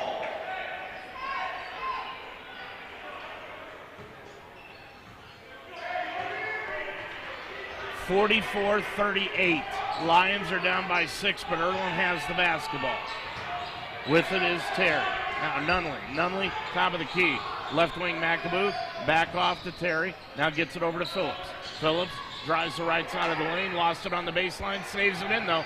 Got it off to McAboo, and he'll get it back out front to reset the offense to Terry. Drives around a pick by Paul, all the way to the hole, laid it up and in, and he is fouled. Boy, what a great drive by Terry. The bucket will count, and the foul is called against Collinsworth. His second, team's third. Terry has got 16 points in the ball game. This will be his first trip to the stripe today. Got it. Terry's got 17 in the contest. 47-38, Lions down by 9. Cluxton, bounce pass underneath to Collinsworth. One drop step, laid it up and in. Collinsworth's got 10. Lions down by 7 again. 47-40. Gets the basketball off. Driving the lane, Nunley lays it up and in. Lions just have no answer to the aggressive drives to the bucket by Earlham so far in the last 3 minutes. 49-40 Earlham. Collinsworth into the lane, left-hand layup, up and in. On the other hand, Earlham has no answer for Collinsworth over the last couple of minutes. With it on the right side, Phillips. Phillips top of the key. Right wing McAboo driving in against Gardner. Out front post. Now to Phillips. Phillips is going to drive the lane all the way to the hole. Laid it up and in again. That's what I mean. They've got no answer to what Earlham is doing driving the lane. 11-10 to go in the game. Cluxton between the circles with the left-hand dribble. Looked for a pick by Collinsworth. Picked up the dribble. Sideline right, Gardner. Kicks it off right corner to Weehee for 3. Got it. Evans got 10. It's 51-45. The other way, Post. Post hands it off to Terry. All the way to the hole. Boy, he walked from here to Canada. And no call, but the shot was no good. And the rebound taken down by the Lions. Gardner, left side, Menninger. Menninger now to Cluxton. Cluxton on the right wing. Bounce pass to Gardner on the back door. Laid it good. Up and in. Gardner with 4. Lions are down by 4 again. 51-47. Around a pick by Post on the left-hand side. Phillips, sideline left Terry. Terry is going to dribble inside the key. Out front to McAboo. McAboo to the free throw line. Pulls up 15-footer short. Rebound Weehee. Boy, McAboo has not missed many shots today. That one did not look good even coming out of his hand. 51-47, Lions are down by 4. 10 minutes to go. We're halfway through the second half. Gardner drives the lane all the way, tried to dump it off to Collinsworth, and it's stolen away by Earlham. McAboo to the line, to the lane, lays it up, and it'll be a blocking foul called on Cluxton. That's the right call. Willard did not get in to good defensive position, and when we come back, we'll be shooting some free throws. 9:50 to go in the ball game. Your score from the Harrington Center, it's Earlham 51, the Lions 47 on the Mount St. Joseph Radio Network. I wanted to grow my leadership skills, but with work and a busy life, how could I fit it all in? Then I learned Mount St. Joseph University offers a flexible master's program in organizational leadership. For about 1 Saturday a month, I studied and refined my leadership skills alongside working professionals and top-notch professors. I'm now the leader I set out to be. The Mounts Organizational Leadership Program helped me climb higher in my career. Begin your ascent at msj.edu/MSOL. You're a Lions fan. Own it. And we are the radio home of Mount St. Joseph Lions Sports, UltimateSportsTalk.com. Football, basketball, wrestling, volleyball, softball, baseball. We are Cincinnati's sports website and also the home of the Ohio Baseball Weekly Show every Monday night during the baseball season. We are the home of the Mount St. Joseph Lions, UltimateSportsTalk.com. Lions are down by 6, 47-53. Earlham with that 6-point lead at 53-47. 9:50 to go in the ball game. Our next broadcast game coming up on Tuesday night will be in Franklin for the women's game. If the Lions men can win this one and win against Franklin, I don't know where we're going to be on next Friday night. Whether we'll be at Hanover or we'll be here for the women's game with Hanover. We'll have to discuss and decide that. 9:50 to go, going line right is McAboo. And he put it up, and it is no good. Missed the free throw. Rebound taken down by the Lions. Cluxton into the front court. Cluxton with a right-hand dribble right of the front court now. Between the circles, Cluxton picked up the dribbles, got himself in a pickle. Now off to Jack Kolar, who's back in. Kolar guarded by Phillips. Kolar with it right wing. Got it off to Collinsworth. Collinsworth drives the lane, hooks it under to Menninger, put it up, won't go, tip up and in by Collinsworth. Collinsworth with 14, 53-49, 9:15 to go. Into the front court. Phillips on the left corner to McAboo. Bounce pass into the lane. Put it up is Paul. Put it up, no good. And that's James Holder, Holder snuck into the ball game.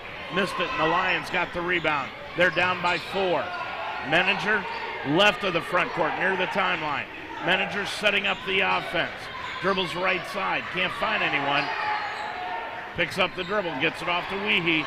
Weehee between the circles, spins to the left, drives the lane, bounce pass underneath the Menninger, laid it up and in. What a pass by Weehee! What a huge pass by Weehee. Beautiful assist. And the Lions are down by 2, 53-51. Gardner will come back in after a quick breather. McAboo, now Nunley on the left-hand side, gets it off to Phillips, pulls up from 12 on the left side, no good! Rebound Collinsworth. Collinsworth in the ball game has got 11 rebounds. He's got a double-double working here today. Cluxton, line, lane, underneath to Collinsworth, knocked it out of bounds. Someday the Lions are going to understand you cannot throw a bounce pass that close to a guy who's 6'6". You just can't do it. You don't see it done in the NBA, and you're not going to see it done at the college level. 8:06 to go. Cluxton will put it in play. Willard looking, lobs it out front near the timeline to Weehee. Gets it off to Gardner now, top of the circle. Hands it off to Weehee. He'll shoot the 3, in and out, no good. Rebound taken down by Holder. He'll clear it off, now to Terry, and Terry will bring it up as we're under 7:50 to go in the ball game. Lions are down by 2 at 53-51. Lions have never seen the lead. Top of the key is McAboo. Pulls up left of the lane from 5. Got it. McAboo with 15. One thing Earlham has is individual creative guys on the offense. Kolar got the ball stolen away. Picked off the floor by McAboo. Up the floor to Terry. Laid it up and in. Another turnover costing the Lions points. 57-51.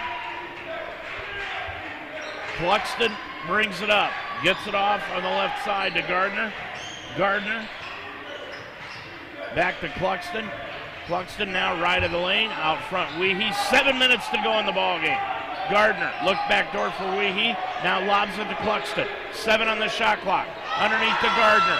Gardner into the lane. Stops. Pops him from 5. Got it. That's 6 in the ball game for Cluxton. Or for Gardner, excuse me. I'm sorry.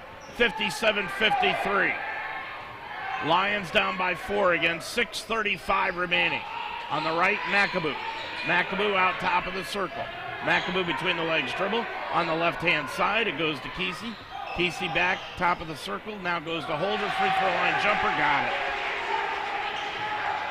Holder with his first 2. He's only been in for the last couple of minutes, and the Lions are down by 6. 59-53, 6:10 to go. Gardner, top of the circle. Gardner with it, couple of dribbles, sideline right, Weehee. Weehee, guarded by McAboo. Out front, it goes to Cluxton. Back to Weehee, looking down low. Cross-court pass to Totten, who's in the left corner. Now out to Kolar. 7 on the shot clock. Gardner hands it off to Kolar. Kolar, somebody's got to shoot it. That's going to be Totten, left wing. No, off the back iron. Rebound taken down by Earlham, and that's Phillips. Boy, both these teams are really exhausted right now, but Earlham has been playing that tough defense, pressure style out front all game long. With it, McAboo lost the handle out of bounds. Back to the Lions. And we'll have an official timeout. 5:30 to go in the ball game. Your score. It is now Earlham 59, the Lions 53 on the Mount St. Joseph Radio Network. For more than a century, Mount St. Joseph University has prepared nursing leaders who serve their patients with the heart of a lion. With flexible undergraduate and graduate programs, the Mount will help you climb higher. Begin your ascent at msj.edu/nursing. Teaching is my calling, so when I needed to renew my license, I chose Mount St. Joseph University. The Mount offers the only program in the state of Ohio that allows you to combine 2 education endorsements to earn a graduate degree. In less than 2 years, I combined the reading and gifted intervention specialist endorsements. Classes were convenient, fully online, and I received personal attention from my professors. The Mount helped me climb higher in my career. Begin your ascent at msj.edu/Ohio. 5 minutes, 30 seconds remaining. Lions are down by 6, 59-53. They had pulled to within 2, but they could not get any closer than that. The game has not been tied. The largest lead for Earlham has been 15 points early in the second half. The Lions have never had the lead, and right now they're down by 6, 59-53. Tell you what, I don't know how in the world Earlham has given up 73 points a game. They just must not have been playing the same type of defensive intensity during their previous games that they are here today. They have been totally outstanding here today defensively. With it, Cluxton, top of the key, lobs it under to Gardner. Gardner, pump fake, one dribble, right back up, got it blocked from behind and a foul.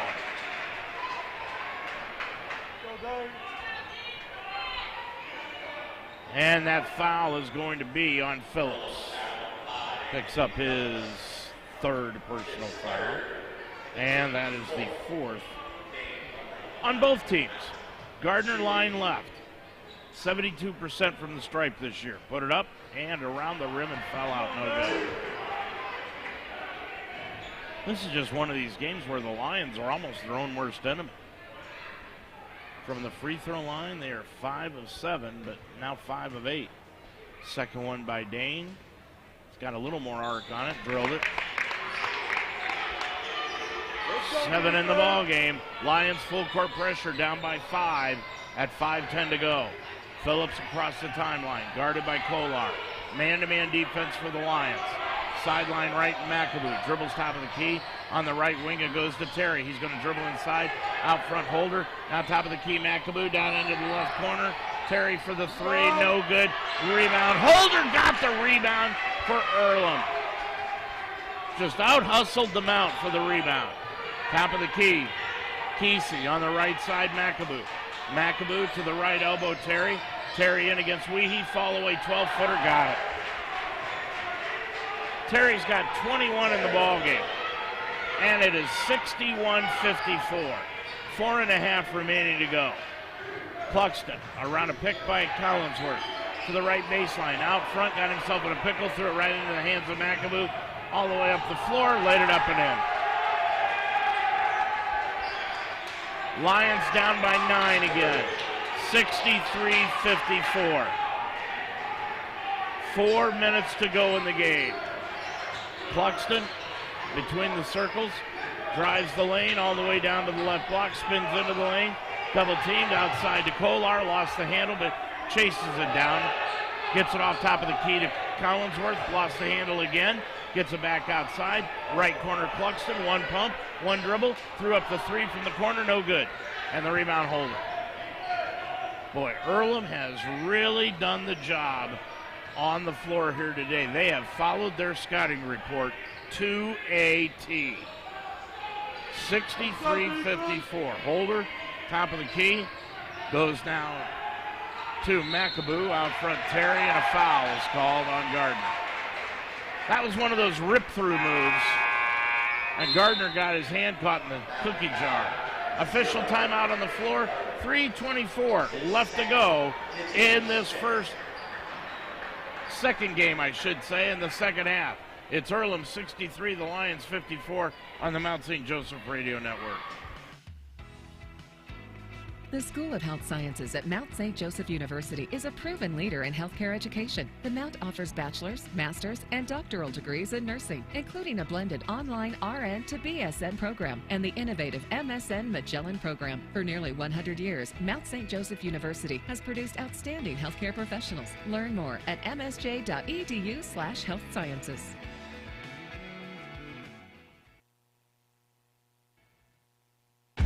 Take your game to new heights at Mount St. Joseph University, where Division III champions are made. we coach our Lions to become leaders who will win on the field and in their career. With 23 athletic teams and cutting-edge facilities, we are the NCAA Division III university in Greater Cincinnati. Are you ready to compete with the heart of a Lion and become our next champion? Learn more at msjlions.com. And you are listening to Mount St. Joseph University Athletics on WDTZ LPFM 98.1 on Delhi Township and UltimateSportsTalk.com. 3:24 remaining here on the Mount St. Joseph Radio Network. 63-54. Earlham, after that official timeout, has the basketball back, and they inbound it to Terry out near the center circle. They're going to run some clock. Terry with it to the free throw line. Fall away 17-footer by Terry. No good. And the rebound, Collinsworth. Boy, if that would have dropped, I'd have said, good night, folks. That's enough. Cluxton up the right-hand side. Gets it back outside to Gardner. Gardner shut off. Got the ball knocked free. Stolen away by Earlham. They throw it up the floor to Phillips. Laid it up and in. That may be it. 65-54. And it's been that pressure defense all night long. Lions have turned the ball over 12 more times. With it, Kolar. Kolar hands it off to Cluxton, sideline right. Cluxton jabs to the right, goes to the left, off to Collinsworth in the lane. Collinsworth with a left-hand dribble, lays it up with the right hand good.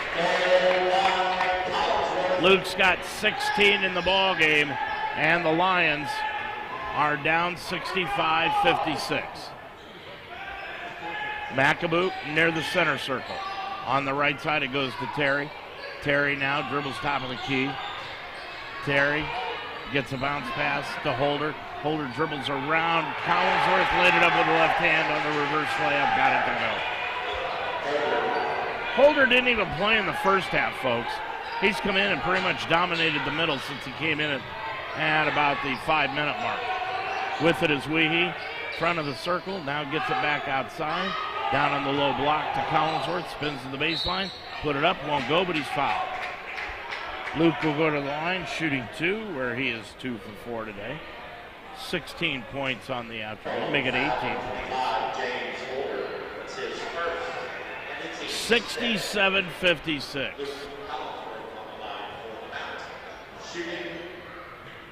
Going line left. And he put it up, and it's no good. Lions have just done nothing to help themselves here today. They've put up just 43 shots, made 23 of them, and that is 11 less than what Earlham has put up. Second one by Collinsworth, good. He's got 19. And let's see, Menninger is back into the ballgame. Collinsworth has left. So Menninger, Cluxton, Weehee, Kolar, and Gardner on the floor for the Lions. Terry brings it up and a foul called on Evan Weehee. Weehee thought maybe Terry would think he took a cheap shot at him, and both of them shook hands after that play. 6-team foul against the Lions after that foul on Weehee. Putting it in play deep in the backcourt is Earlham. Earlham guarded by Menninger, and the foul is going to be called on Menninger. That will be his first. Now coming into the ball game will be Nunley, leaving is Kesey. 1:26 remaining. 67-57. Line right. Put it up. No good. Rebound taken down by the Lions. Cluxton's going to drive the lane, dump it off underneath the Menninger, laid it up and in. Menninger with 4. Lions are down by 8, and a foul immediately made in the backcourt by Jack Kolar. And going to the line now will be Earlham, and going line right is going to be Joffrey Nunley. Nunley tonight has got 14 points, make it 15.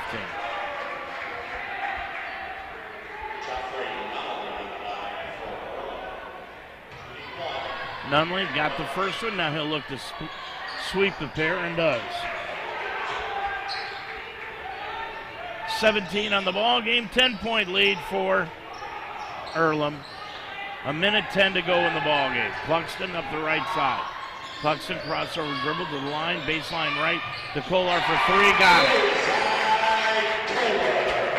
Jack's got 19 and a 30 will be taken by the Lions. They'll have one left, a minute 2 to go in the ball game. It's now Earlham 69, the Lions 62 on the Mount St. Joseph Radio Network. Changing lives is what great teachers do. And as I saw more students struggling to read, I looked to Mount St. Joseph University for help. The Mount is a national leader in reading science with highly effective research-based methods. Their faculty equipped me to teach students with a range of learning differences, and I was able to make an immediate impact in the classroom. The Mount's fully online reading science program helped me climb higher in my career, but more importantly, is improving the lives of my students. Begin your ascent at msj.edu/read. Well, as exciting the women's game was this afternoon, the 92-77 victory, that's how disappointing this one has been here today for the Lion men. Inbounds pass, Nunley got the ball stripped free and out of bounds. Nunley last touched it, back to the Lions. Lions still have some life in it. Collinsworth will come in and leaving.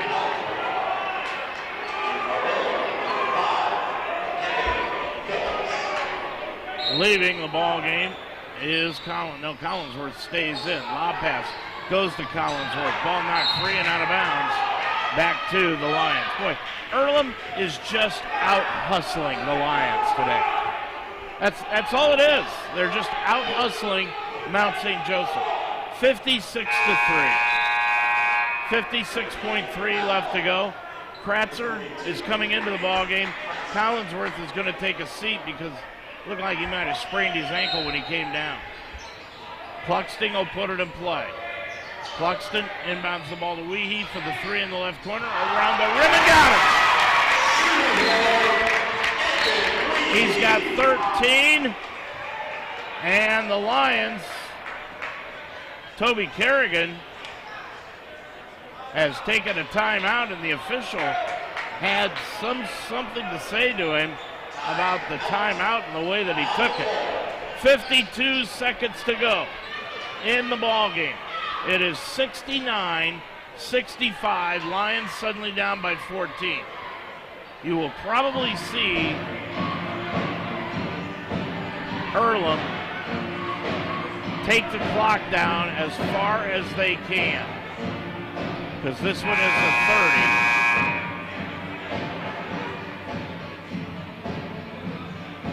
As they're continuing to discuss with the scorer's table what they are going to do on this play. There has not been a technical assess. 52.9 is what's left on the clock. Ladies won the first game 92-77. 69-65 here with the men. Putting it in play. Earlham inbound goes to Terry, and a foul called on Kolar.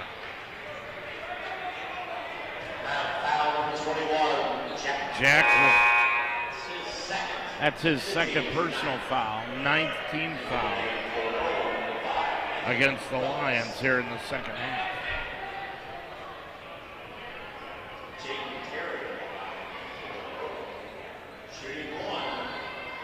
Line right, Terry, put it up and in.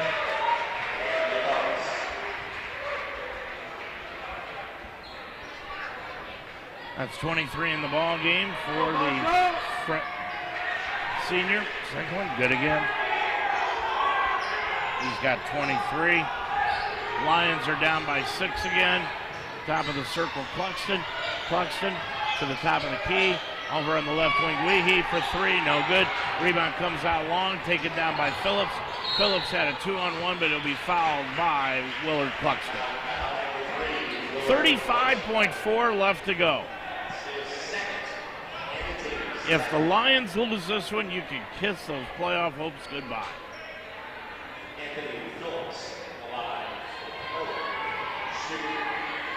Going line right, Phillips, put it up and in.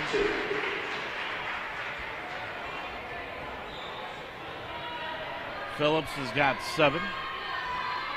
Second one line right, good again. 8-point lead, 73-65. Cluxton line, lane all the way to the hole, laid it up and in. Cluxton with 5, inbounds pass made to Phillips, and he is fouled. 27.8 seconds to go. Boy, it'll take a minor miracle for the Lions to get back in this one now. They are down by 6 with 73-69. Dips, shoots, and he got it.